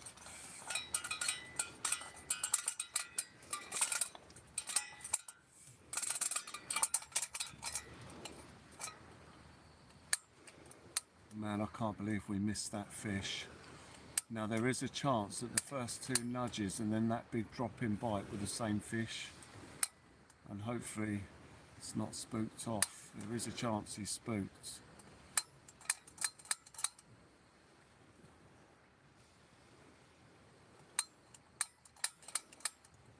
Come on, light.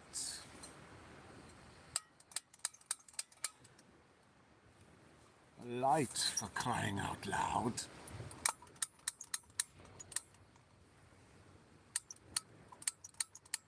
Light before the bite. There you go. Thank you.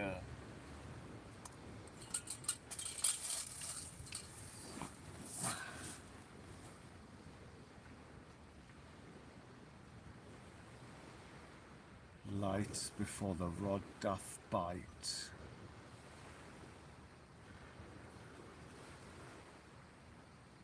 Keeping our faith in the rods here. It's a lovely whole pout bait. That centre rod, the end rod's got a flappered whiting on it. Very, very, very good baits.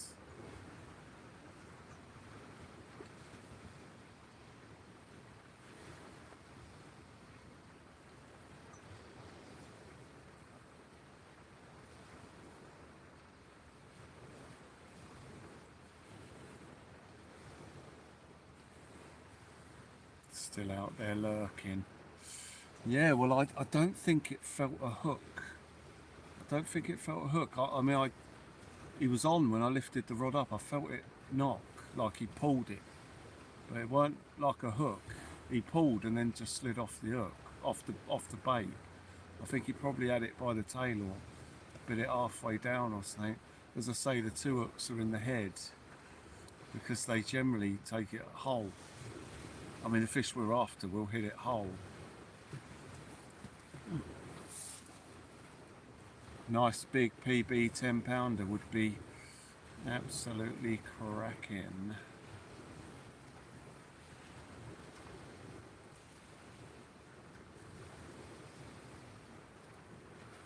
Is that slightly blurry? Yeah, I think it was.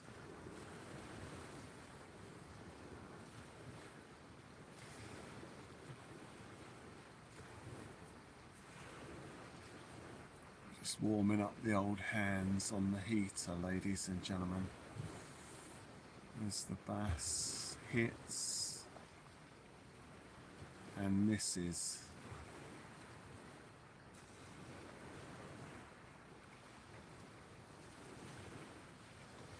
I mean, this is where we go into unscheduled territory here, because I'd usually be packing up around 12 o'clock, but as I mentioned earlier, we'll be packing up around 12 unless we get the tippy tappy, and lo and behold, we get the tippy tappy.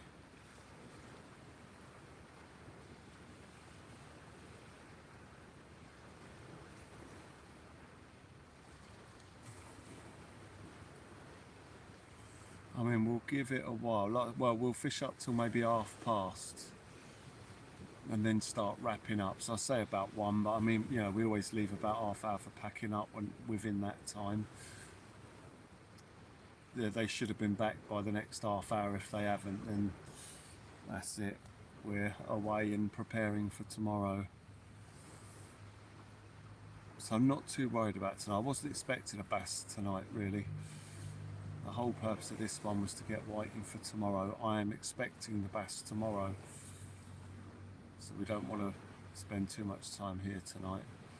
Make sure we're well rested for tomorrow night, because that is the one. That's going to be our attempt at our PB, when there should be a lot of bass about.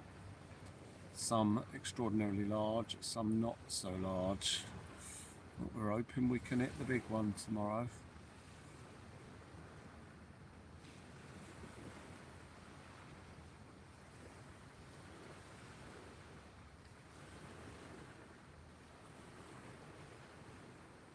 I love the stars are coming out tonight. They're lighting up the sky tonight for you, for you.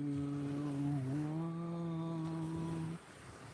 Yeah, you can light the sky. Stay with me, girl. We can rule the world.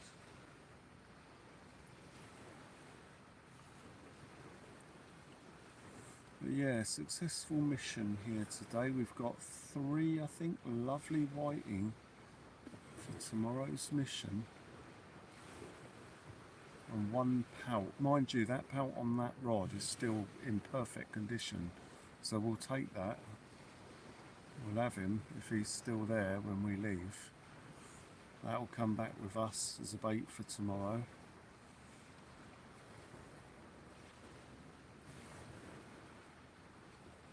Even if we use it last, you know, we'll take it just in case we need it.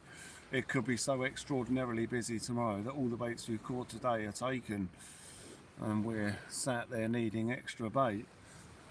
You just don't know. We've had nights where we've had 5 bass, we've had nights where we've had 4 and missed hits and started to run low on bait, so we'll take it just in case.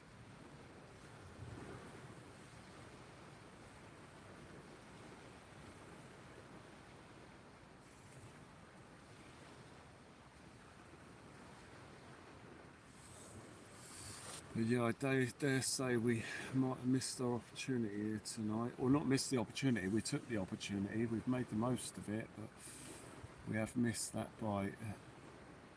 The one I was expecting has come and gone.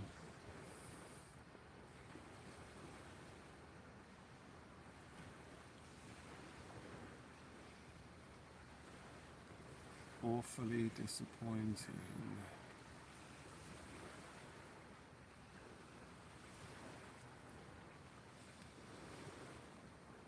All of the stars are coming out tonight, lighting up the sky tonight for you. For you. You can light up the sky. Oh my God, old kiwi. Holy mackerel. 20 gifted memberships. Oh, look who's got the first one, Moonshine. Moonshine's got the first one too. Can Mark Bernard Sweeney. Nor Rota, Big Welsh has got one. The Backpack Angler, Mickey Gill's got one. Mickey, the security that I know. Blissful Trim. Big Phil Arcton's got one. CL Beef Burger. Dean Kershaw. Sheriff Ben. Derek Morrell. Big Mac Mike. Stock Chestic Buddha. Rich has got one. Kite Dagley, your legend. Sea Hunter's got one. Mark Jackson, blimey, this is extraordinary. As on the subject of extraordinary. Paul Fryer, Ox, Gib, BTW, absolutely extraordinary, old Kiwi. Thank you so much. That is incredible. That is incredible. Thank you. You absolute star. Some very, very good shots there. And I know that those guys will be well chuffed. And thank you for the support, man. That is extraordinary support. Thank you. As Fairground leaves us, for I turn into a pumpkin. All right, Fairground, we'll have a wonderful night. Thank you for joining us. And old Kiwi, thank you so much. Amazing. Ladies and gentlemen,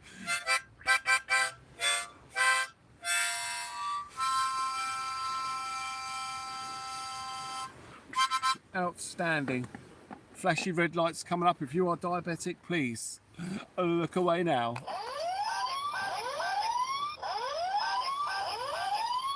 Thank you so much indeed, old Kiwi, you legend. Our earwig's going to bed as well. Good night everyone tonight. Thanks for another great entertaining evening again, Will.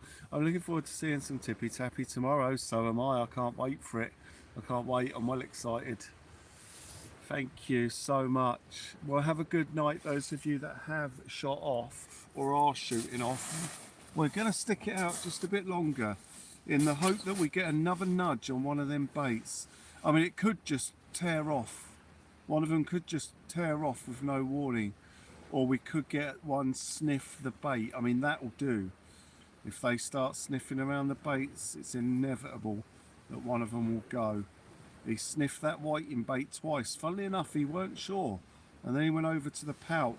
I think what happened is the bass got the scent of the pout and was sniffing round for it, but he found the whiting first. He had a little taste of it and thought, that don't taste like pout. And then he went back round searching for the pout. He couldn't find it, but he came back across the whiting. He had another go at it and thought, that is not the bait that I can taste. So he's carried on looking round, and then he's found the pout and he's hit it. He's probably gone, there it is. That's the one I'm after. He's hit it and he's missed it.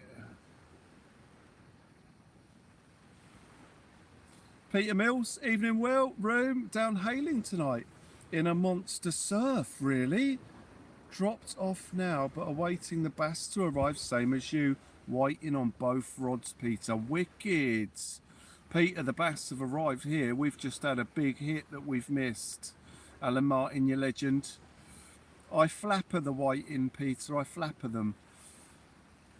So I cut them in half, just behind where the stomach is, about an inch or two up from the tail, and then I slide the knife up along the spine, up to the head, and that opens them up. And then I put the hook on, 2 hooks, and chuck them out so that they're opened up and the bass go mad for it. I mean, that whiting that we've got on there has actually been out there for a while, you know, so I've no doubt it won't be as appealing as if we'd have just chucked a fresh one out there. But I'm resisting the doing that because we need that bait we've got for tomorrow. I know if I put a fresh whiting on here now, we'll be regretting it tomorrow when we need a whiting. So I'm not going to do it. We're going with that one that's on there at the moment. We'll leave that there and see what happens. And I do have a whiting tail I could put over there that's fresh. The other half of that whiting that's on there. I might just do that because I'd like to check that whiting anyway. I'm going to do that. I'm going to put the tail on. Let's bring that whiting in. Just going to do it carefully so I don't create too much noise around the pout bait.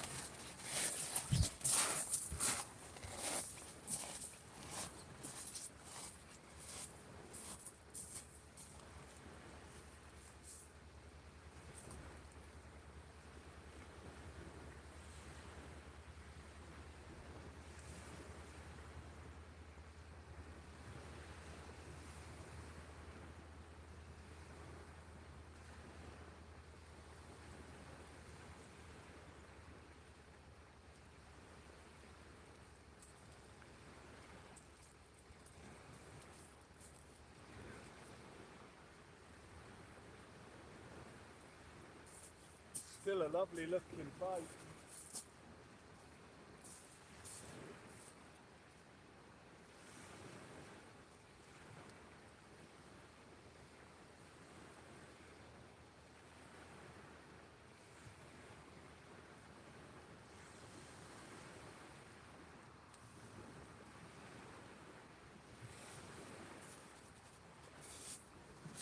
not a lot of water around them rocks now.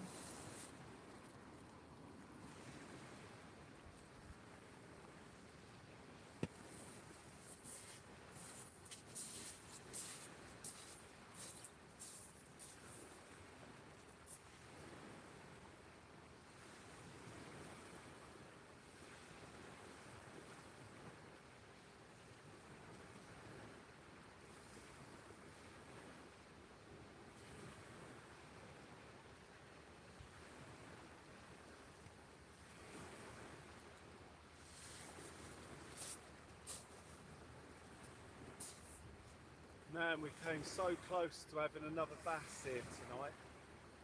That was fractions.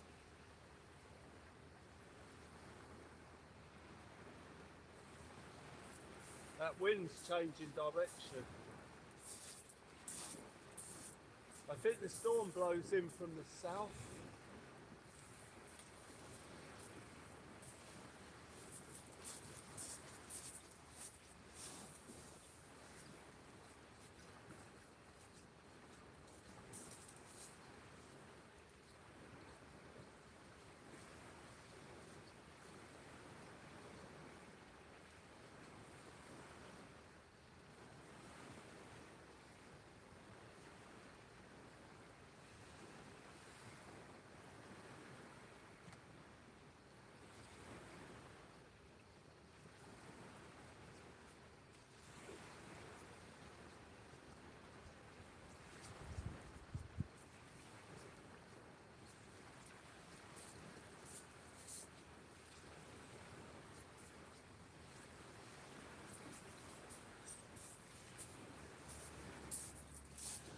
There actually is still a bit of water over there, you know. Now I've gone down there. There's still a good probably 4 or 5 foot around the rocks.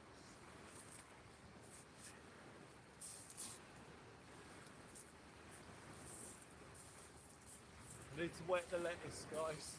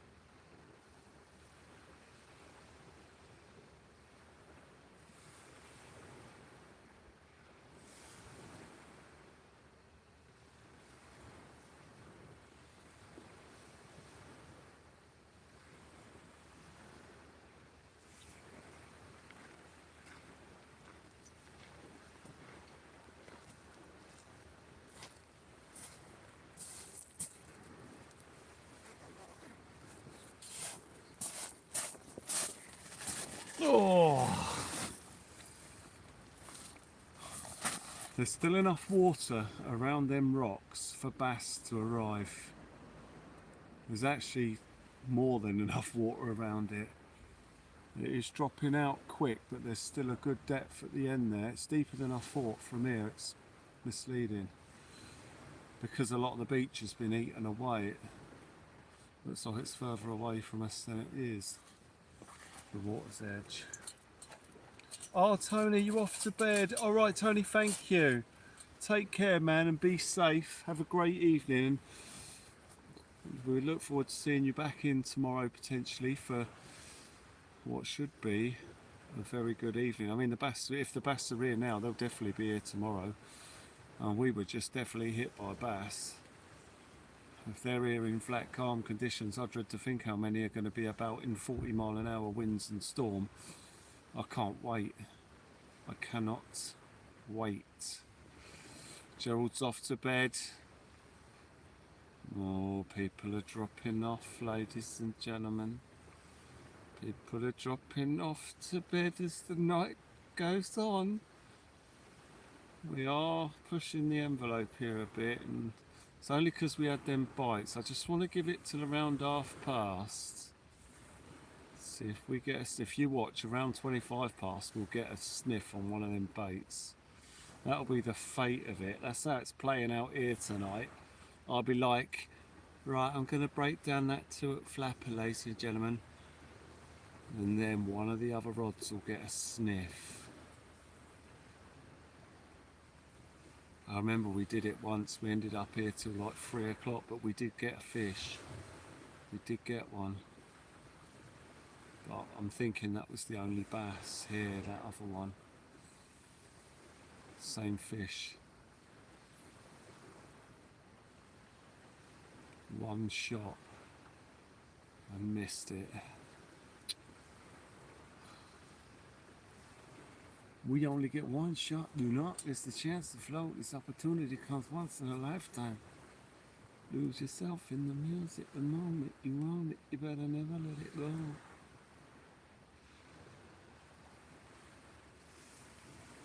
Gerald has made his way to bed. Oh. I'll be shooting off soon as well. Saying thank you, Santa, for the coffee. I'll be grabbing that on the way home and probably grabbing a burger as well. So thank you for that. Massively appreciated. Pushing it just a little bit later. Karen Cords, how you doing, all right?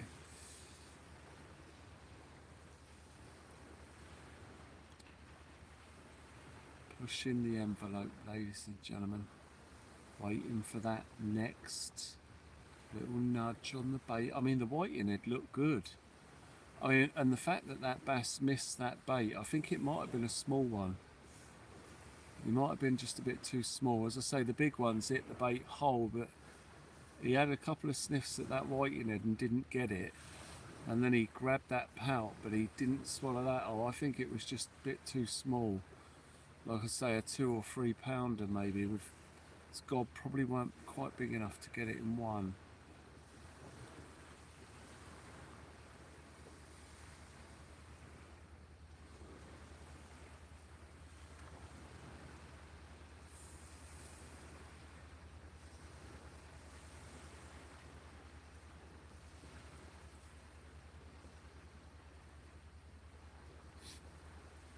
Still very exciting. The prospect was there. Prospect was there. See, in the stormy weather tomorrow, they generally don't sniff at the bait. They hit it immediately because the water's so turbulent and the bait's going to and fro and they just hit it. When it's sat on the floor like that, in these calm conditions, the bass can just saunter over. You know, they're not in any particularly urgent hunting mood, and they just saunter up, have a look at it, nudge it, have a sniff. You know, they can check the bait out before they hit it. But in storms, they don't do that. They hit, they slam it. They slam the bait every time.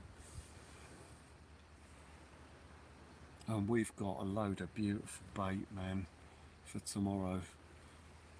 This has been an absolute success this night here.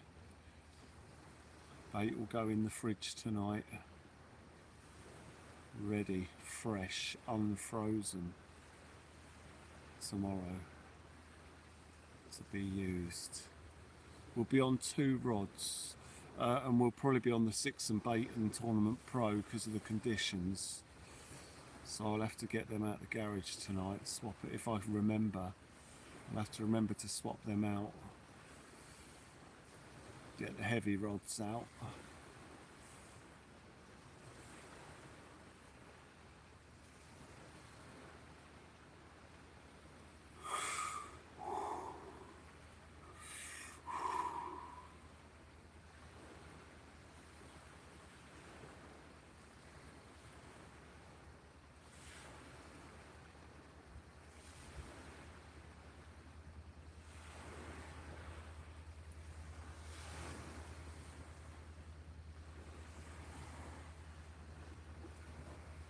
Lighten up the sky tonight for you, for you. Oh, it's right, that's the tippy-tappy rod.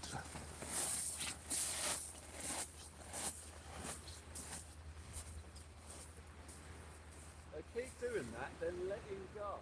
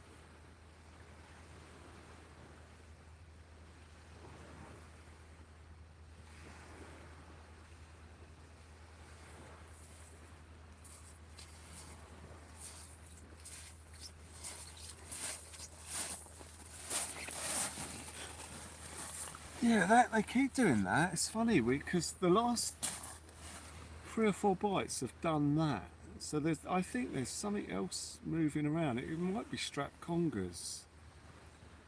Because it's the same distinctive bite, but every time they're not getting hooks. Whereas prior to the high tide, we were hitting them every time. Hitting the bites every time. Very strange. Oh, oh, oh. Holding out for that big slamming bite, ladies and gentlemen. We've got a pack down here at past, around there, well around that time anyway. I'll start getting stuff back to the car.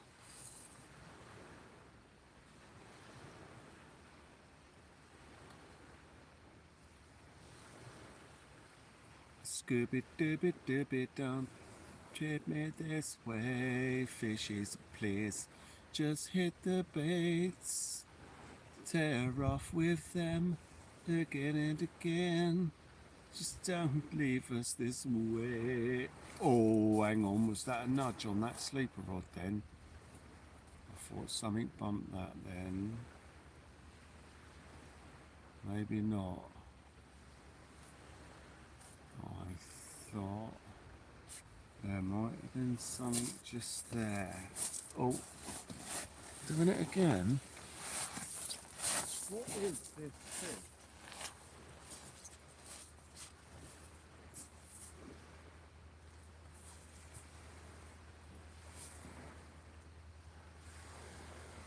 We're about to find out, because he's on.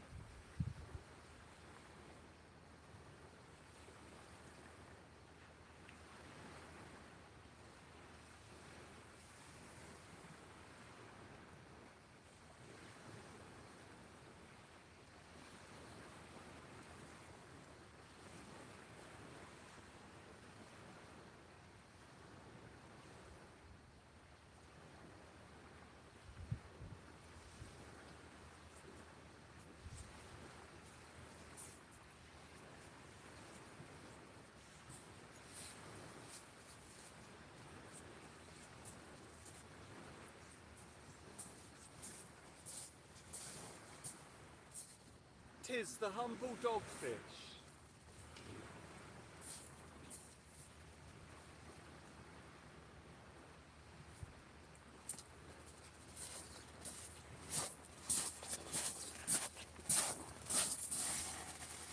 This is what's been harassing our baits. Ladies and gentlemen, let's get him in before he scuffs my hand up.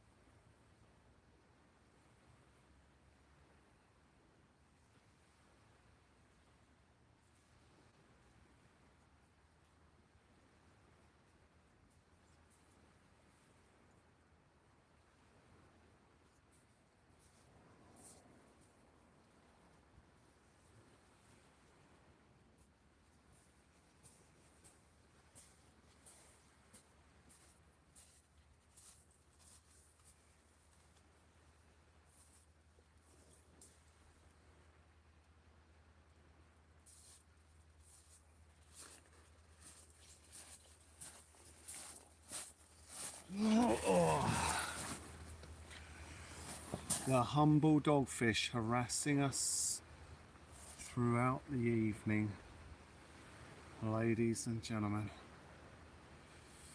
Getting very close here now to the wrap up. Probably wasn't a lot of point in me putting that right hand rod back in.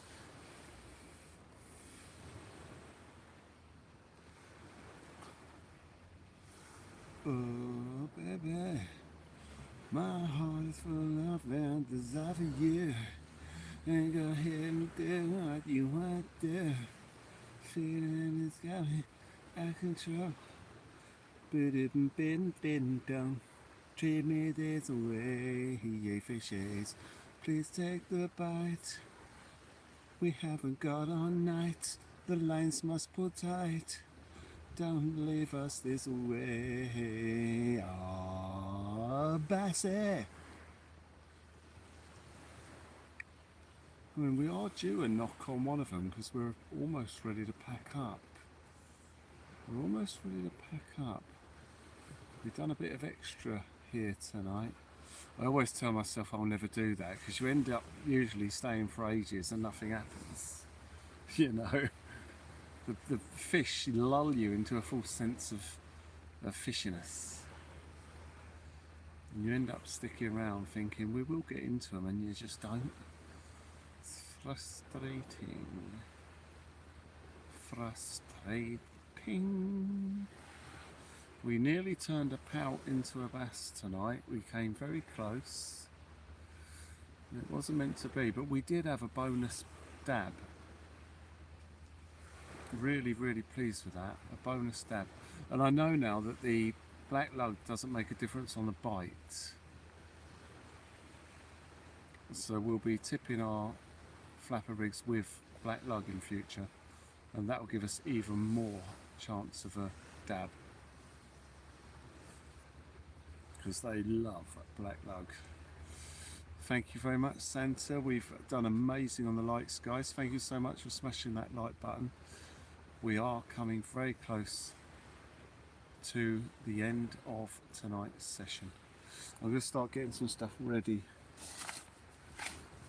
over there. Oh, hang on, I've got to empty the old Ujamuk flip as well.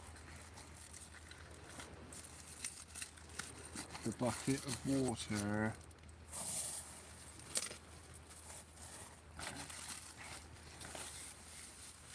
And the bouquet of water. The bouquet of water.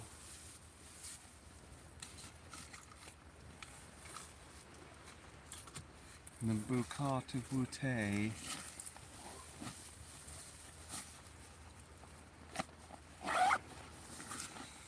Right, we're not going to need flapper rigs tomorrow. We've got the bait that we need, so we're just going to be bringing our 806s. I'll make brand new rigs up for tomorrow again. Before we head out.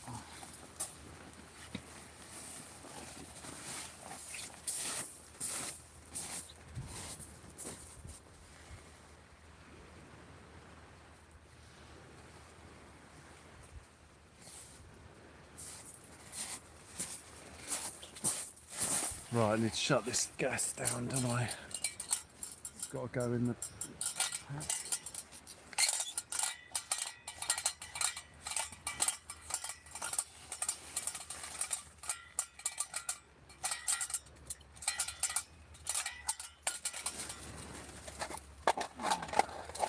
Just let that cool down over there a minute.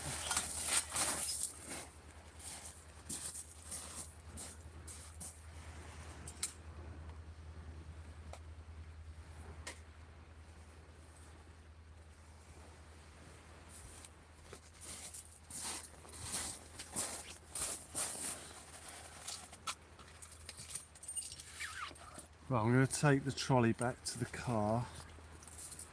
The trolley and the ruler. And go back here. Oh, and then I've got to empty the bucket. I forgot about that. The bucket of bait, the bucket of bait.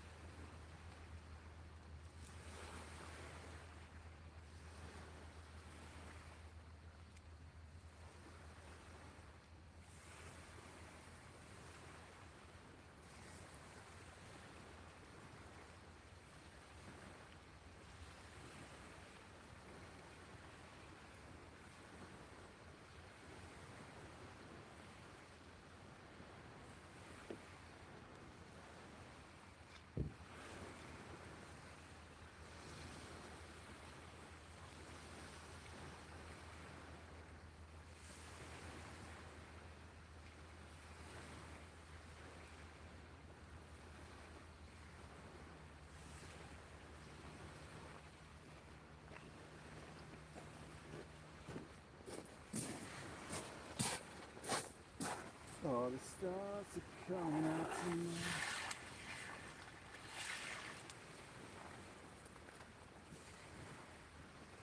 I'm the stars tonight.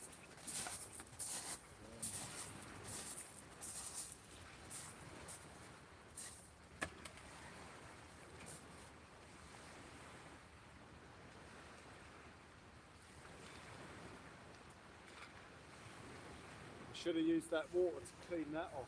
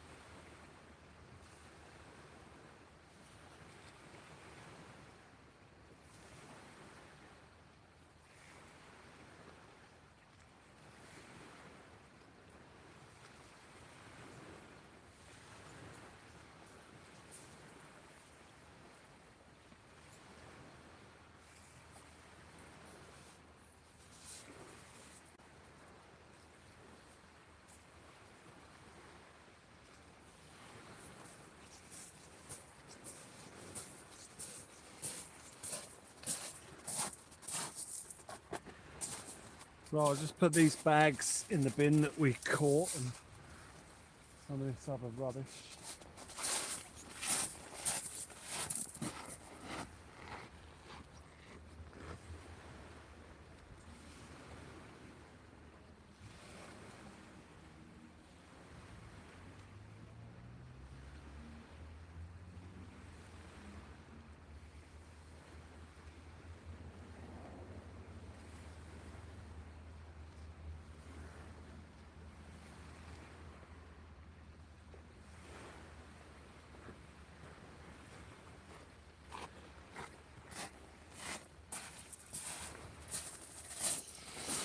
Oh, well, kind ladies and kind gentlemen, we are going to start bringing the rods in.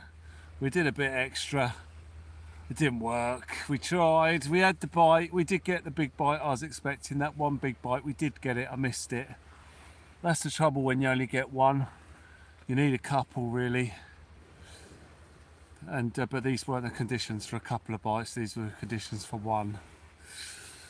But tomorrow are the conditions where I'd expect at least four big bites tomorrow, and if each one of them hooks up, 4 bass. But I would expect multiple big bites tomorrow. Absolutely.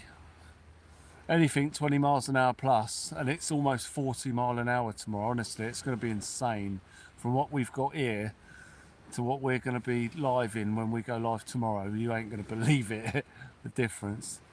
Jan, you take care. Miss Backer, thank you so much indeed. Have a wonderful night, and we'll see you tomorrow for the big one. The big one, ladies and gentlemen. I'm going to start wrapping these down, guys. Start wrapping them down. Oh, hang on, let's get this fish in the bucket.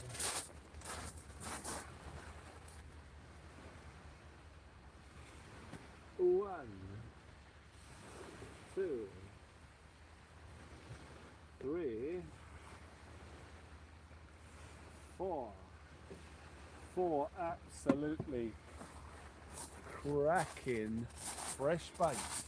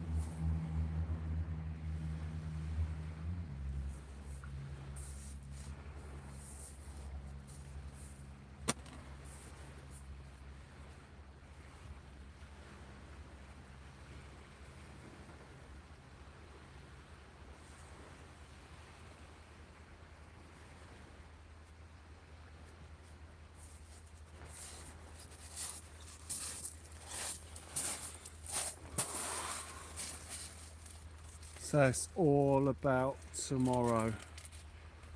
I mean, I don't want to wish the time away, but I wish I could just click my fingers and we was pulling in the big bass that's going to hit us tomorrow. It's highly likely to happen. I mean, I'm not even just saying it. I mean, it's highly likely we're going to pull a good bass in tomorrow. I love it. I love the bass fishing at this time of year. It's great. But we've got to make the most of it because it will stop as soon as it started. It all ends at the end of December. Like I mean, I didn't look at January. I just looked through December. But I think for January we mostly had dab.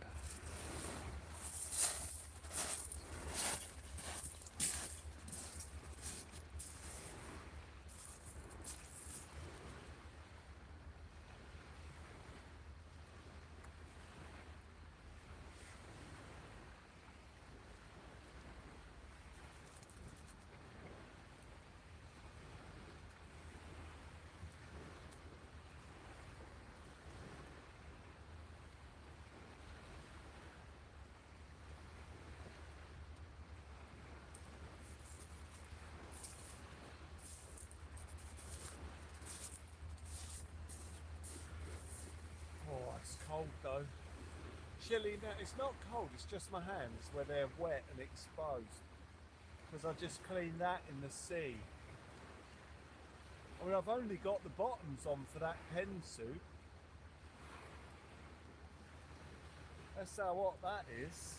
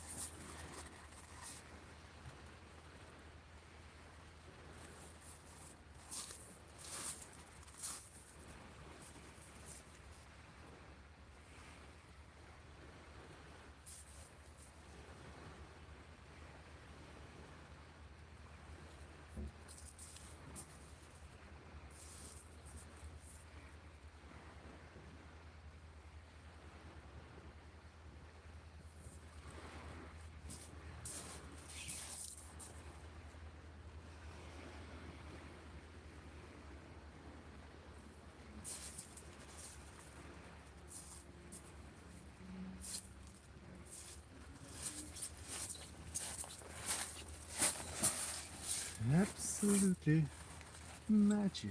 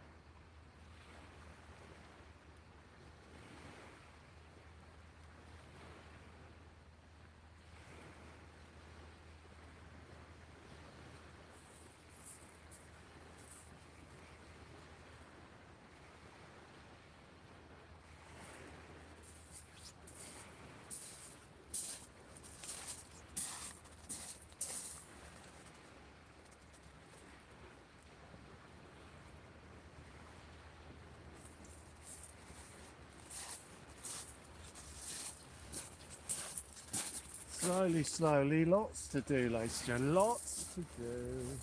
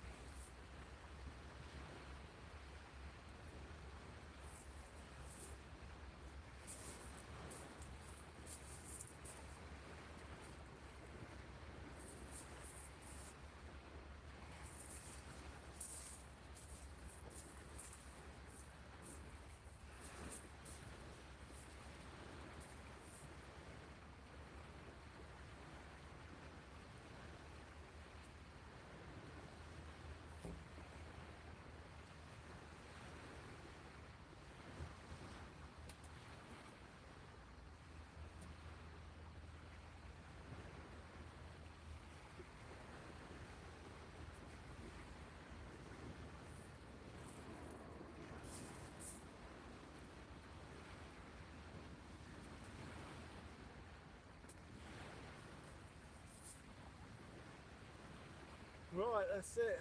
Last one's coming in, guys.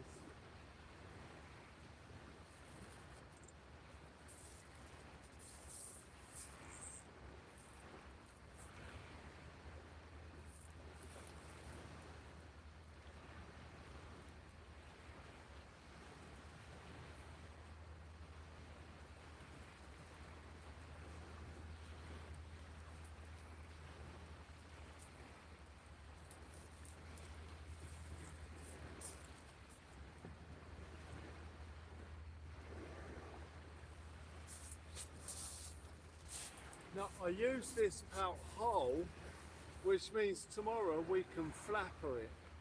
So it'll still have all the guts in there and it'll be a good bait for tomorrow. So I'm taking that.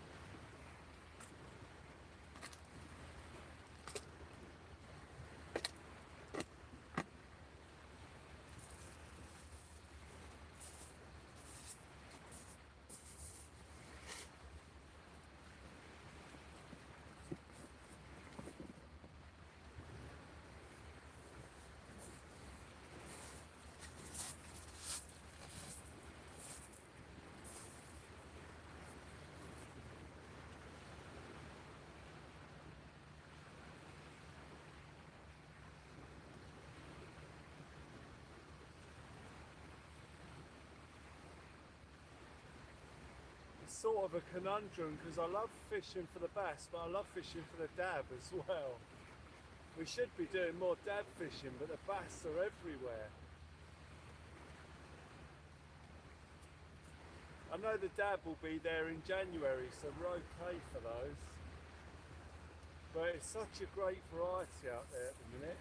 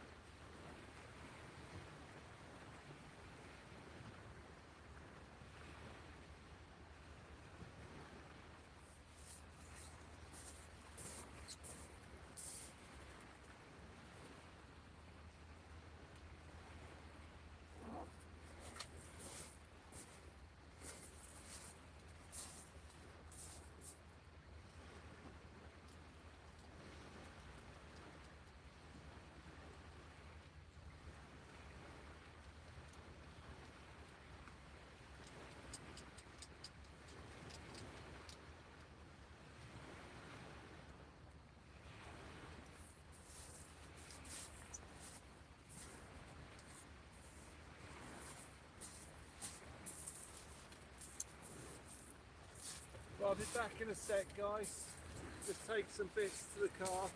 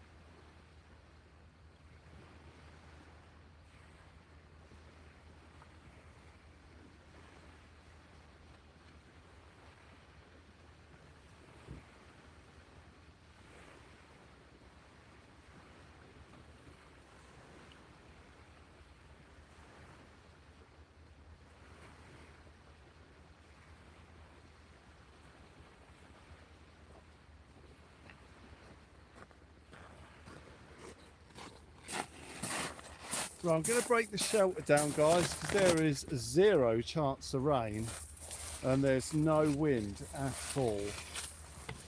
Let's get this out of the way. Get this packed down.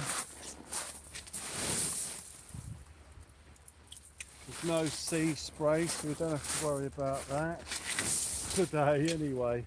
That will be a big factor tomorrow, but not today.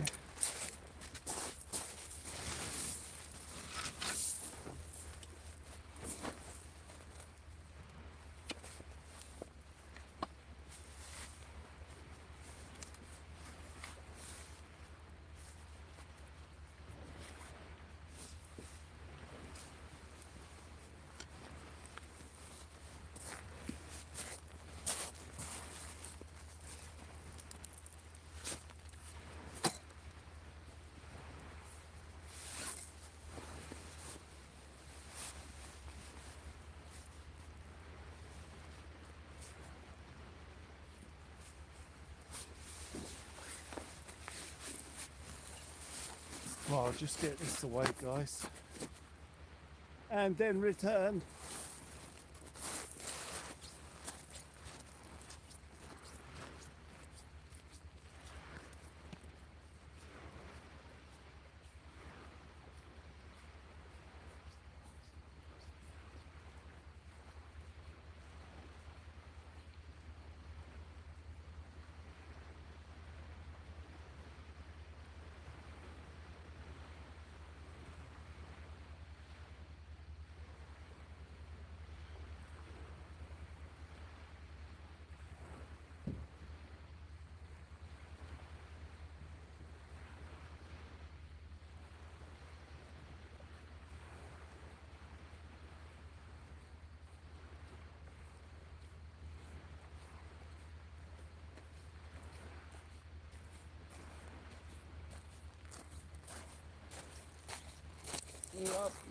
It's going to be well dark in a minute. There's nothing to see over there. It's very dark.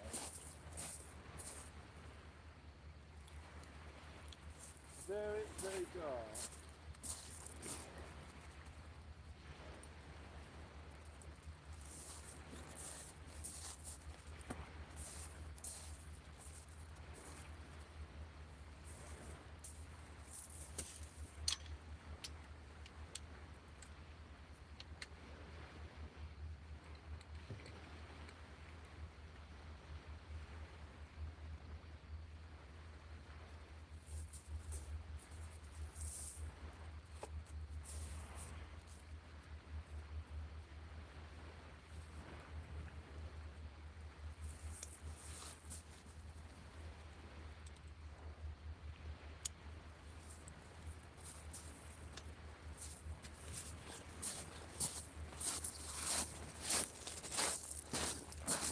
Right, let's get the old Ujima flip away. The battery's down. We're on 41% on the power. The battery was dying anyway. I must have knocked it out of there somehow at some point. Right, so I'll have to get this away pretty quick. I don't think it's going to die before I'm done, but we are on very low power there now. And that is a panic alert, yeah.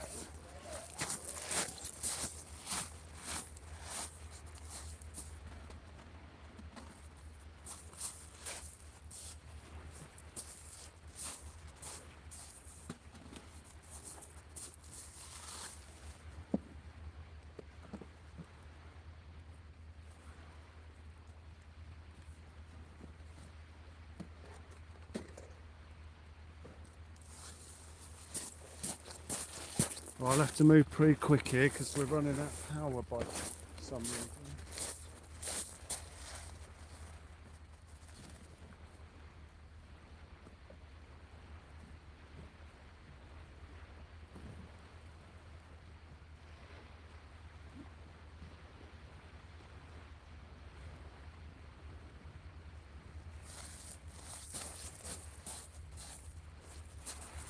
Right, back in a sec, guys.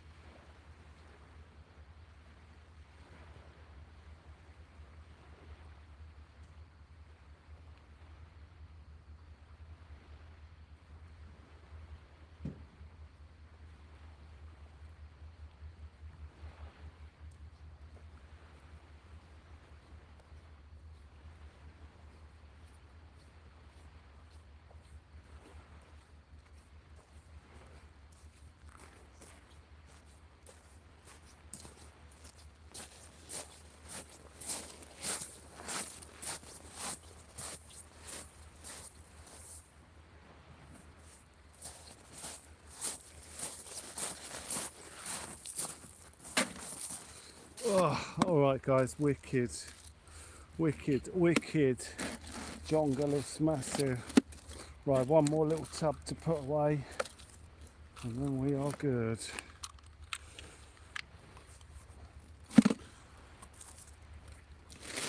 Actually, I've got an old sandwich here. I'm going to chuck for Filbert and I'll get a burger on the way home. Ham and cheese, he can have it.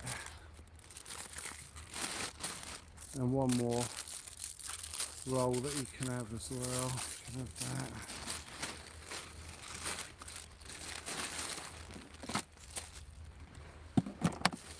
We'd be good to nature, nature be good to us.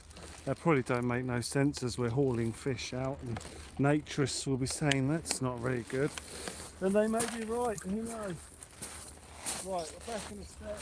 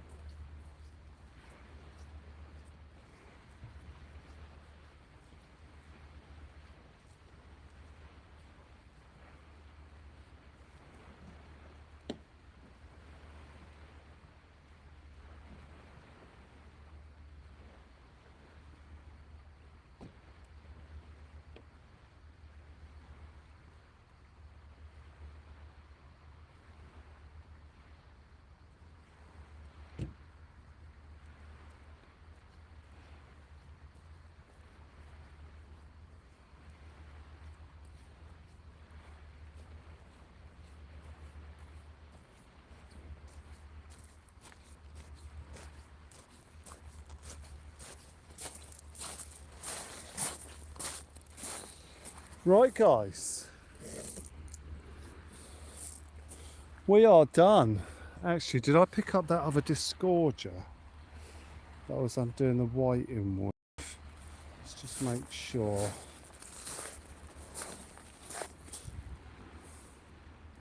It's not on the floor there. Is that a turd?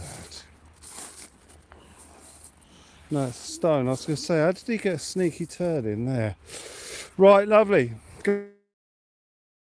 Guys, we have completed tonight's mission successfully, very successfully.